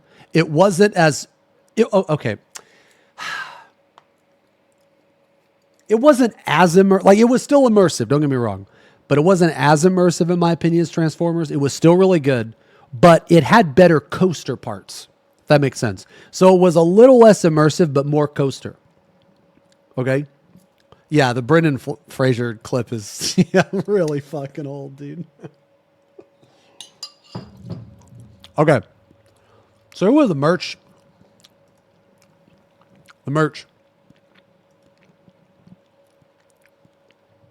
So it was pretty cool. Like, this is where you bought all the shit. Nice little merch shop. Okay. I'm going to tell you this right now. All right. This Harry Potter section, I don't even really like Harry Potter. Okay? I don't particularly care for Harry Potter. But this part of the park is absolutely amazing. It is fucking awesome. Okay? And I'm not even into it. And I had a fucking great time.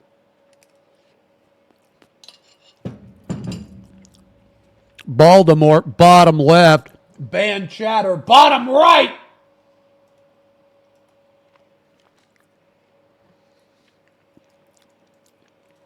See, the chatter thinks that they're funny because Voldemort kind of sounds like Voldemort or whatever his fucking name is, right? It kind of sound alike.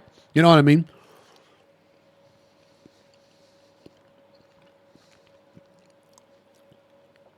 So anyway, this was really cool. Wayfaring Wizards, welcome. And this was awesome, man. Look at this. Look at this building, dude. This is so cool. We actually ate here later. Yeah, we ate here later. Oh man, look at this, dude. This was like in the back alley of what's that town called? Hogwarts? Yeah, this is in the back alley of Hogwarts. That's the town, right? Yeah. Yeah, I think this is called the Leaky Cauldron. Yeah, this is the Leaky Cauldron.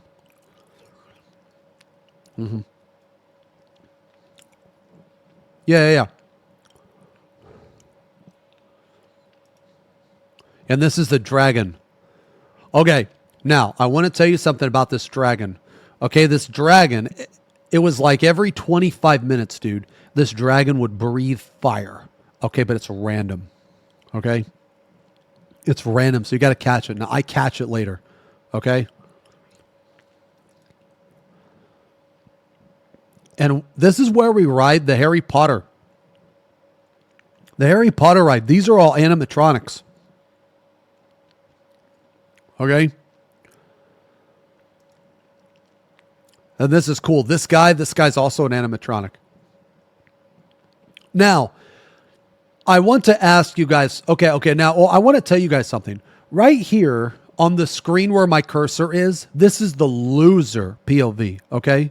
Loser POV, okay? This is the winner POV, okay? This is VIP. Yeah, we got Express for everything, Arthurs. We're going to have Express for everything in October as well. At least I'm pretty sure. That's what Zerv and them were saying. I have the Fast Pass. Yeah. Let me tell you, man. There is no way you will catch me waiting in the normal line for this. Dude, some of these lines were like an hour plus. Like, are you fucking kidding me?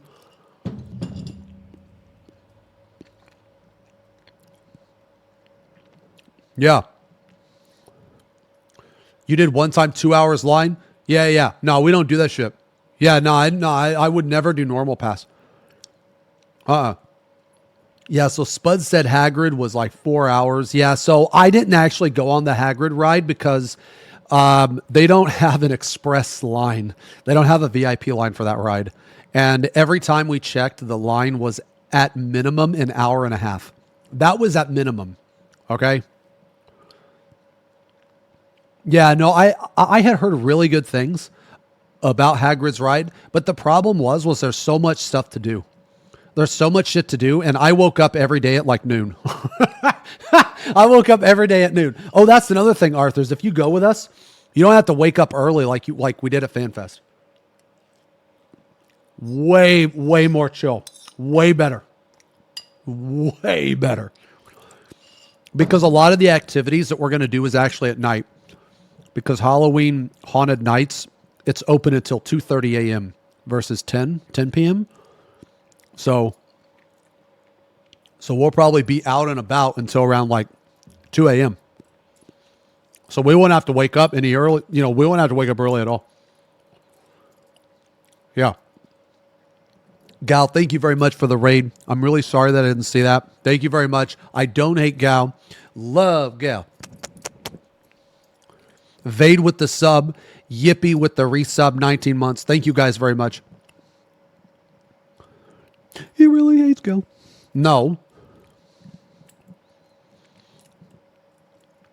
Yeah, an hour and a half. Well, that's a lot for me. That's a lot for me. But anyway, this is the winner. This is the winner POV.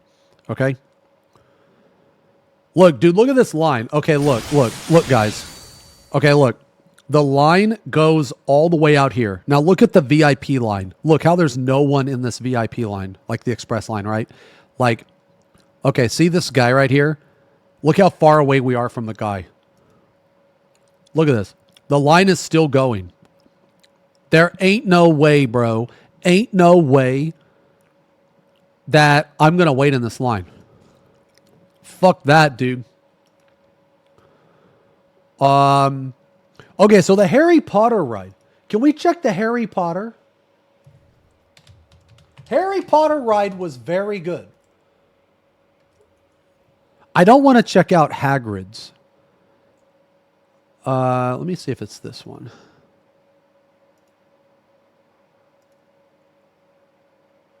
I think this is a... Oh, yeah. I think... Okay, yeah, this is it. Okay. Yeah, this is it, I think. The Forbidden Journey. Oh, wait, maybe it's not it.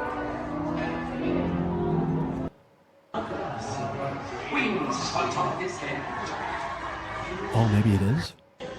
To get you there, we have to sneak you out of the castle. coming with you. No, this isn't it. This isn't it. Oh, Escape from Gringotts. Yeah, here we go. Or whatever. Okay. Yeah. Okay, this is it.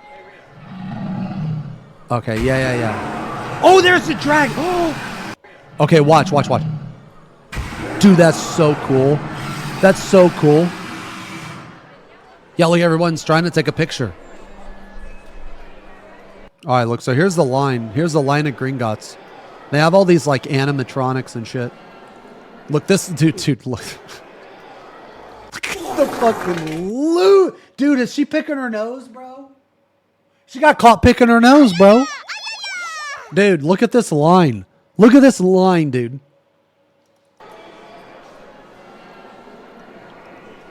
Whoa!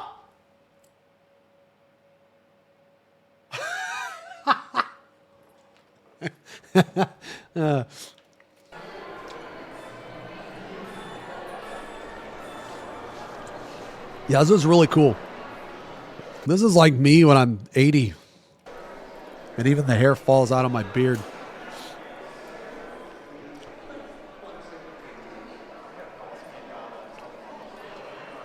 Man, animatronics were really good. Yeah, they're really good. So here's the line. Dude, look at this, man. Look at this, bro.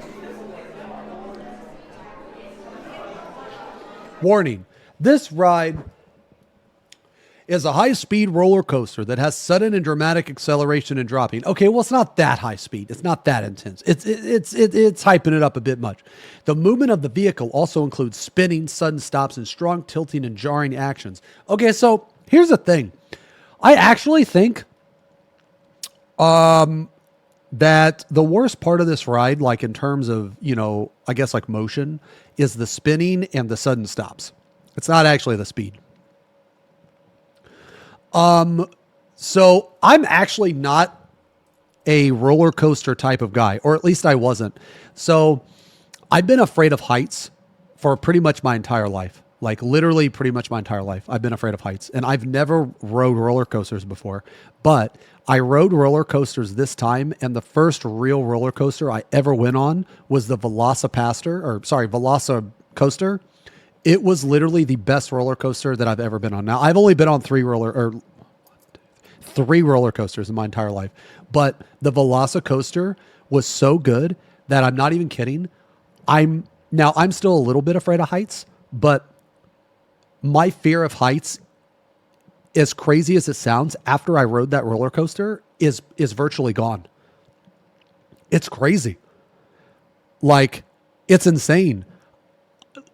It's really hard to explain, but there's a part on the Velocicoaster, which I'll talk about later, but it like goes up. It goes way high up in the air. And at the very, very, very top, it stops for like half a second and tilts down like this. And man, that drop, when you drop down from that vertical and you feel that feeling in your stomach and shit, that just completely got rid of any fear of heights I ever had. It was an insane experience for me personally. It was an insane experience. After that coaster, I went on every other roller coaster like 2 more times. It was insane. It was fucking crazy. Like, I went from hating that feeling to loving that feeling. It's insane. That coaster is awesome. But anyway, we'll talk about that in a second. Talk about that later. Look at this line. Dude, look at this line, man. Loser POV, bro. Loser POV. Dude, look, that's so toxic. This guy, look. So in the VIP, you go this way. You go right. But whoever's recording this made sure to turn to the left to see where these losers were going. Because you want to know where they're going. Because wherever they're going is way worse than wherever you're going. Look, now he's going to turn to the right.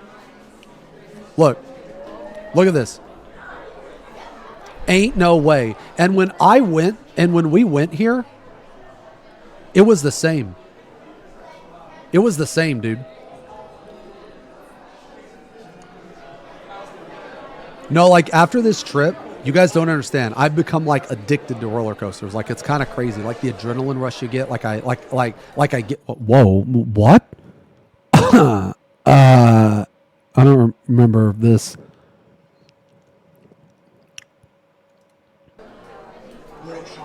What is going on?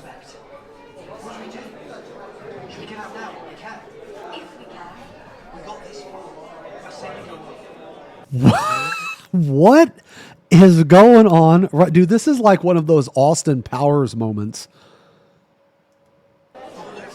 You guys see that? The Austin Powers moment? You guys remember that?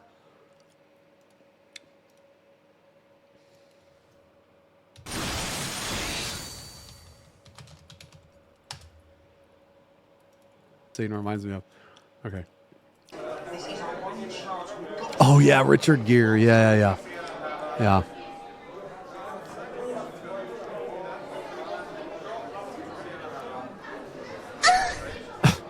Jesus.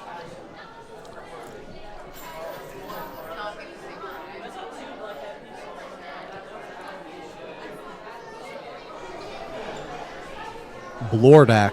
I don't know who that is. No.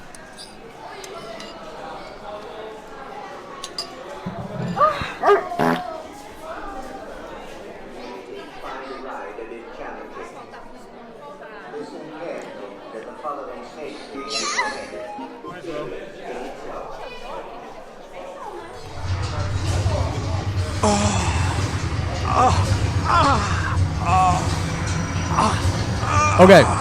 Yo, you know what's really funny? Okay, so check this out.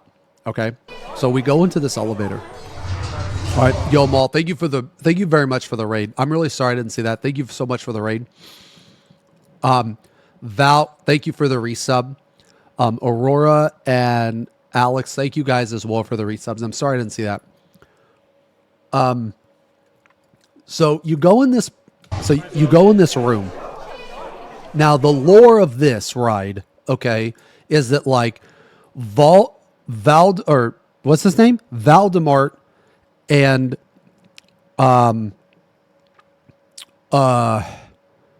Brad Pitt's girlfriend in Fight Club, those two are like wizards, and they're trying to like, I guess, kidnap you or something, and you're trying to escape from this, like, I don't know, like prison or some shit. Okay, so to get down to the prison, we have to take this elevator.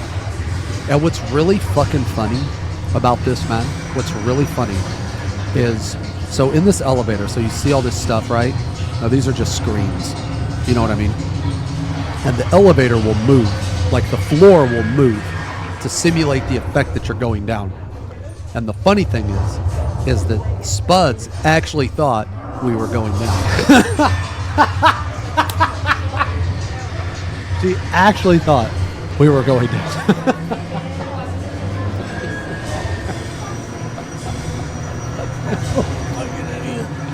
Yeah, dude.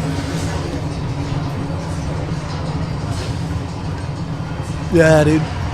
Now, I don't know who ruined it for her. I can't remember. But I was like, why'd you have to ruin it for her, man? She thought we went down like fucking 20 stories. Oh, Wave. Yeah. Wave ruined it. Ruined the immersion. Yeah. Yeah, she was like, she said something like, we went down so far or some shit. And Wave was like, nah, the floor just moved. You could tell because the walls don't, but the floor does. Okay, so this is another immersive ride. Okay, now, I will say this, though. This is where the loser POV and the winner POV, they combine. Okay, this is just the POV. So now all the losers are like, you're losers with us. And the winners just have to accept it. Okay? Because this is where both lines merge. Okay? And you basically, you like go up this spiraling staircase. Okay. So we go up the staircase. Okay, now this is cool. This is where the ride, dude. Like this whole thing is so like immersive. You know what I mean? Like the entire experience. And like I said, like I'm not the biggest fan of Harry Potter, but they did a really, really good fucking job of making sure that as you're in line, it's like as less boring as possible. Okay. Like basically the atmosphere that it creates is very, as cringe as it's going to be, or as cringe as it's going to sound, it's actually magical. And the reason I say that is because the way that they did this whole sequence, because keep in mind, you're waiting in line the entire time. Okay. But as you're waiting in line, okay, now keep in mind, okay, I was in the express line, so it's probably different for like the loser line, but in the express line, because you have to wait in so many different spots, because you go through so many different spots, and the environment, it's mostly the environment, but because it changes and because it really sets the mood. You know what I mean? Like it really sets the mood. And I don't even know what Gringotts is, dude. Okay. Like that, dude, that could be a D's nuts. Got these nuts in your mouth. You know, that could be a D's nuts. I don't even know. I don't even know what Gringotts is, but I know whatever Gringotts is, I had the feeling of being like underground in a prison. Okay. It was very cool. Very cool. Or a bank. That's right. A bank. Yeah.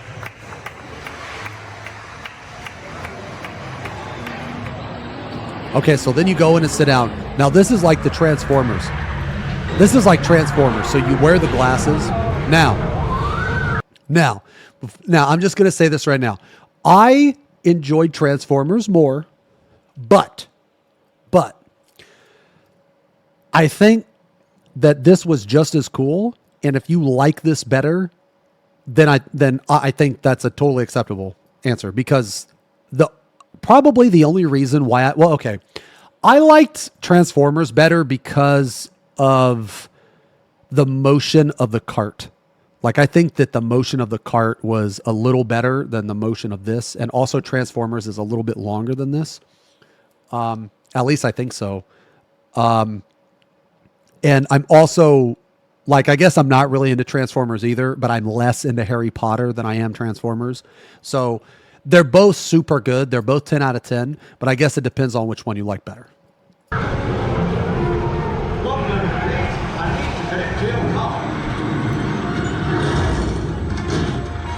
The defenses have been set off. There must be imposters in Gringotts. Bellatrix! Are these the imposters? I don't think so, Madam Lestrange. I can't be sure. Well, let's try and find out then. Oh, God. Oh, man, we kind of got the shit spot. So basically, we're like being hovered over this pit. Yeah, and we fall down into a pit. Yeah, this is kind of a shitty POV. Hold on. Now, let me try to get a better POV, man. Gringotts. Let me just look for a better POV. Maybe this is better. Oh, maybe this is better. Oh, yeah. Might be better. Well, let's try and find out then.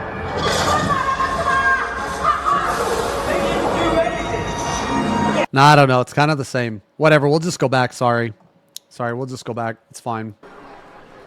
It's fine. Sorry.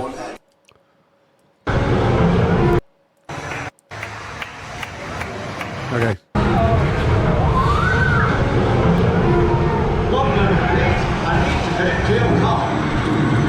But basically, there's this huge pit. And Brad Pitt's girlfriend like shoots lightning at you, and she makes the cart like tip down, and you're like looking down in this pit, and it creates this feeling of like falling, and then you fall, and it's super sick.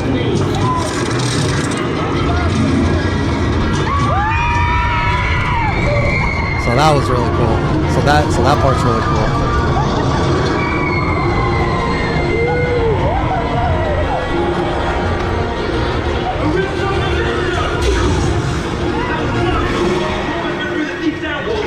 Sorry about Bellatrix. Harry, what are you doing here? Get them out of here. There's going to be trouble. They know we're in See, they're trying to help us escape.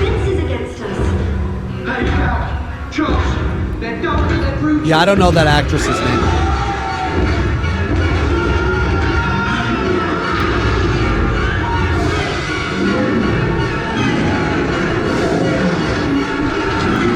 And then these big guys, they throw us and we like spin. Yeah, we like spin around, dudes. Because they threw us like through this wall and they come back.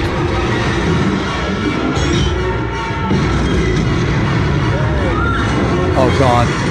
And now we're falling. Oh my god. This guy catches us. I don't know who that is.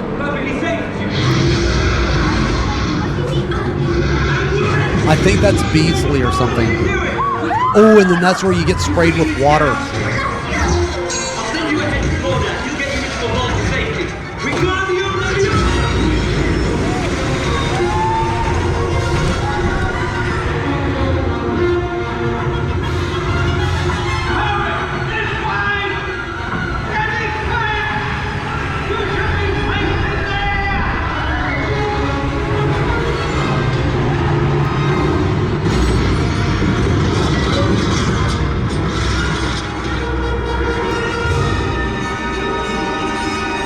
I think this is Voldemort.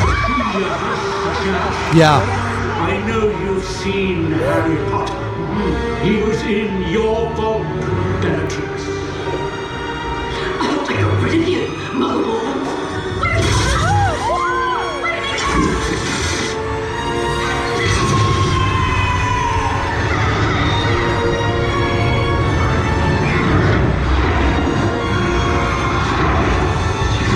A little dose of pain to help you remember. Yes, tell us, or we'll destroy you. Oh, that part's so cool because the fire, like, you can feel the heat. And then this dragon comes in.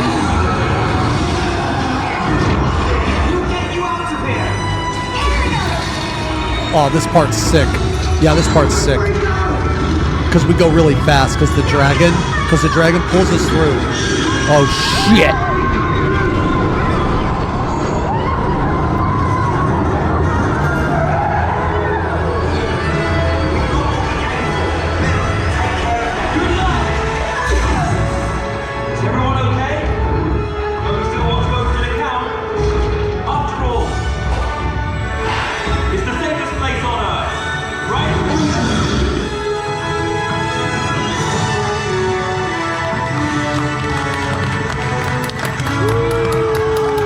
We did it! We escaped! We got away!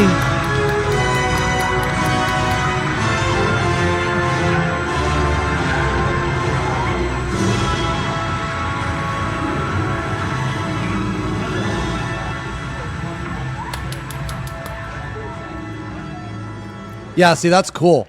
Yeah, this is cool. Okay, so this was the Harry Potter ride.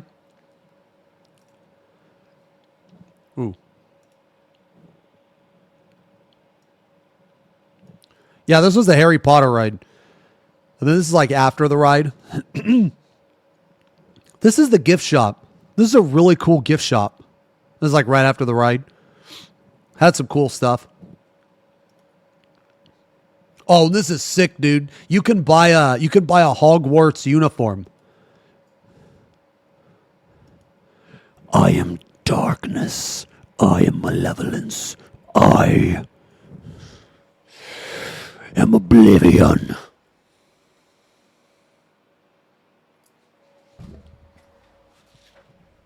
Dude. Dude, I look so sick in this uniform, dude. I'm a Gryffindor.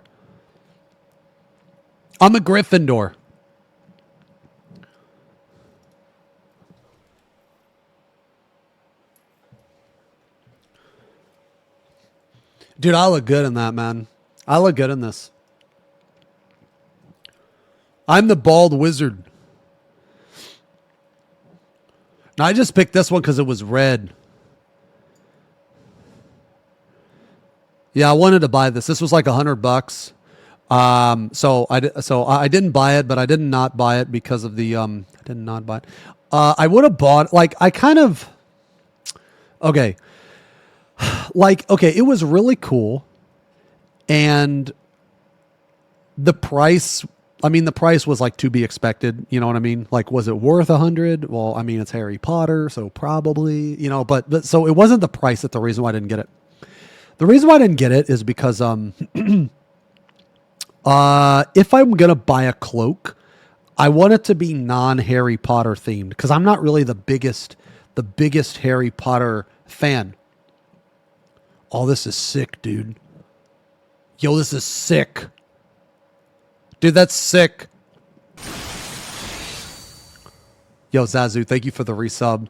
Kay with the 9 months. Miku with the 16 months. Thank you guys very much. The bald edit. Oh, this is the bald edit.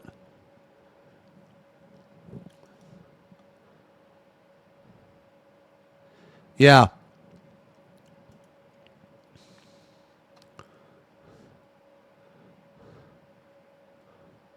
Wigardium. Abracabalda. Or FP Pongs cast spells baldly.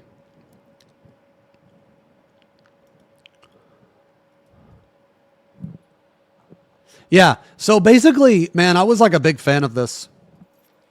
What is this? Oh.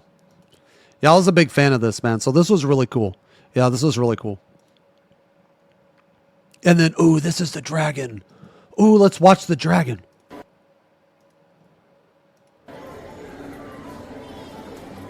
Okay, watch. Look, everybody's got their phone out, dudes. We're all waiting. Everybody's got the phone out. Oh. Oh. It's lit, bro. It's lit, bro.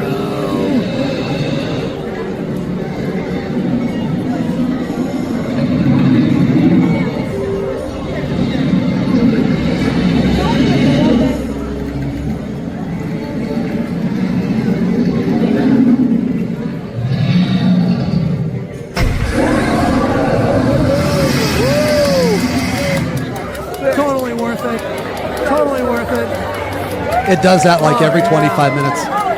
Like everybody's so happy, dude. Everybody's happy.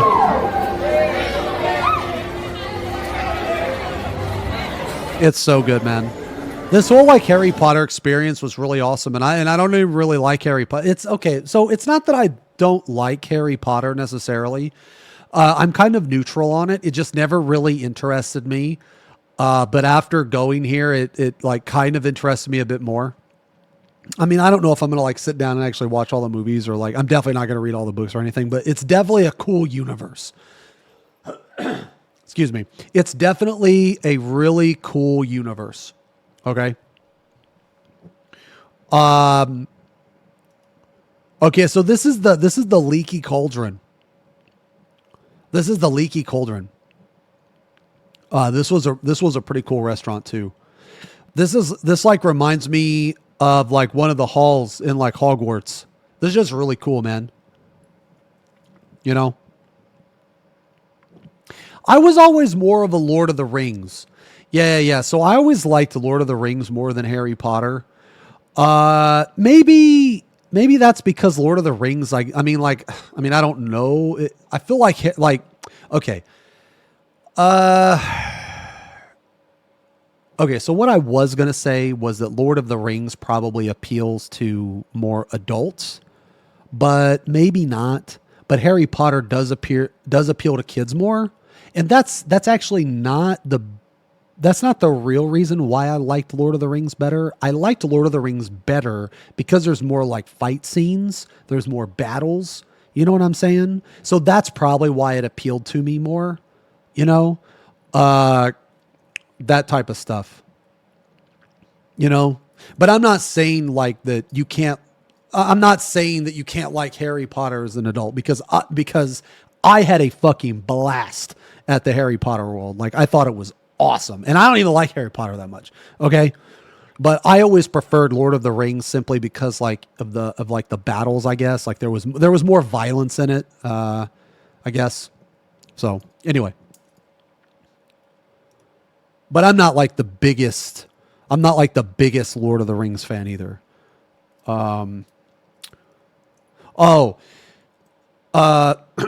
So this guy, I've had so many people tell me that almost no matter what we are talking about on stream, people always focus on what the fuck next crazy thing chat is going to say.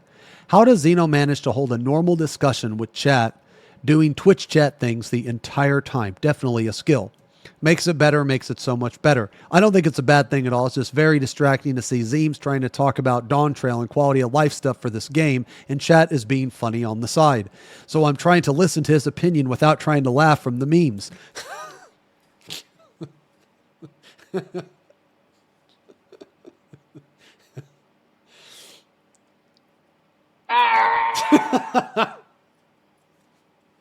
I've had a lot of people say that. I've had a lot of people say that to me, actually, that whenever they watch like the React videos or anything like this, they have a hard time not looking at the chat. I've had a lot of people say that. Yo, let me ask you guys a question. What, like, let's say you miss a stream or something and you watch a VOD. Are you paying attention more to the chat than what's going on the stream?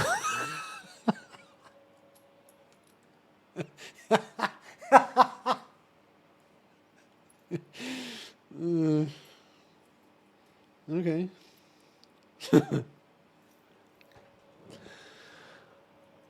To the chat to see my brothers. Okay. Holy shit, Taru with 104 months. Holy fuck, brother. 104 months. Insane resub. Day one. Massive resub OG. Except for your shit VIPs, your chat is uniquely funny. Damn. As someone who consumes mostly your YouTube, never really look at chat. Damn! Woo!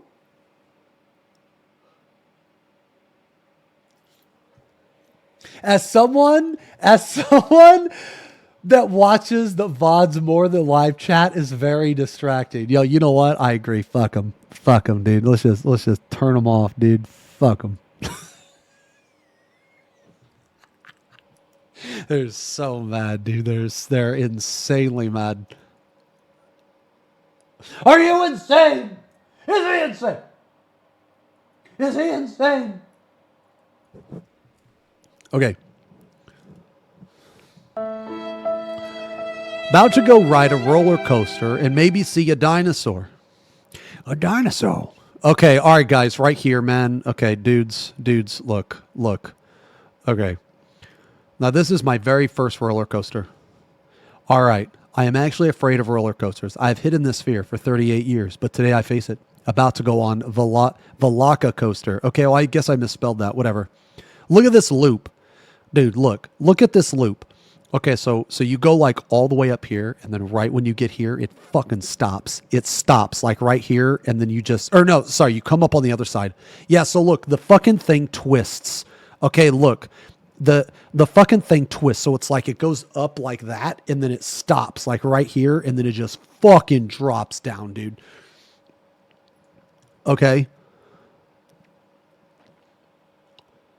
And then look, this is part of the coaster too. You go like completely upside down, man. It's very scary. So this is Velocicoaster. Yo, is there a...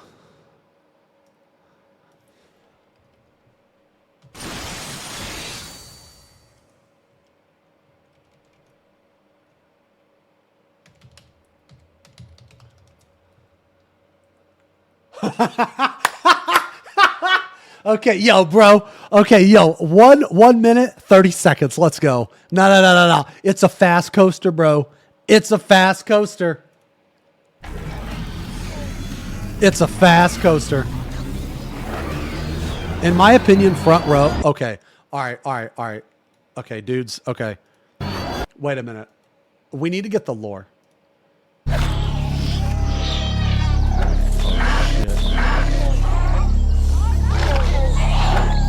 Oh, yeah, this is good. Okay. All right. So here's the lore on Velocicoaster. Okay. So there were 4 velociraptors raised, obviously in captivity. And they were trained and, fed and all this shit. And their names, that's right, they got names. We got Blue, we got Echo, we got Delta, and we got Charlie. Now, you could ask yourselves, well, how do I know the names? Because they had them displayed, and no one else paid attention except for me. But those are the 4 names, okay? The 4 Velociraptors. Now, the point of this ride is we are test subjects, and the raptor, and we get put on the roller coaster, and the raptors are being tested and recorded for how fast they can go, for the speed, okay? Because we're on the coaster and we're trying to get away from them, and there's a pack of raptors behind us. So that is the lore, okay? Now, we get on here. And there's 2 seats per row. Okay. Now this is my first time, and I sat on the front. And I was nervous. Okay. I was nervous. Okay. Okay. Spuds was like, let's go on the front. And I was like, oh, I don't know. I just want to get on. I just want to get on and get it over with. She was like, no, pussy, we're going the front. And I was like, no, I'm just going to go on the next time. And then she was like, no. So I was like, okay, fine. So we got on. So we waited and we got on, okay? So sick.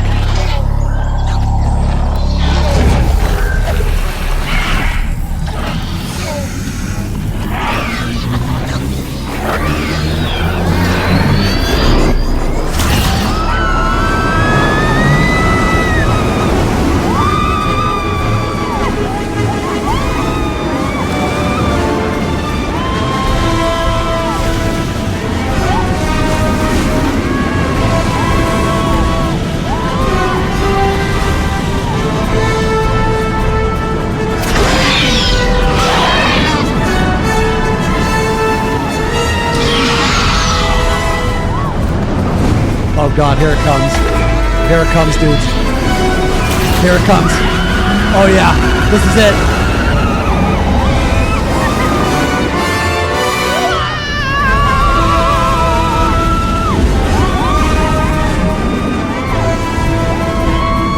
That drop was when I lost all my fear of heights.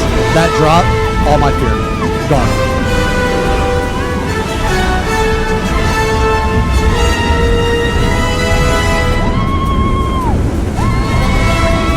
Oh my God.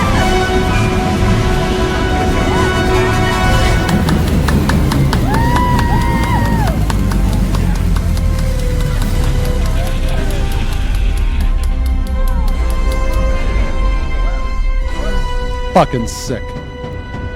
Fucking sick. 10 out of 10. 10 out of 10. Best roller coaster, dude, that I've been on. But I've only been on 3. So what do I know? 10 out of 10. Because this was Velocicoaster. Okay, look.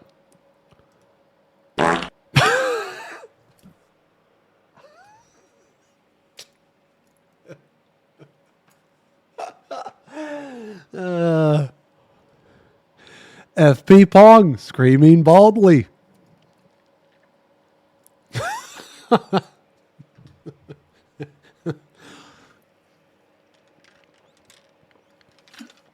Oh, 10 out of 10 coaster, dude. Okay, now,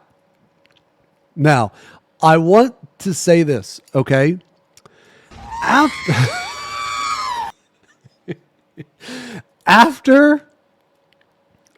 this, okay? After this, I did better. I did much better on the other roller coasters, okay? I had my hands up. I did. After this, I had my hands up. Okay? I had my hands up. Okay. No, I did. All right. Okay. Now, next we went on the Hulk. Okay, now the Hulk was really good too. The Hulk is fucking sick. Okay? There's a lot of twists here. There's a loop here into a twist into a loop. Okay, the Hulk is awesome, but in the Hulk, you can't really raise your hands in the Hulk. All right, now the reason why you can't is because of the harness. It's very big. You can't Like basically you can't like bring like your shoulders up very high. Okay. So then we went on the Hulk. Roar! Urgh. The Hulk was very cool. Okay. Okay, this was the ride. Dude, look at my beard. Dude, that's because we're going so fast, dude, that my beard is actually like this. It's like this. Yeah, it's split beard. Dude, look at this guy, man. Look at this fucking guy. This is like Jeeth live reaction.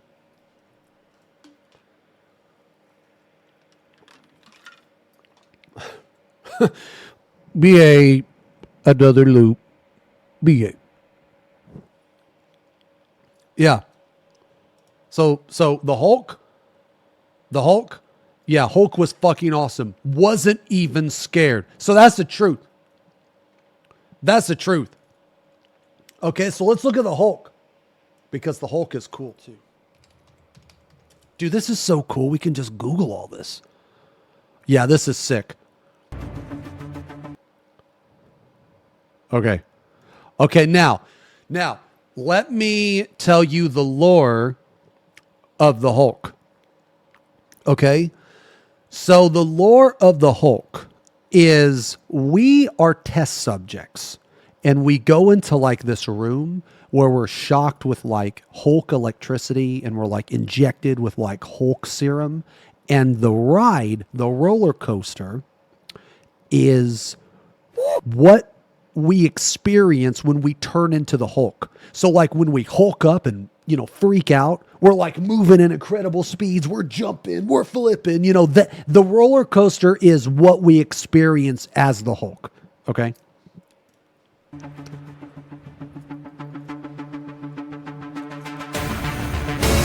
Wait, is this like actual sound? I want. Okay, here we go. Here we go. Here we go.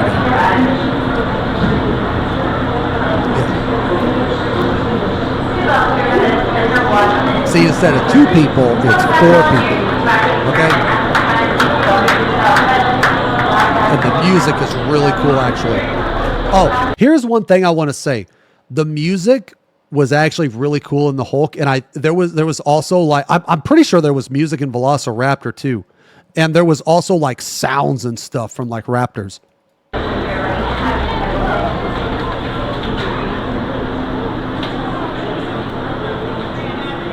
Yeah, it was really cool. Okay, so let me explain why the lore is important to me. The lore is important to me because it's a part of the hype. Because once you're on the coaster and you're going really fast, now keep in mind, I'm new. He is new. Okay, so my experience with a roller coaster is going to be much more intense than someone that's been on a million roller coasters. It's probably lost that magic, but for me, I still have the magic. Okay, so let me enjoy the magic.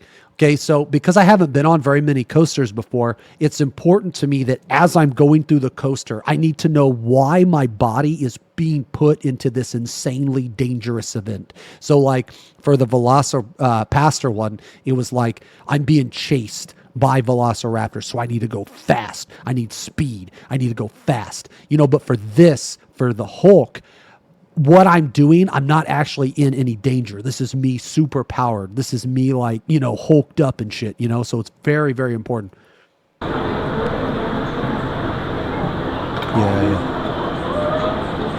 FP Pong skips the story in FF, not in roller coasters. FP Pong bans chatter for truth. Okay, now this is sick, man. This is fucking sick. This is fucking sick, dude. Oh shit. Oh shit. Huge incline, bro. Huge incline. We're about to go.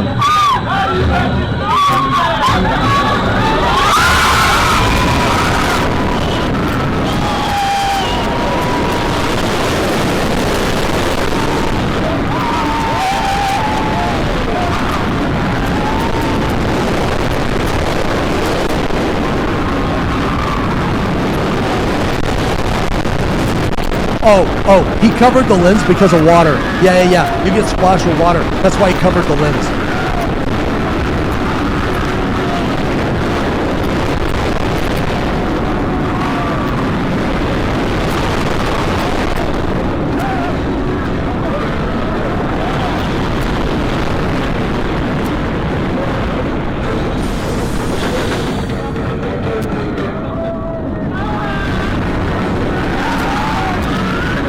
Dude, the music on this ride is actually fucking awesome. It just sucks you can't really hear it.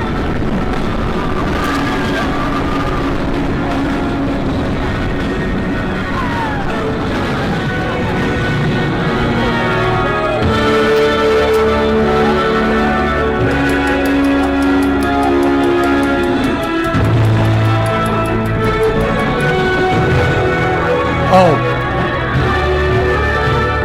Yeah, this ride was also a 10 out of 10, man.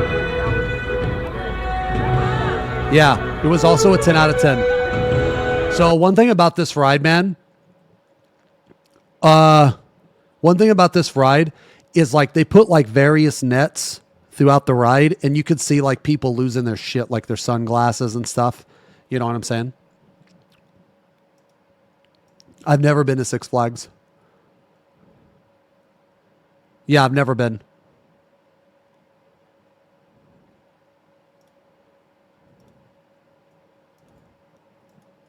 I'll go, though. I want to go. Yeah. I want to go on more roller coasters, honestly. FP Pong rates every ride 10 out of 10, rendering the rating system irrelevant. Man, shut the fuck up. Get the fuck out of here. That's not even true. That's not even true. You haven't even heard my third review. You haven't even heard the third review, bro.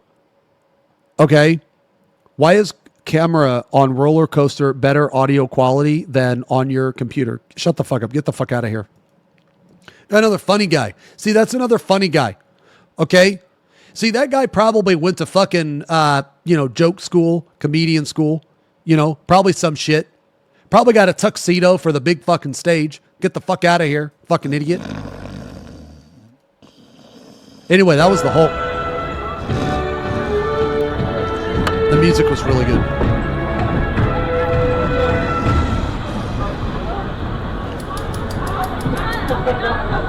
Yeah, that was really cool.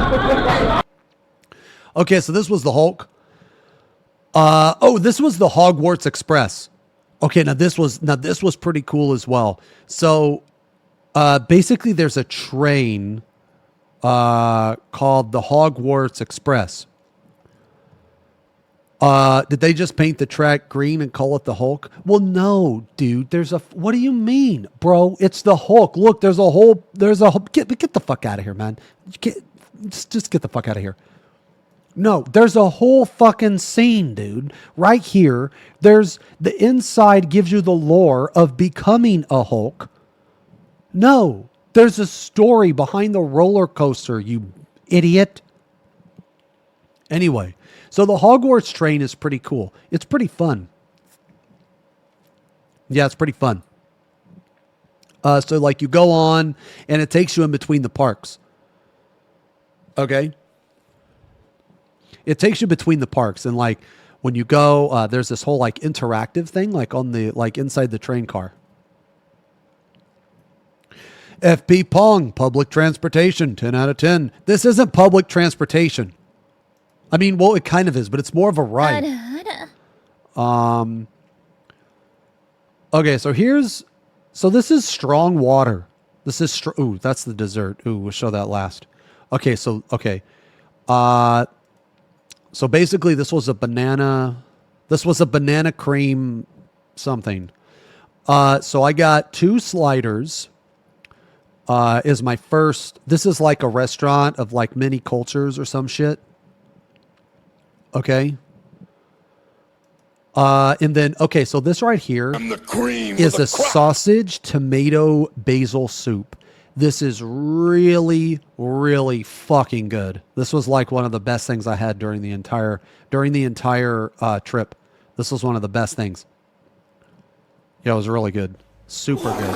And then this was extremely rich and thick. This was very good. This was very chocolatey. Yeah. It's like a brick of chocolate. This is like a Mexican gnome chocolate cake. Apparently they make cakes. But anyway, oh God. Yo, I drank this stuff. Okay, all right, look, when we first went here, so there's this stuff. It's called like milk, like a milk, oh man. A milk punch. No, like a milk punch. Oops.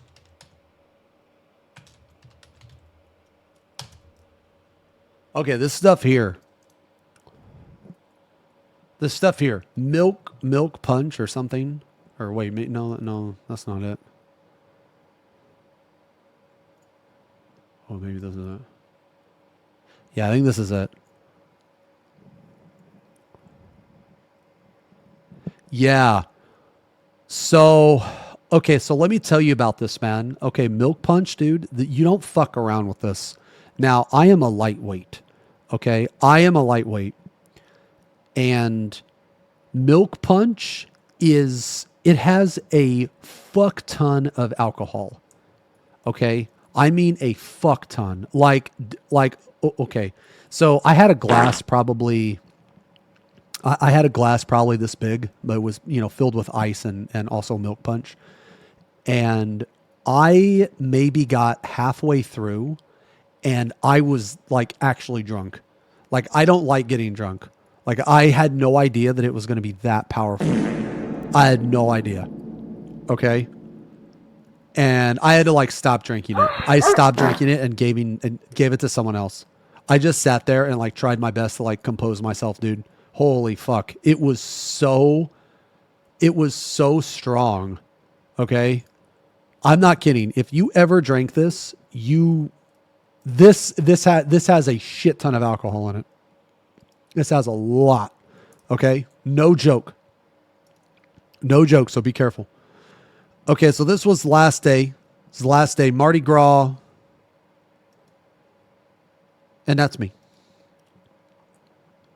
Okay, now I want to talk about Rip Ride Rocket. Okay, now look at this. Look at this. This is a straight vertical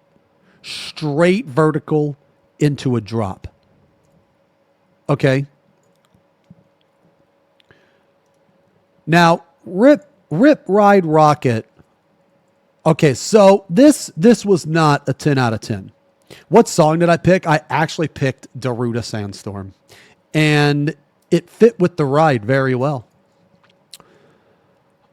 Aren't you meant to show the tits at Mardi Gras? Why are you wearing a hat?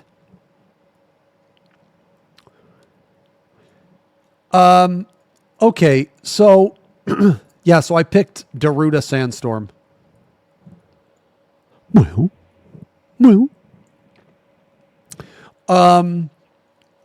Okay, so there's a couple things about this. Okay, there's a couple things about this. The lore sucked. Okay, the lore on this ride was literally just, yo, bro, making a music video, dude, rock on. That was literally the fucking lore, is that we're just making a music video. That's it. That was the lore. They had it on the screens.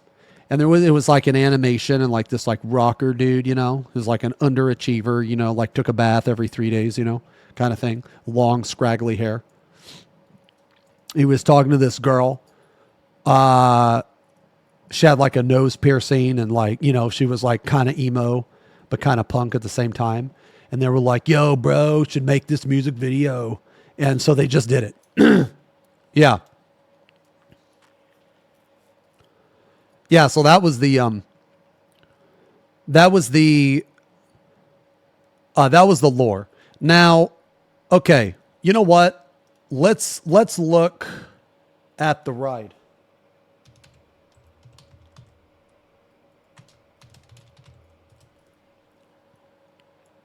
Okay.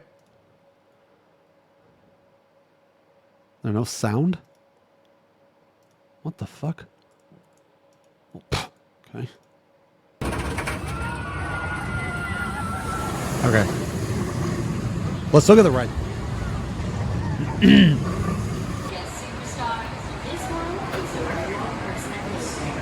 Now, I will say this though. Okay, so here are my complaints with the ride. My biggest complaint. My biggest complaint with the ride, the actual roller coaster was pretty cool. Okay. The roller coaster was pretty cool. But my biggest problem with the ride was the safety harness. It was really, really bad. So how it worked was instead of like a harness coming down, right, and protecting you like right here, the harness was actually on the side. So it's on the side and it came over like this. Now the problem with that is that when it locked into place, okay, it, okay, so like if the harness came down, the leeway would be like out. You know, the leeway would be out and up. But because the harness came from the left, the leeway is to the left. But the problem is that you're rarely like, you rarely need leeway on the left. Like you need leeway more on the front and the back, and more on the front because of like the speed of the coaster, right? So basically because like the leeway was like on the left, this part, the front part, every single time that there was a drop or a part where you go up and then drop, every single time it felt like you were getting punched in the stomach. Like that safety harness beat the living shit out of my abdominal section. Okay. It was really bad. No, it was so bad to the point to where I was like sore after I got off the ride, man. Okay. I was really sore. Okay. Now that was just me, but other people complained about the same thing. This ride, I think the coaster was good. I think the loops and where you went, I think it was cool. The lore sucked, but the harness ruined the ride for me. So I would say that this ride is worth going on one time and then never again, just to experience this drop once. This drop is probably worth it. But other than that, I'm probably never going to ride this ride again. And as far as like how fast it goes or how scary it is, it's not as intense as Velocipaster or the Hulk ride. And it also doesn't go as fast either. The only thing that this ride, like I guess the biggest appeal is probably this first drop, and that's it. All right. So like this part's really scary.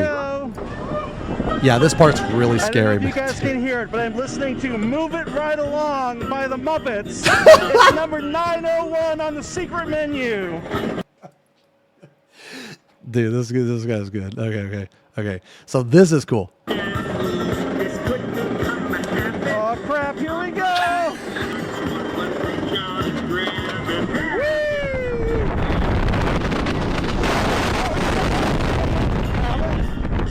Moving right along.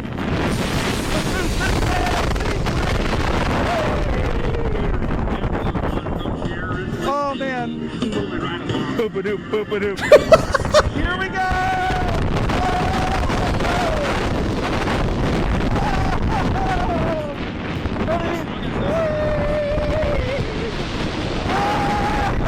I love it!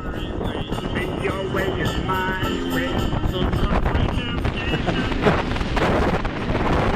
California, here we go!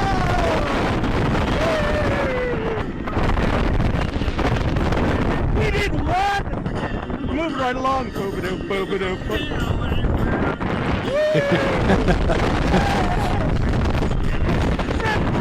Helix!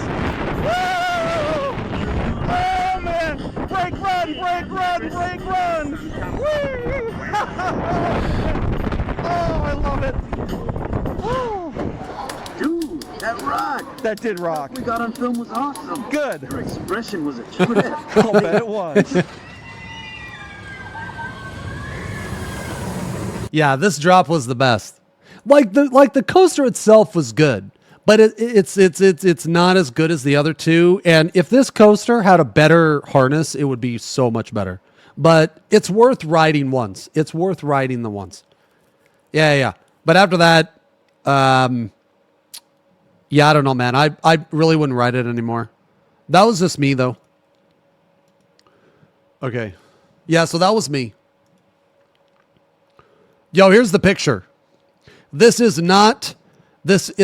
look at Spuds, dude. Look at Spuds. What a pussy. See, I'm much more brave now. I'm much more brave. This is not Ricardo. Or, I'm sorry, this is not Richard. This is Ricardo Mamble, okay? Look at Spuds, dude. See, look, I'm much more brave, okay? I'm much more brave. See, I'm not a pussy anymore. No, this isn't Rich. This is Ricardo Mamble. Okay, like, look. Okay, no. Compare the pictures. Okay, look. Check it out. Compare the pictures.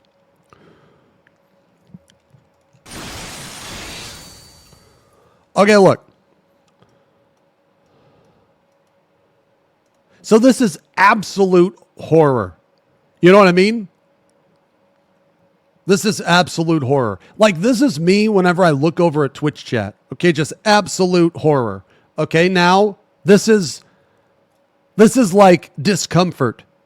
You know what I mean? And then, yeah, this is Pog, dude. Look at your hands, pussy mode.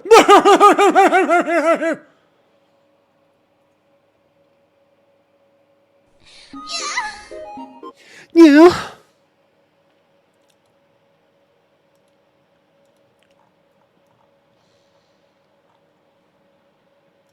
Sorry about the 6K.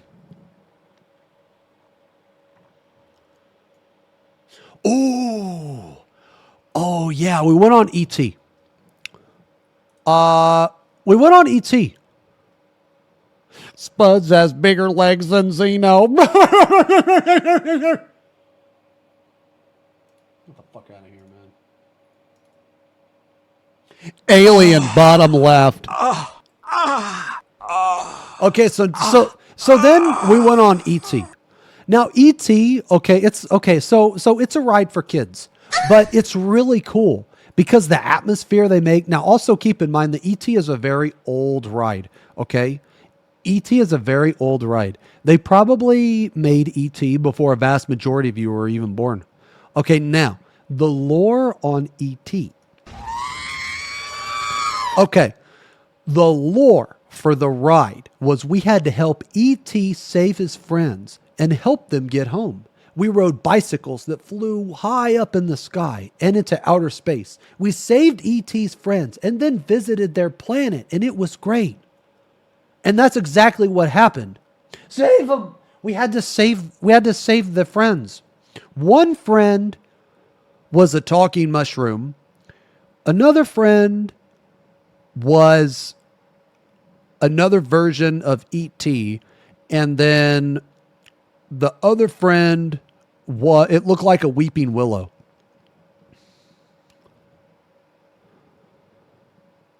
Yeah, but it was really fun though. It was really cool. Okay? It was a really good ride. And also the stuff they did with the scenes and like, you know, the line was really, really, really cool. Like you went through this forest, man. You know, you went through this forest, and I'm a big fan of like forests at night. I think they're really like atmospheric. You know what I mean? So hold on. Let's see if we can look at the ET. Let's see, maybe. Oh, is this it? Hold on. Oh, maybe this is it. All the way down, guys. Oh yeah, this is it. Yeah, so check it out. So the ride, you're on bicycles. You're on bicycles. Look, there's E.T. Oh, I didn't even know. I had to sit in the back. I didn't know E.T. was with us the whole time. That's E.T. in the basket. We got some unauthorized people entering the base. Wait, they got ET. Yeah, so we're on the bike. They're getting away. Unit 3, cut them off. So the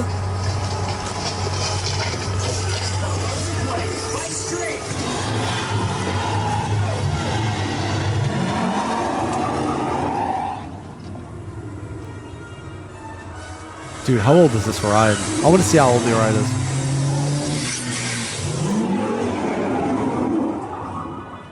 See, this is cool, man. You like go through a forest and shit. Hold it right there! Whoa! Yeah, I think this was made a long time ago.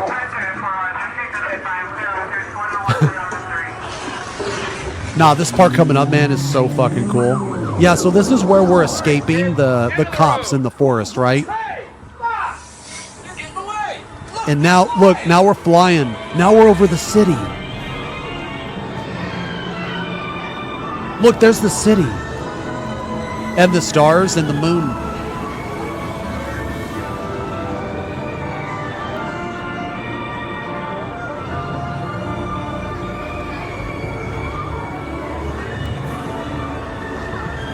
This was a really cool part to see, man, because I'm like a big fan of like planetariums. And this is where we go. Yeah. This is where we go through the wormhole. I think. Yeah.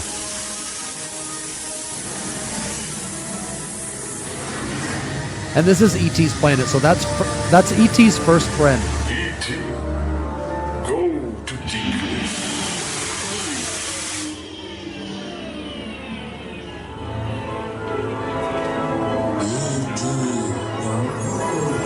And that's E.T., I guess, which I don't know why E.T. Oh, E.T.'s not in the basket anymore. Welcome home.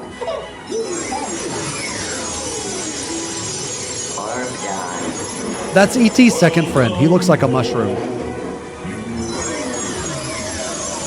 And then this is E.T.'s third friend. Magdoll. Yeah, Magdoll. She's like a weeping willow.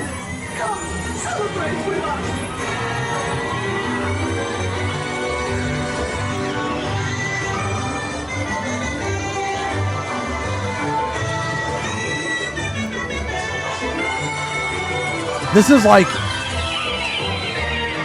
insanely wholesome and insanely scary at the same time.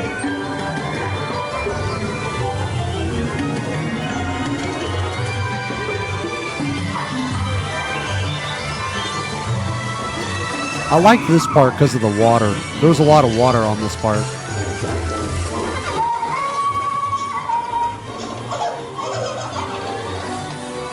Dude, that guy's swinging from the vine.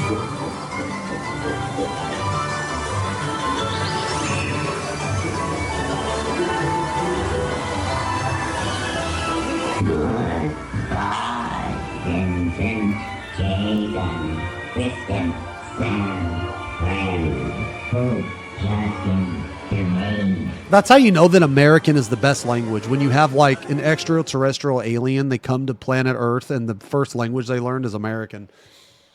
Okay, so that ride was good. That ride was good.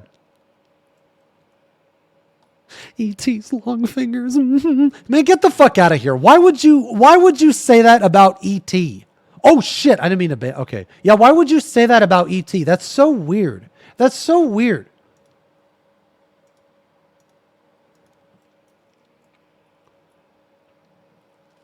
I don't know if E.T. said my name. I don't think so. Yeah, I don't think so. I never told him my name. I was going to tell him Balda Conte, though. I was. Yeah, but I really enjoyed this ride, actually. It was really cool. So there's E.T. Okay, now Spider-Man. Okay. Now, I'm not the biggest fan of Spider-Man, okay? Now, I don't really care too much about Spider-Man. He's one of my least favorite superheroes, actually, okay?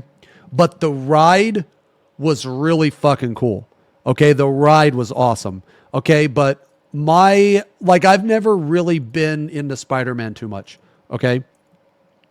Yeah, but it was, okay, Spider-Man was sick. So the lore is we are reporters trying to get the scoop and take pictures. We kind of just grieve Spider-Man the whole time, and he saves us from every villain imaginable. Lamau. Now that's true because basically we just get in his way. So he could be attacking the villains, but we just constantly grief him the whole time. So let's see if they have that right, and you'll see what I'm talking about.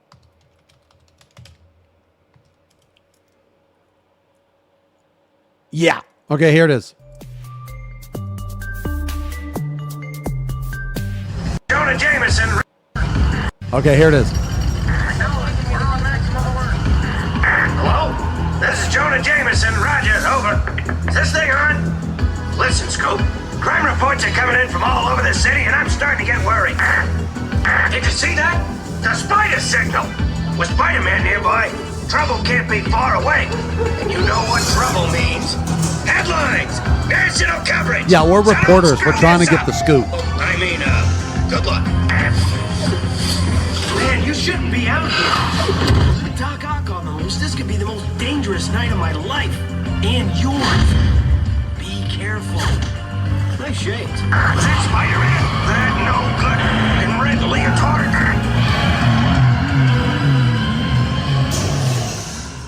Dr. Octopus, everything's going as planned. Excellent. And with my anti-gravity cannon, even Spider-Man won't be able to stop me. You mean stop us? Yes, of course. Hey, what's going on? What was that?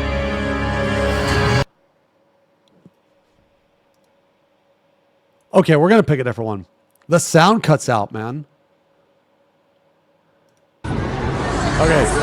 I don't know why the sound cut out. Roger, over. This thing Okay, I'm sorry. I'm sorry. I'm sorry. Trouble can't be far I'm sorry. away. I'm sorry. And you know what trouble means. Headlines! National coverage! So don't screw this up! I mean, good luck. Man, you shouldn't be out here. With Doc Ock on the loose, this could We be need the most glasses. dangerous night of my life. We need 3D glasses. And yours. Be careful. Nice shades. That Spider-Man, that no good and red leotard.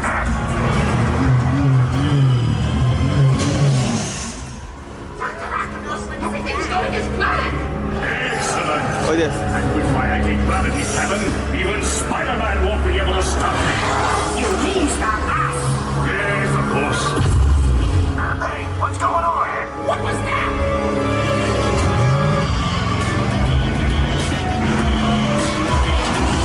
Intruder! If you think you're getting out of here, you're in for it. Oh man, we did that. The whole cart shakes.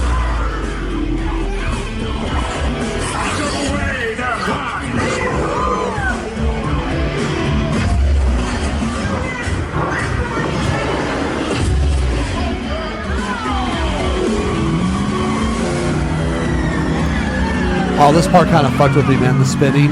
Oh man, that kind of made me dizzy. So much for being careful. Just get back to the And this part, they splash you with water. Yeah, they splash you with water.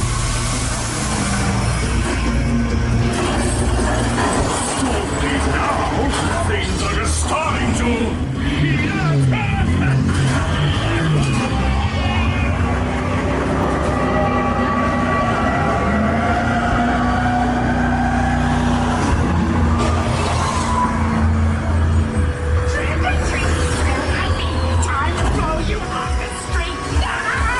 See, look, Spider-Man just saved us again, dude. The entire time we just drive through the city and we just grief him. Oh, that part was so cool. That part was so cool because you could feel the heat.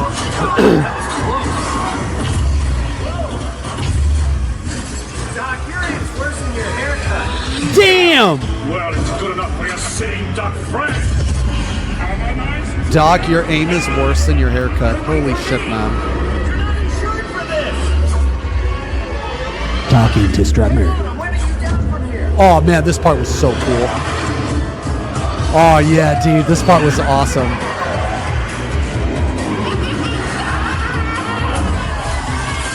Oh god. You punks have short-circuited our planet's lockdown! You're taking a dive. Yes, again, Super Goon. Happy landings!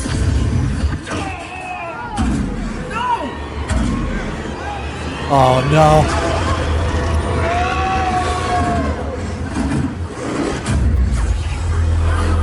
Guess that wraps things up. You guys did all right. See, look, we didn't do anything. But don't give up your day job. Say cheese. See you later. Dude, we didn't do anything. We just griefed him the whole time. Yay! We got the scoop. We got the scoop, guys. Yeah, no venom. Yeah, no venom. So, yeah, so basically we just drive around and we just get attacked by a lot of villains. Yeah, we got clear for one by Spidey. Oh, this was hilarious. Okay. This was hilarious. Yo, how many people believe this? How many people believe this, man? A clear for X. So I want to shout out Vandra for one of the best April Fool's jokes I think I've ever experienced. They got your ass. I knew it was a joke when I saw it, my lord. I'm too old for that. Okay. Wait, hold on. Oh, there was one ride that I did not get to go on that I wanted to. Yo, you were bamboozled. Yeah, this was an April Fool's joke. This was April Fool's.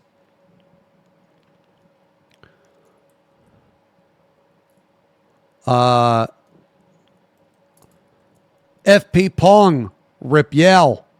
Man.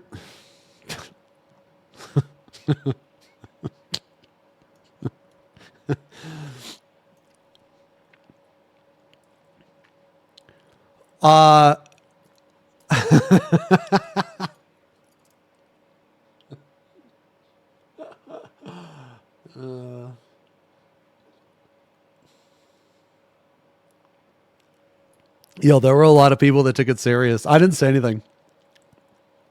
I didn't say anything. I didn't think this many people would care. I just tweeted it out because I saw it in Discord and I thought it was fucking funny as fuck.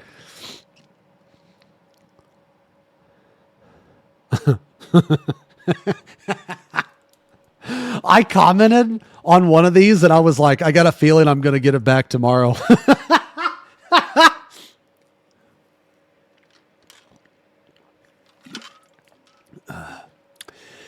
Dear Strummer, did you buy Lil Zames a wand at the Harry Potter gift shop? Specifically the one with the beads so he could cast the spell Soundress Incertus. Thanks. Concern. Well, no. No. No. XFFing. Okay, now this is the Royal specific hotel. This is very pretty, actually. This is very pretty. This was kind of like a courtyard. So this is where we had sushi. Yeah, so dude, check this out, man. It's a fucking boat, bro. It's a boat full of sushi. It's a fucking boat, man.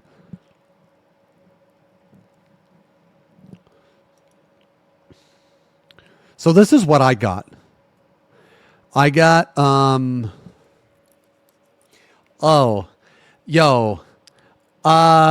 okay, so I don't know why. I don't know why, but, and I also don't know why I'm like proud of it, but every time I go to a place and I eat with chopsticks, I always get complimented on my ability to use chopsticks. I don't know why, but it makes me feel very good. And when I was here, dude, you should see how Spuds uses 2 chopsticks, man.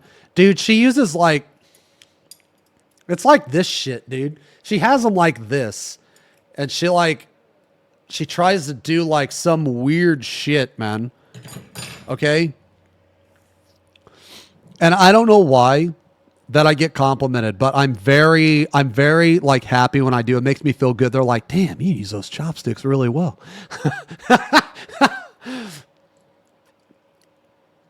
That's because you're bald, NNA. Huh. Okay.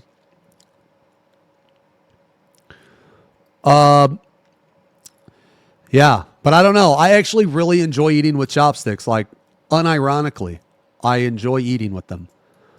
Yeah, but anyway, so I got the crab rangoon. I'm a big fan of crab rangoon. I got the crab rangoon sushi, and I got miso soup as well. There's the soup.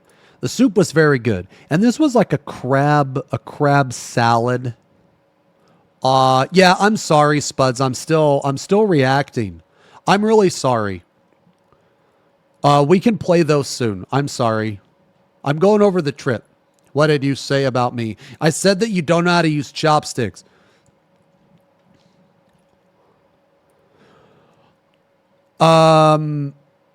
Yeah, so I'm a big fan of like crab rangoon. And I got the miso soup with crab rangoon.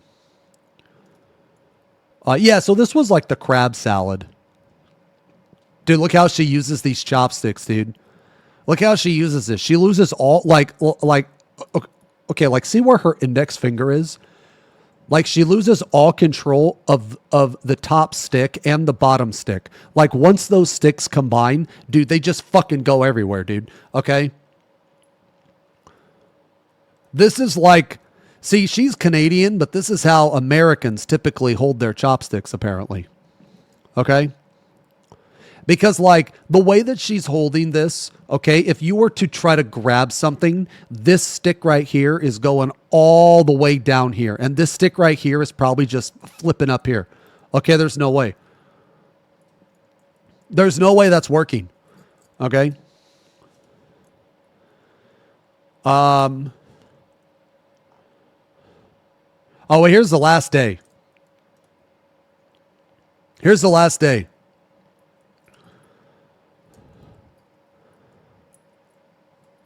I did work I ate. Yeah. I have bunny ears.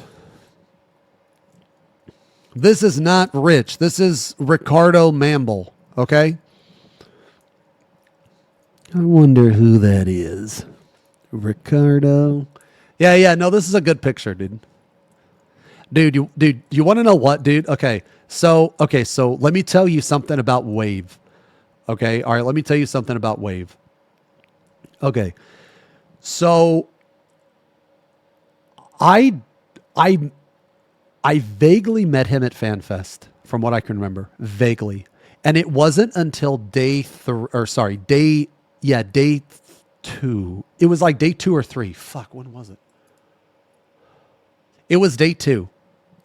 Okay? It wasn't until day 2 that I was like, holy shit. Okay.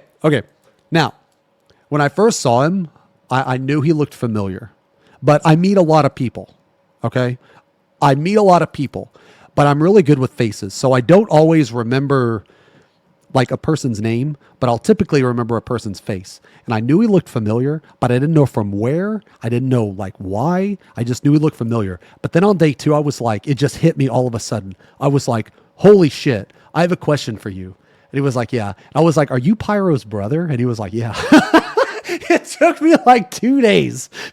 It took me like 2 days, bro.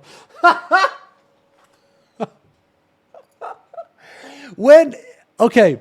I vaguely remember meeting him at FanFest because at FanFest, dude, I met so many people, man. I met so many people at FanFest. So many people. So if I don't like remember a person's name, I'm kind of bad with names, but I'm really good with faces. Okay, I'm really good with faces. And I knew that he looked familiar, but I didn't know from where.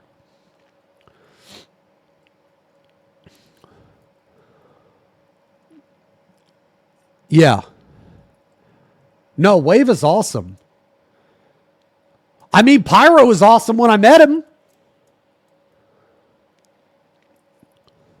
Which one is Wave? This is Wave. I didn't go to FanFest, so if you say yes, it's a lie. Paid compliments, classic. Who is the smiley face behind him? It's Ricardo. Ricardo Mamble.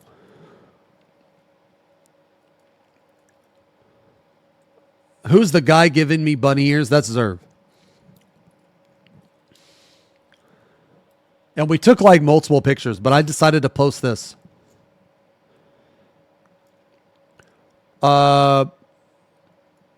And that's it. And that's it. Trip over.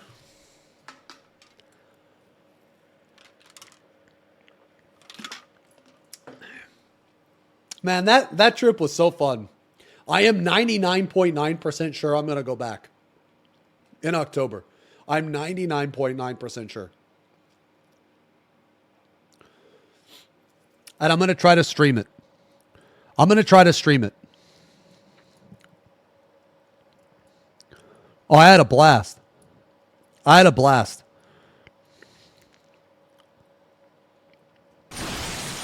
Was The Mummy better than Harry Potter?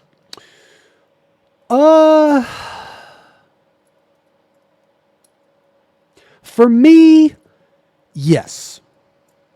Okay, for me, yes. But was it a better ride? I think they're about the same. They're just cool in different ways. But I like the Mummy theme better than Harry Potter theme. The Mummy ride was super fucking cool. There was one ride that I did not go on that I wanted to go on, and that was the Kong ride. I wanted to ride Kong. But unfortunately, it was down for repairs. Like, dude, like it was being repaired like the entire fucking time I was there.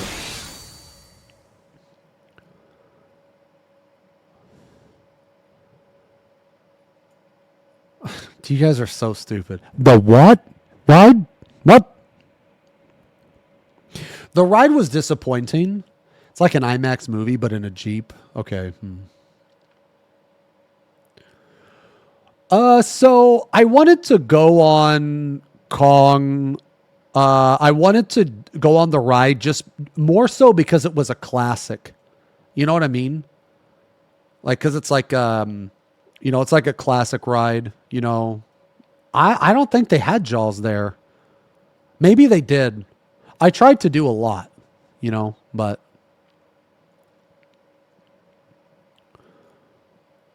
yeah, Jaws is gone. Yeah, okay.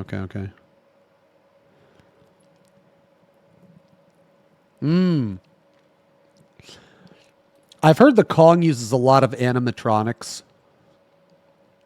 And I'm a fan of animatronics, so I probably would like it. Like, cause I really like the E.T. ride, actually. I mean, it wasn't my favorite, but I really enjoyed it for like the classic experience, like the animatronics. I'm a huge fan of like stop motion and animatronics, just because that's the kind of stuff I grew up on. I feel like that if you grew up on that stuff, you probably have a much more, you probably enjoy it more than if you didn't grow up on it, because back in the day, like stop motion and animatronic was like, it was just so fucking good, man. It was so good. Also, practical effects. I actually prefer practical effects over CGI. So one of the movies that I always bring up when we talk about like practical effects is The Thing. If you haven't seen that movie, dude, that movie is fucking awesome. That movie has some of the most sickest practical effects like ever. It is insane. Yeah, the 82 version, yeah, like not the remake. Not the remake. Terminator 1 and 2 are both really awesome too. Yeah. Yeah, but it's really good. It's really fucking good. Yo, let's watch one of the scenes. Let's watch one of the scenes. Let's watch the scene where yo, can I watch it on stream? The one where his head falls off? Let's watch it. Hold on. The Thing. Chest. opens up. Oh, yeah, dude. Dude, this is sick. Yeah, death by defibrillation. Okay, let's watch this. Hold on, how long is this?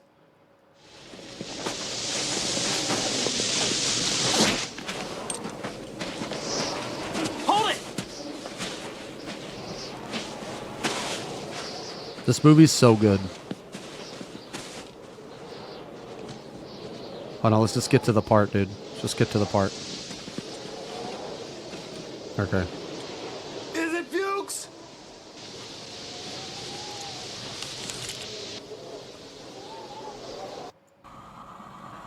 All right. Oh, God.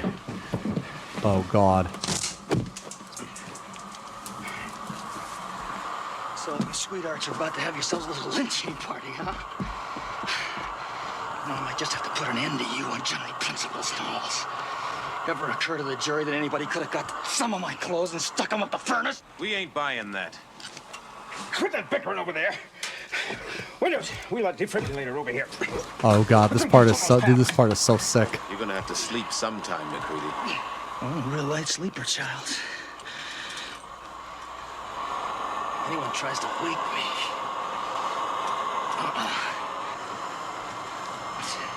Clear! Oh, God. Dude, this, like, comes out of nowhere, too, man. Clear! Clear.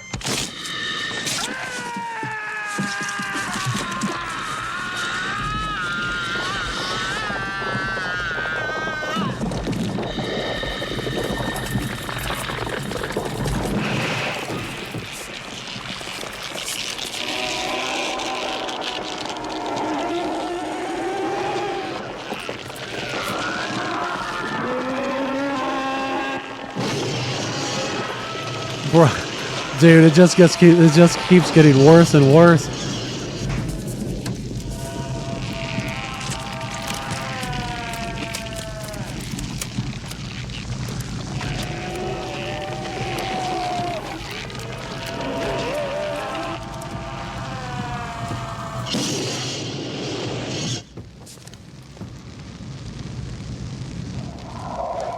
Dude, that's so fucked up, man.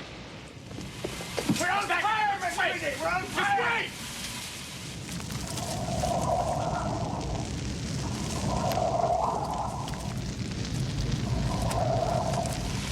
All right, go!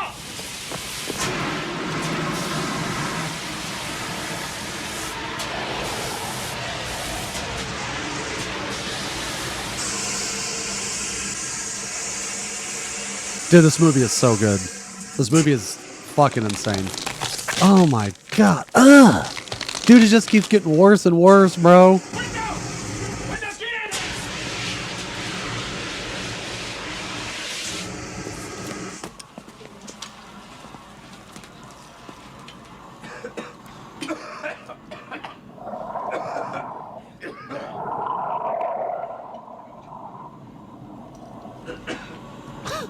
Look, it's like leaving.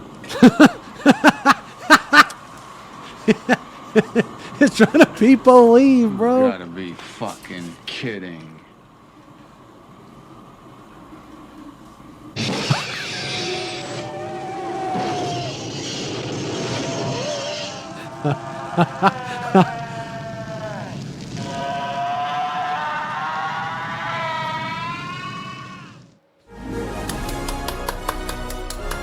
Dude, that song is so good, dude.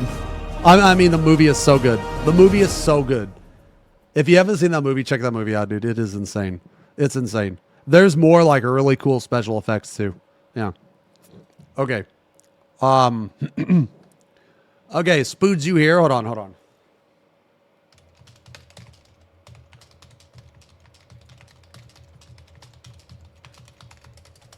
Okay.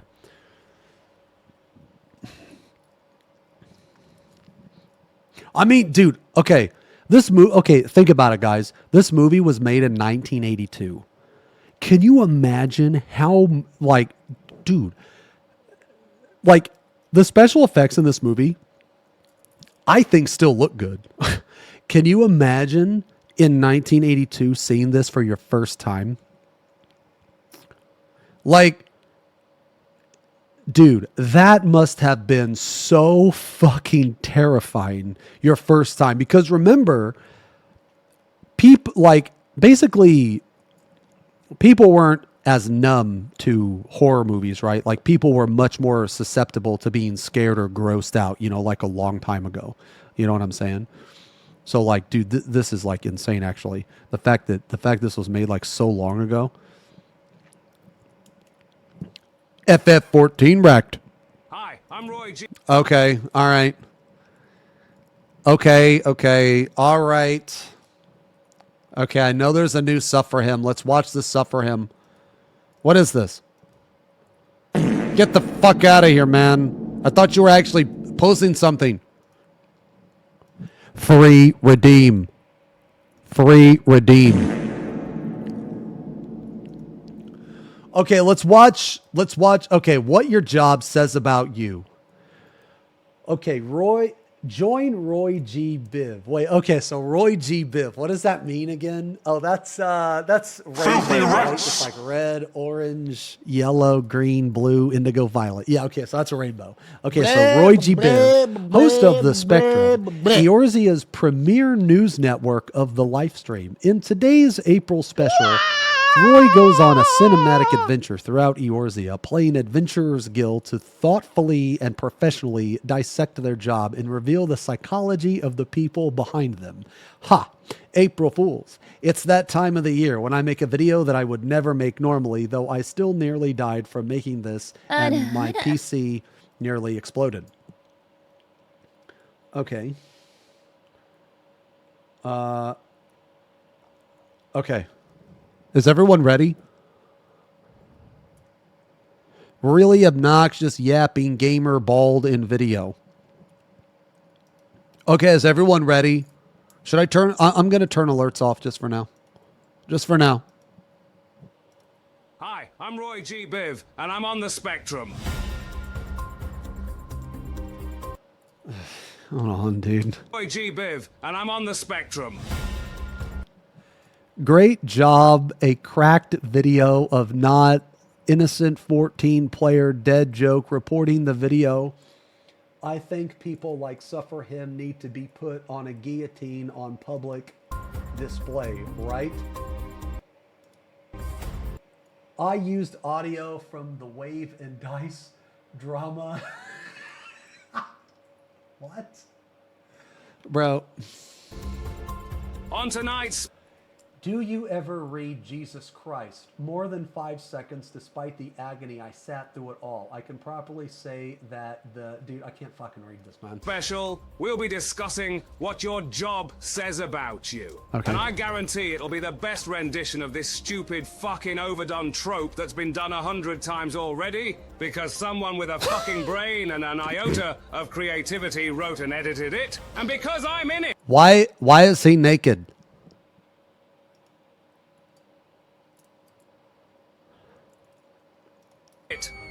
And you better be fucking thankful that it's not an adventurer plate video where I would be relying on other people. Holy fuck. Oh my God. What in the fuck? Is it wrong that I wish the cancer that's killing my brother would kill me instead so that I no longer have to sell my body on Twitch to pay? What in the... Holy shit. To be funny for me, and we all know what awful slop Final Fantasy XIV players think is funny. So, let's be real original and start with the tanks. Bet no one saw that coming. Yeah. Mate, just a bit confused. Why giving me money? Look, mate, we need B-roll, so just sign the release form and take the guild. Just ignore the cameras and everything horrible I call you, okay? Cheers, mate.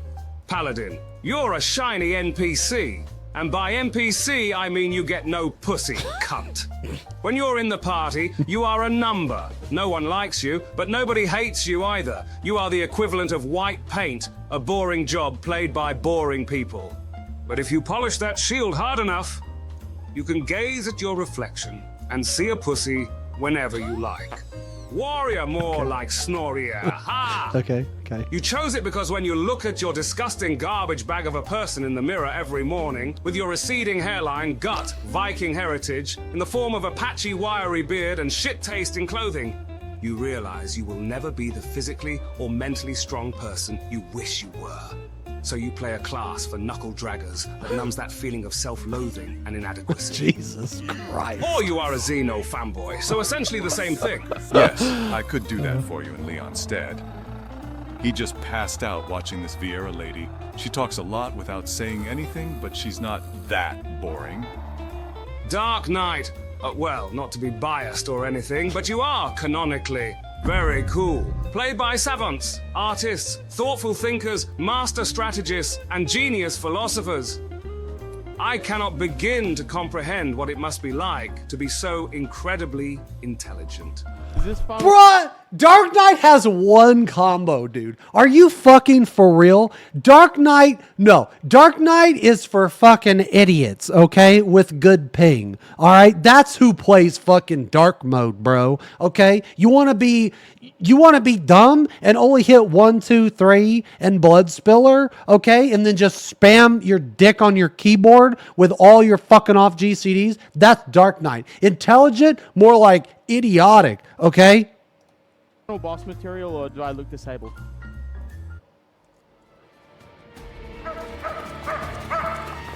Dude, okay, this is the only acceptable answer for Gunbreaker. If you want to play the most miserable pile of shit fucking job that this game has ever fucking seen, then you play this garbage burning pile of shit. Okay, that's the only acceptable fucking answer.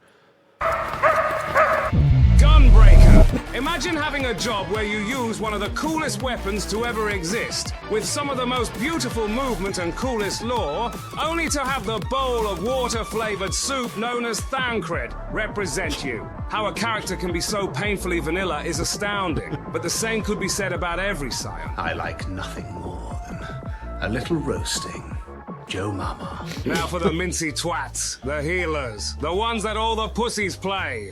White Mage, you chose this pansy class. Holy fuck. The ones that all the pussies play.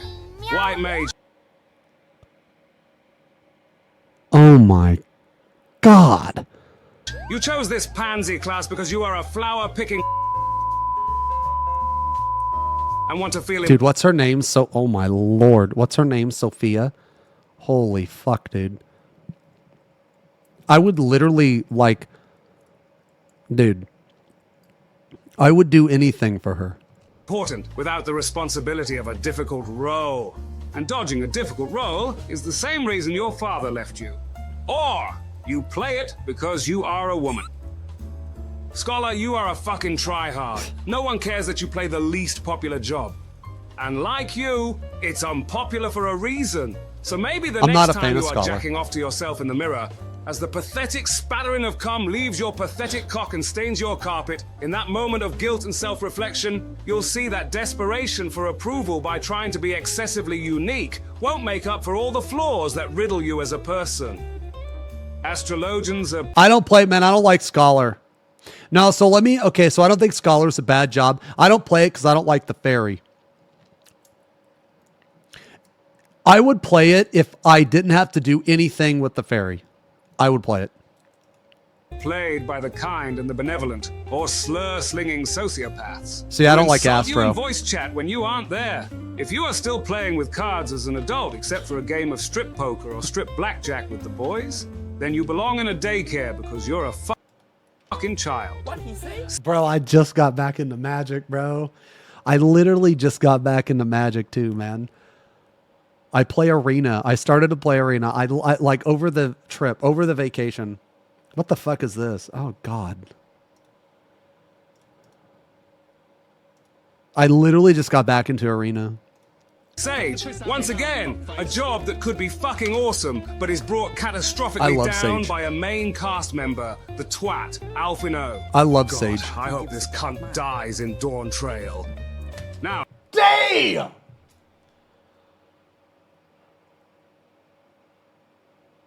God damn. for the melee DPS, also known as the Dick Polishing Squad.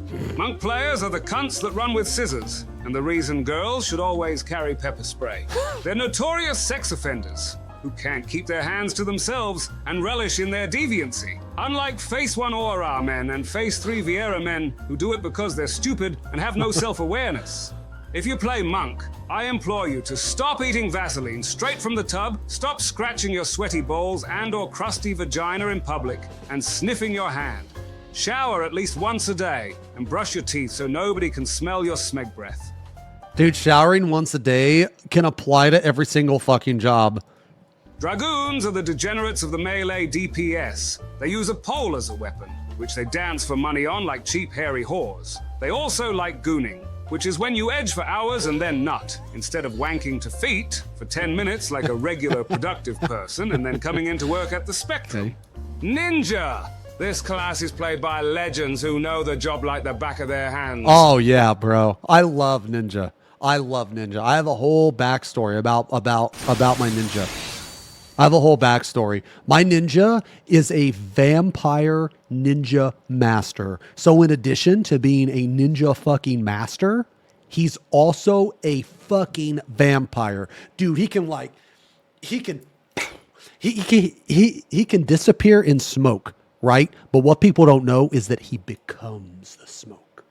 Because he's a vampire, he can turn into mist. Dude, that's so fucking legit. That's so fucking lit, dude. Or actual fucking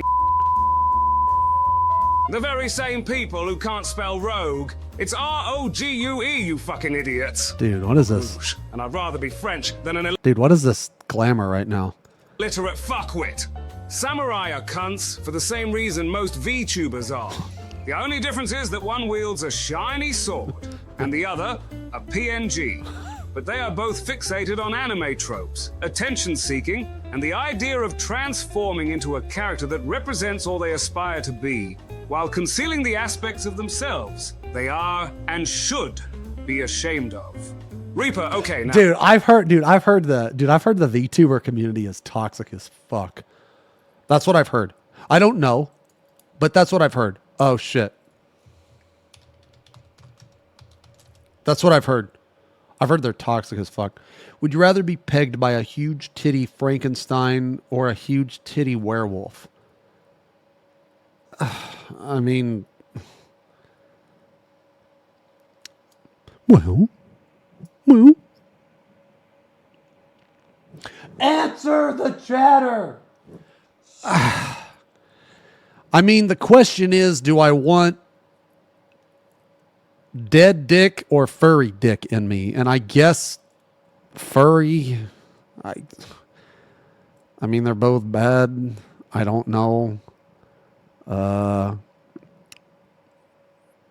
don't know, man.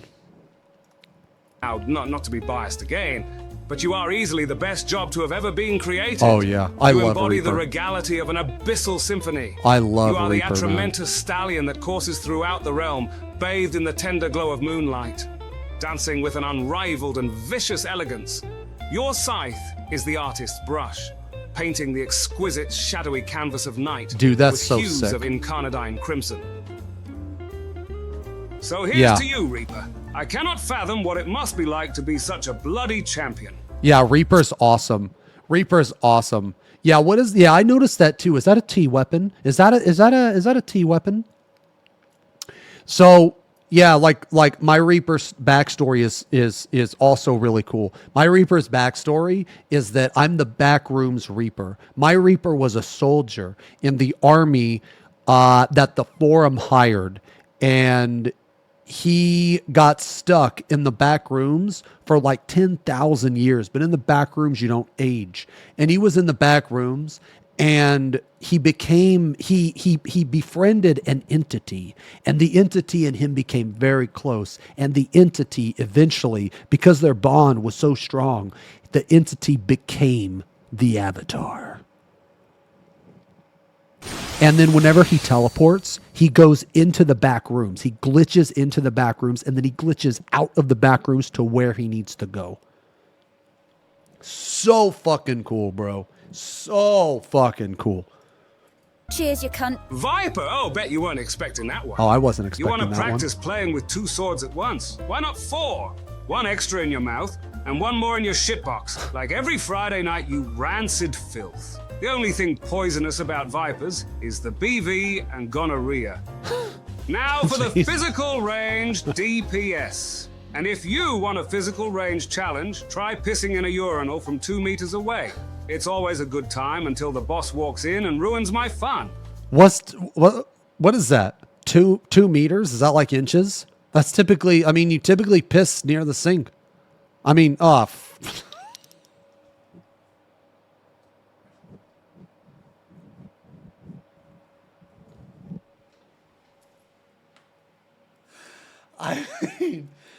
mean the fucking urinal, bro.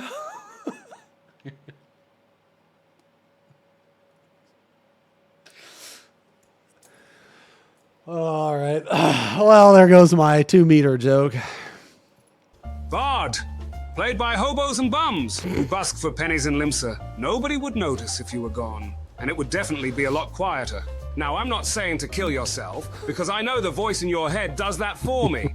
The only type of bow I like is a strong bow, as in the cider, and drinking a carton makes throwing bricks at the homeless infinitely more challenging and enjoyable. Machinist gets a robot because no regular person made of flesh and bone can stand them. Certain people love the idea of being able to end the lives of strangers easily and whenever they want, which is totally fucking normal. I'm the same, but unlike everyone else, I'm sane. So if anyone deserves the role of judge, jury, and executioner, it's me. Dancer is the white mage of the DPS, meaning it's played primarily by... Jesus. and women. Dancer, you are home brand toilet paper. You're cheap and fragile. You do a barely passable job and you fall apart the moment you have to deal with any shit. But at least your existence in a group benefits... Holy fuck. At the moment you have to deal with any shit. But at least your Oh my God. existence in a group benefits someone else, and you get to experience what it's like to have people argue over you, which will never happen in real life until you lose some weight and stop smoking, you disgusting fat cunt. Magic DPS, finally we're near the end, thank Christ. Black mages are wizards, and a wizard is a person over the age of 30 who hasn't gotten any muff or cock yet. So by extension, people who play Black Mage are greasy incels. Okay. With their only spells being Bad Breath, Bio 1 and 2, and hopefully, Self-Destruct. Summoner uses a book as a weapon, which is for nerds. In fact, they're such fucking nerds that wedgies make them come, and getting smacked with a ruler just makes their day. What the fuck, dude? Okay. Honestly, next time you meet your summoner friend in public, open hand slap them as hard as you can. I promise it's a victimless crime. Red Mage, you are afraid of gay people, and you are afraid of black people, but you don't want to look like you are intolerant, so you chose the, my friend is a gay black man, and he said I can say what I just Is called that you. because they use black and white magic?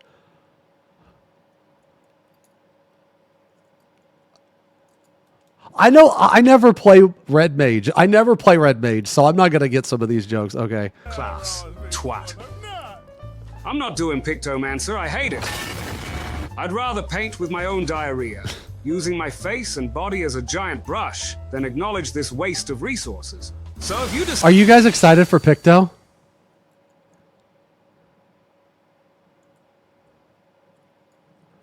If it's like Summoner, I'm going to try it. Originally, I wasn't excited for it at all, but after I played Summoner, I really like Summoner, and if it's like Summoner, I might try it. But I really want to see the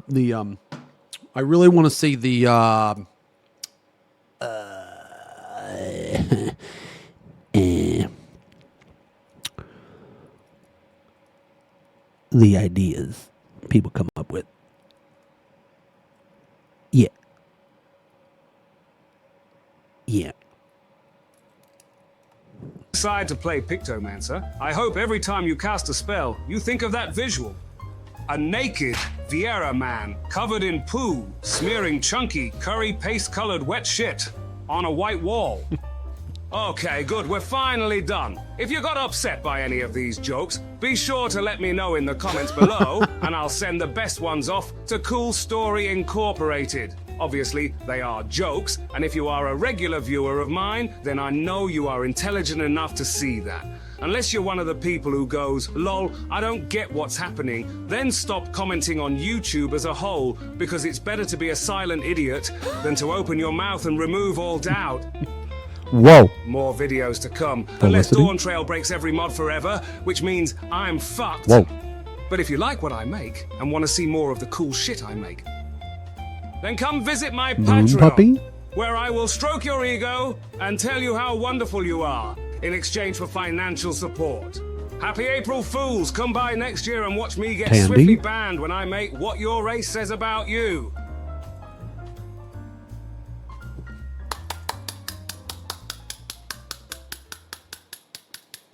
No, that was good.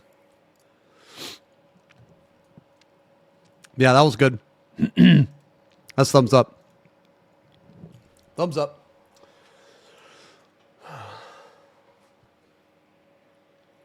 Click bottom video. Dude. Okay. Ready. Boy. All right, what's she doing, man? Here, let me turn on channel points. Let me turn on channel points. Ooh. I'm gonna come. Yeah.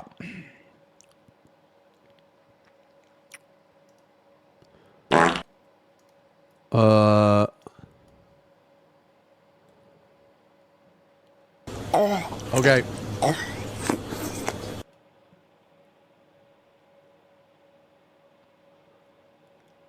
Hold on, I gotta change. Let me see.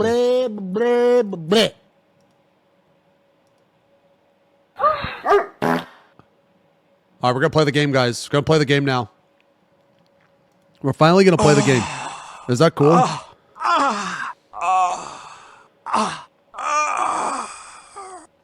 Is that cool? Oh, wait, how'd you get the thing?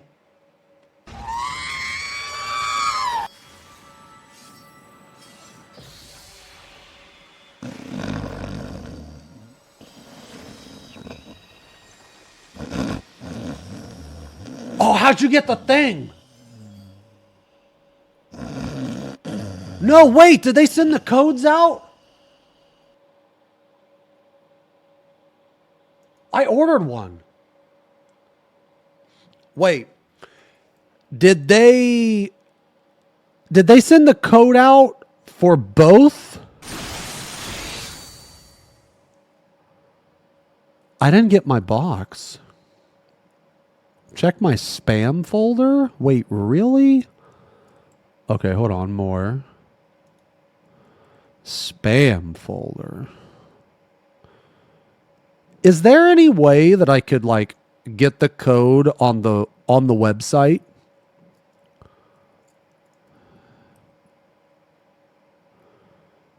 Yeah, I don't have the code. Did they send out both codes? Zeb.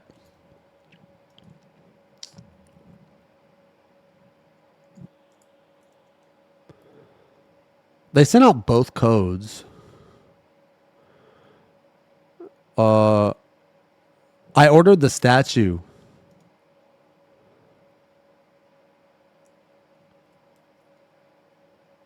So if you ordered for JP first, I don't know.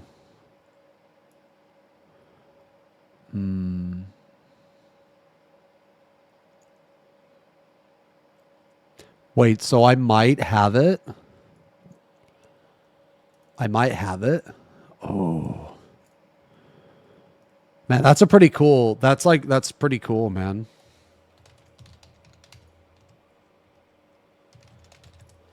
Dude, does it look cooler than this though?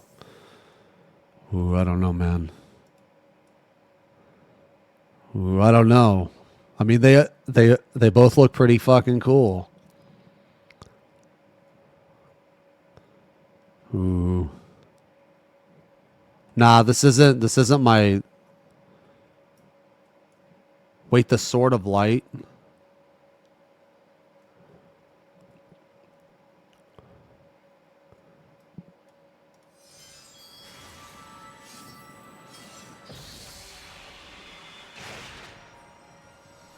Man, I think this is cool. I think that's pretty cool.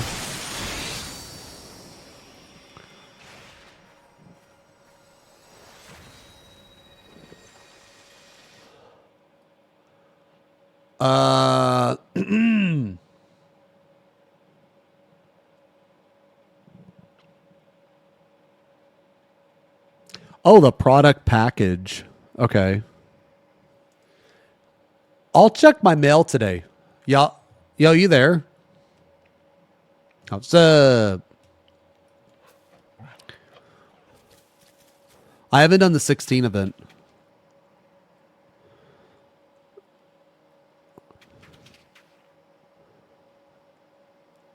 You want me to go check now?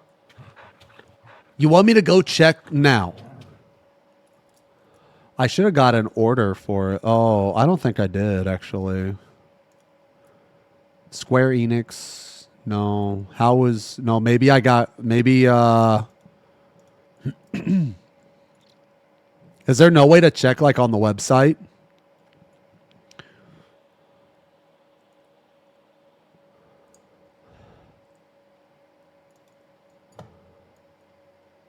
Oh, you can check. How do you check? Sign into the SE account store? Okay, let me try to do that real quick. Oops.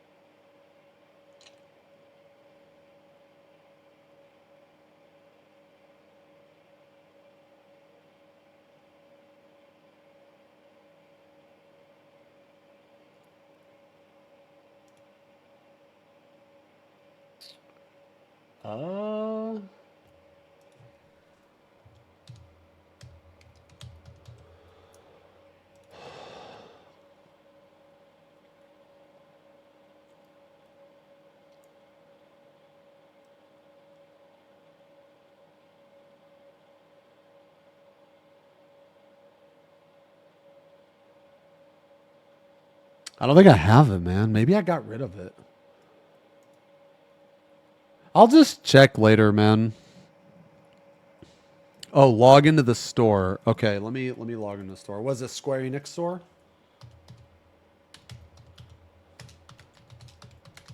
Square Enix store. Okay, let me log in. How do I log in? Account. Log in. Remember me. We couldn't log you in. The password doesn't exist. What? What do you mean bro? What the fuck? Bro, just log in, man. Jesus.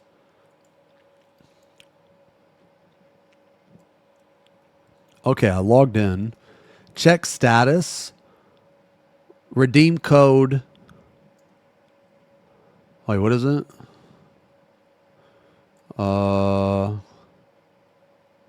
Yeah, we're going to run some stuff. Click store. Oh, orders. Okay, orders. Order details. Final Fantasy. What? It's not on here.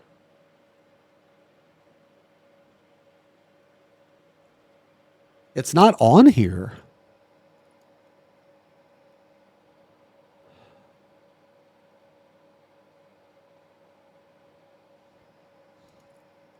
No, I did order. No, I did.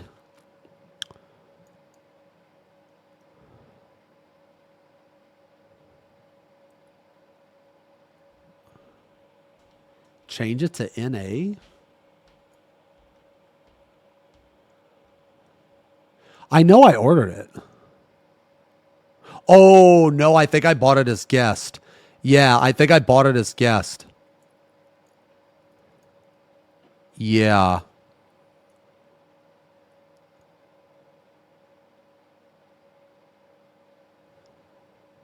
Yeah. Maybe I deleted it in my email. I don't know, man. I don't know. But regardless, like they're still gonna send it to my address, right? Like they're still gonna send it to my address. Yeah, I don't know.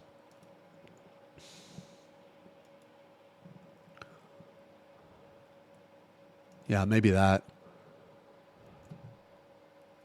Search my email for Meister. Oh, maybe I misspelled it. Nope.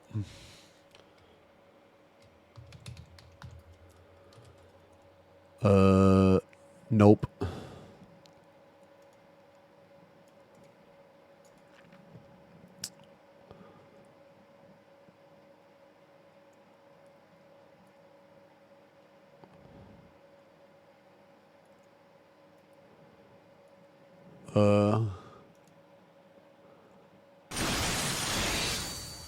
I don't know. I mean, I could have deleted it, honestly. Yeah, I could have deleted it.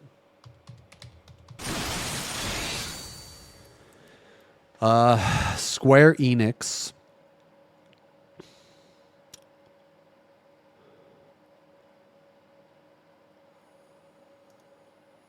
Let me see if I...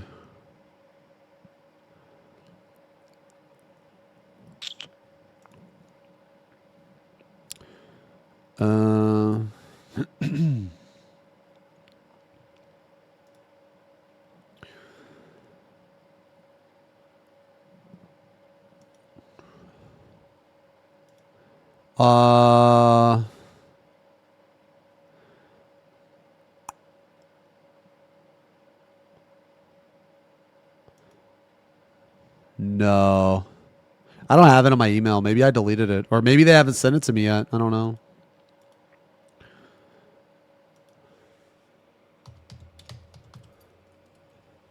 Square...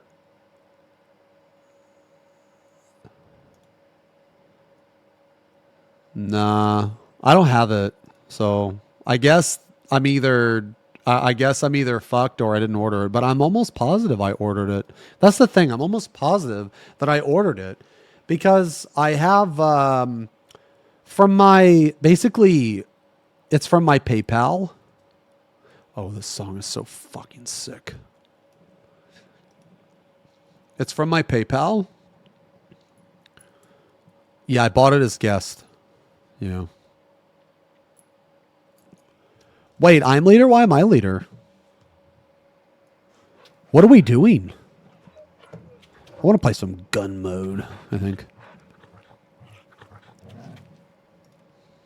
Live by the gun. Die by the gun. Here, you make the party. But it's your partner anniversary.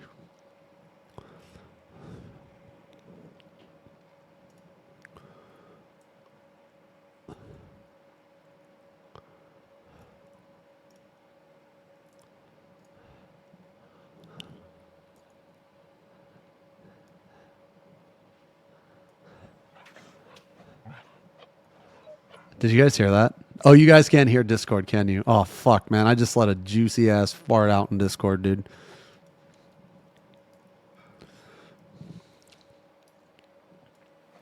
Want to do DSR? Yeah. Does anyone want to do DSR?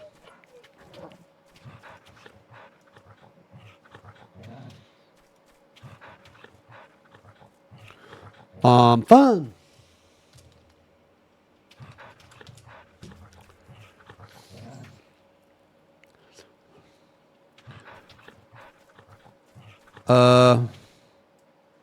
So we need a caster.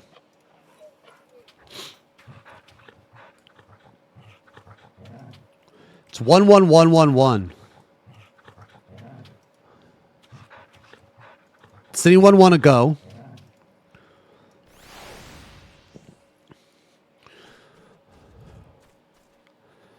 When's Dragon's Dogma?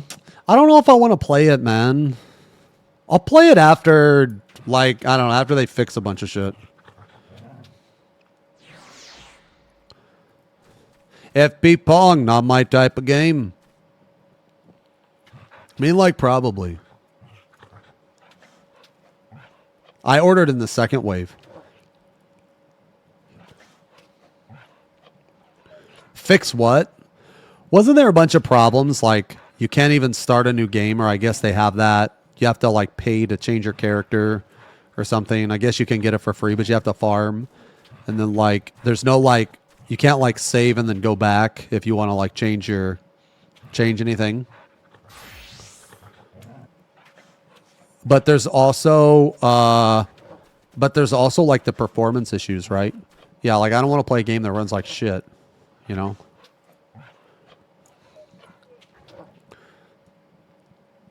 The save thing's not going to get changed. I don't know, man. I might not play it.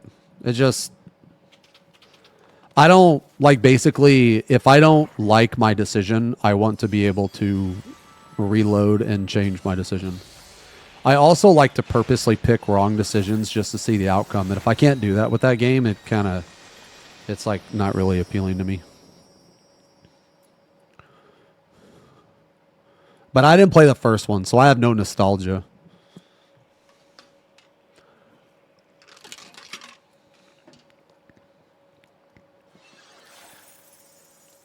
I have no, like, nostalgia. Yeah, it's 11111. I might play Stellar Blade, I'm not sure.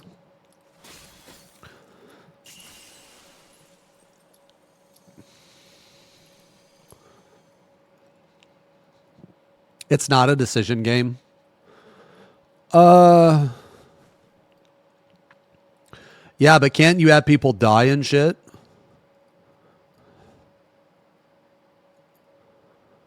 Yeah, but, like, let's say I want to, like, kill off a character. And then I decide I don't want to later.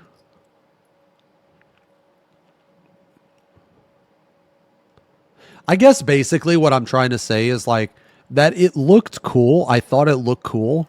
But I never liked it enough to... Like, basically, I never liked it enough to basically tolerate the flaws that it has. Or the... I guess potential flaws that it has.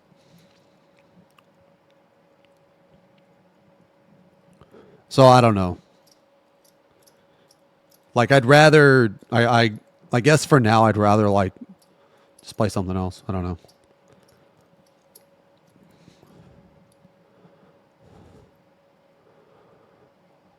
This is anybody. If anybody wants to join in chat, just join. But the thing is like, if I... Okay. Here is the biggest thing, guys. Here's the biggest thing. And this actually has nothing to do with if the game is good or not. If I can't stream the game, then I'm not going to play it. Because I don't play single-player games, like, just by myself. I don't really do that anymore. Like, I'm even having a very hard time beating or playing a... Man... Dude, I don't know what it is with Square Enix and New Game Plus and hard mode, but holy fuck, man. They suck at New Game Plus and hard mode, man. Like, Final Fantasy 16, New Game Plus is dog shit. And Final Fantasy 7 Rebirth, New Game Plus is dog shit. It is just... It's so boring, man. I am struggling, man. Holy fuck. Like, it is literally the same. It is so fucking boring. So bad. It's not... Okay. Maybe I'm giving it more shit than it deserves. It's not that it's so bad. It's just... It's literally the exact same. It is identical. Like... I don't know, man. It's just... Like... I'm sorry, but, like... So for Final Fantasy VII... I've only ran into one difficult boss so far. Now, granted, I'm not, like, too far, but I've only ran into one, like, slightly difficult boss, and the only reason it was difficult was because I wasn't fighting him properly. But it was basically the golem. It was like this golem, and he does this move where he shoots a bunch of energy out of his back, and you can't, like, really... Well, I mean, you can perfect block it, but it's like it's kind of hard. But anyway, but that move is like kind of cringe. But like once I found you could just fucking blow his back up with a fucking Thundaga, the fight was easy. Oh, I might play it. Yeah, I might play it on PC.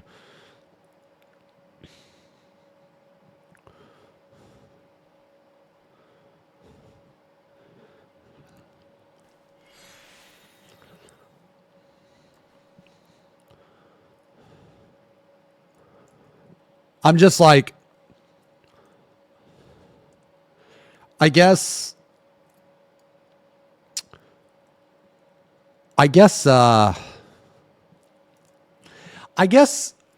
so I'm playing through it, and when I don't play it, like at this point, I'm just playing through it to get the platinum trophy because I've already done every battle simulation. I've already done all that stuff. And like nothing in the game is going to fucking compare to Rulers of the Outer Realms for me. I also really hope that in the third game, they don't make the rounds 10 rounds. Dude, 10 rounds is fucking obnoxious. It is so bad. It just drags ass, man. Holy shit. Like 5 rounds should be the top. There should be no more than 5 rounds, man. Dude, some of those rounds in the 10 challenge bouts, like at least 3 of them, don't even deserve to be in there. Dude, when you do the fucking when you do the challenge with Cloud and Zack, for some weird reason, after like Alexander, they throw in one of those jesters. Why the fuck is he even there? Like, dude, that's just pad, man. Like, the thing is I love remakes combat, but the problem is that for some reason they think that by putting in like filler that's a good thing. Like, I would rather have 5 hard battles than 10, where 3 of them are like, or 3 or 4 of them are like just trash. Wait, platinum is unobtainable now because of a bug with the new patch?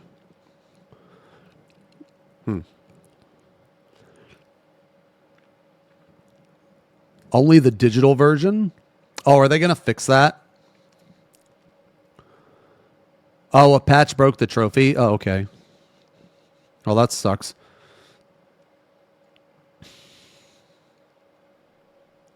Yeah. If you didn't do the party quest before the patch. Wait, what's the party quest? I did all the quests. Okay, I have already done all the quests. Literally, to platinum that game, I only have to do 3 more things. I have to get, you know, in the Shinra mansion with Kate Sith, how you throw the boxes into the thing. I have to get 10 boxes. That's 1. Or no, I'm sorry. I only need to do 2 things. That 1 trophy I need to get, and then I need to beat the game on hard mode, and then I have it platinum. Oh, middle manager. I've already done middle manager. Yeah.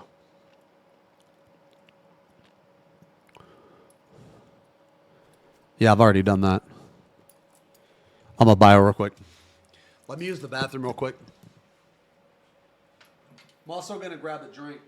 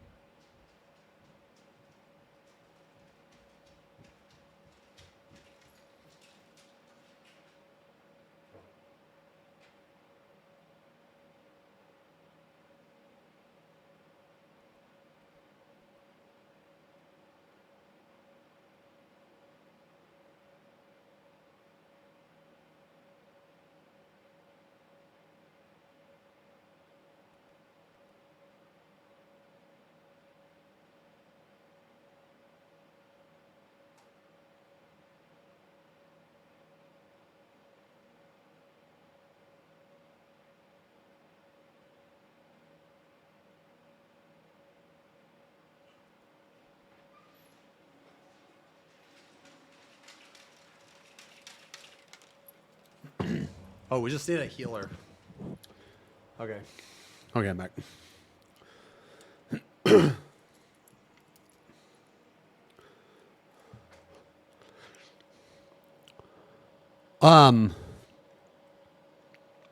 Yo, Carkesis, thank you for the sub. And Akira, thank you for the resub. Nub and Zezzy with the resubs, 11 months, 13 months. Chain with the 25. Too bald for the code.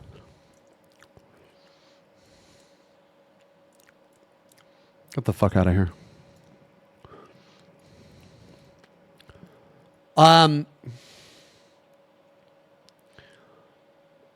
What is the... Where did you get this picture? Where did you get white Xeno pregnant picture?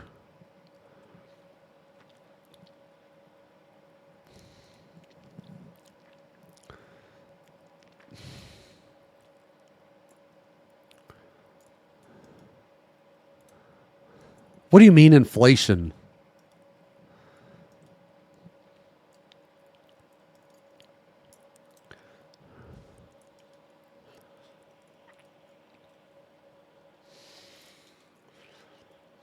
Man, I can't wait for them to come out with another tank.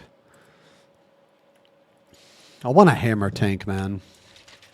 I don't know why I started to think about that. Oh, I ordered my silver plaque, guys. I ordered the silver plaque.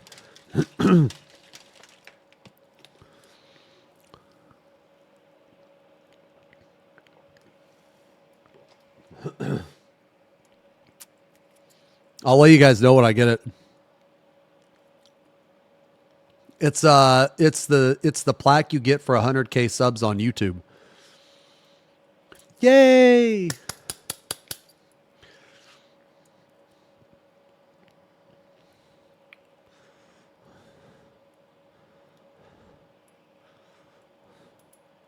Yeah, I'll like show you guys when it gets here. I ordered it. I'm not sure how long it's gonna take though. But what is this emote? Oh Jesus.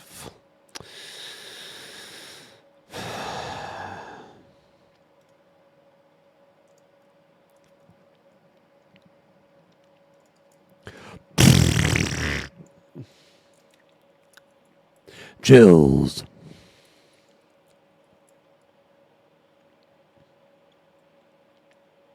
Oh, I added the wrong one?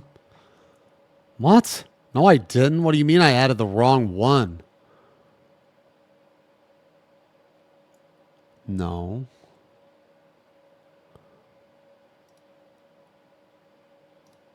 Oh. Okay, there. There. Does it work?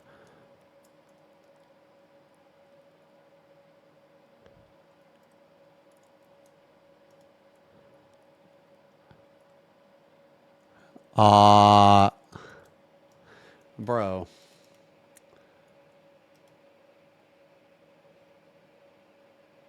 What?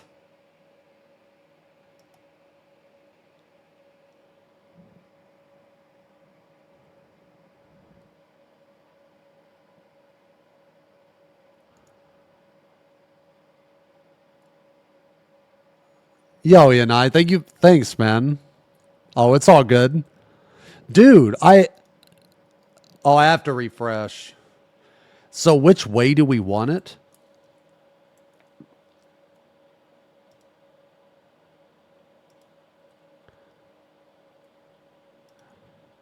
All right, it should work now, right? It should work now.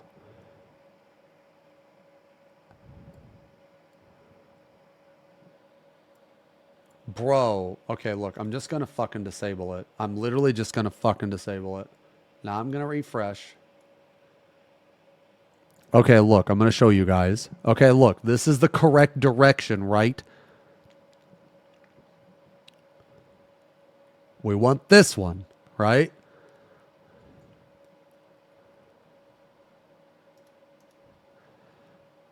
A big toot. Okay.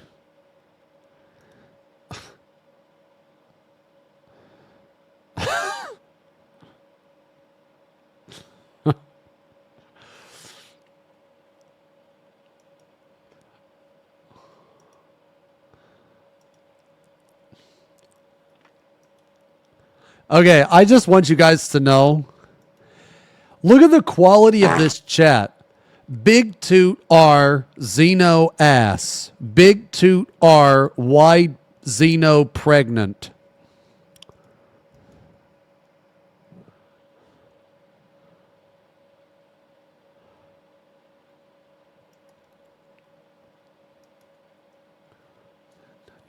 Oof. Man, the song is so good, dude.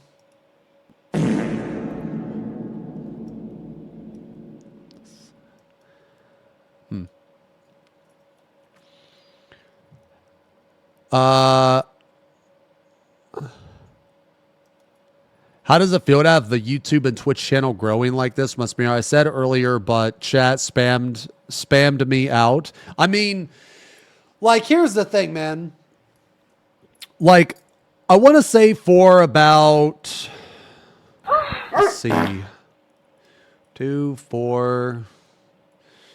I want to say for about like 4 years now. Nah, maybe 3. Yeah. So for about 3 years, so around 3 years ago, my 5-year anniversary, like maybe even a little bit before, but that's when I hit a point where I never thought that I would be at ever. So like that, like basically like 3 years ago, 4 years ago, I was completely satisfied with everything, like everything, right? So like basically my mentality was, even if I just maintain what we have and I never grow, I would be okay with that. But the fact that everything has continued to grow even more, right? That's just basically, I'm in a place where I never thought that I would be. And Are you feeling sick at all? no, not really. Like, I mean, I'm tired, I'm exhausted, but Yeah, my body's really sore. yeah, my back was fucking done. Oh my god, my shoulder, you know how it popped down on that Hollywood ride, the red one? Yeah. It still hurts. Hair didn't grow. But anyway, to answer your question, was like, You feel like I'm just like, I don't know, No, man. pop out. I'm extremely content Yeah, I used to have that with happen to like me, where I'm at, where the channel's at, where everything's at, man. I'm just like extremely content and extremely grateful. And I never thought like that it would, like I'd be in the position that I am. So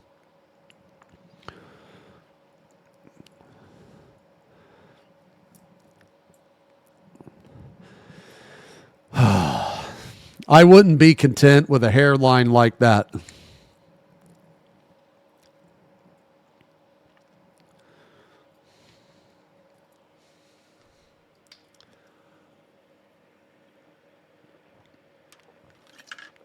He read it. Got he ass. Ooh, he's mad.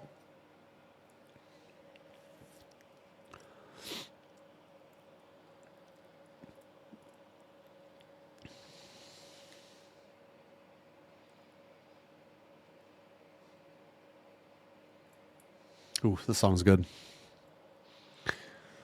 We need a healer. Yo, should I heal this?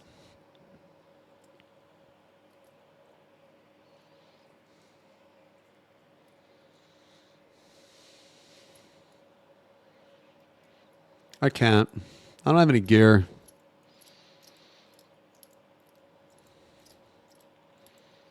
What's this PF for? This is for DSR. When you heal, my eyes hurt. Yeah, well, when you type, my fucking whole body hurts. And my eyes fall out of my fucking skull.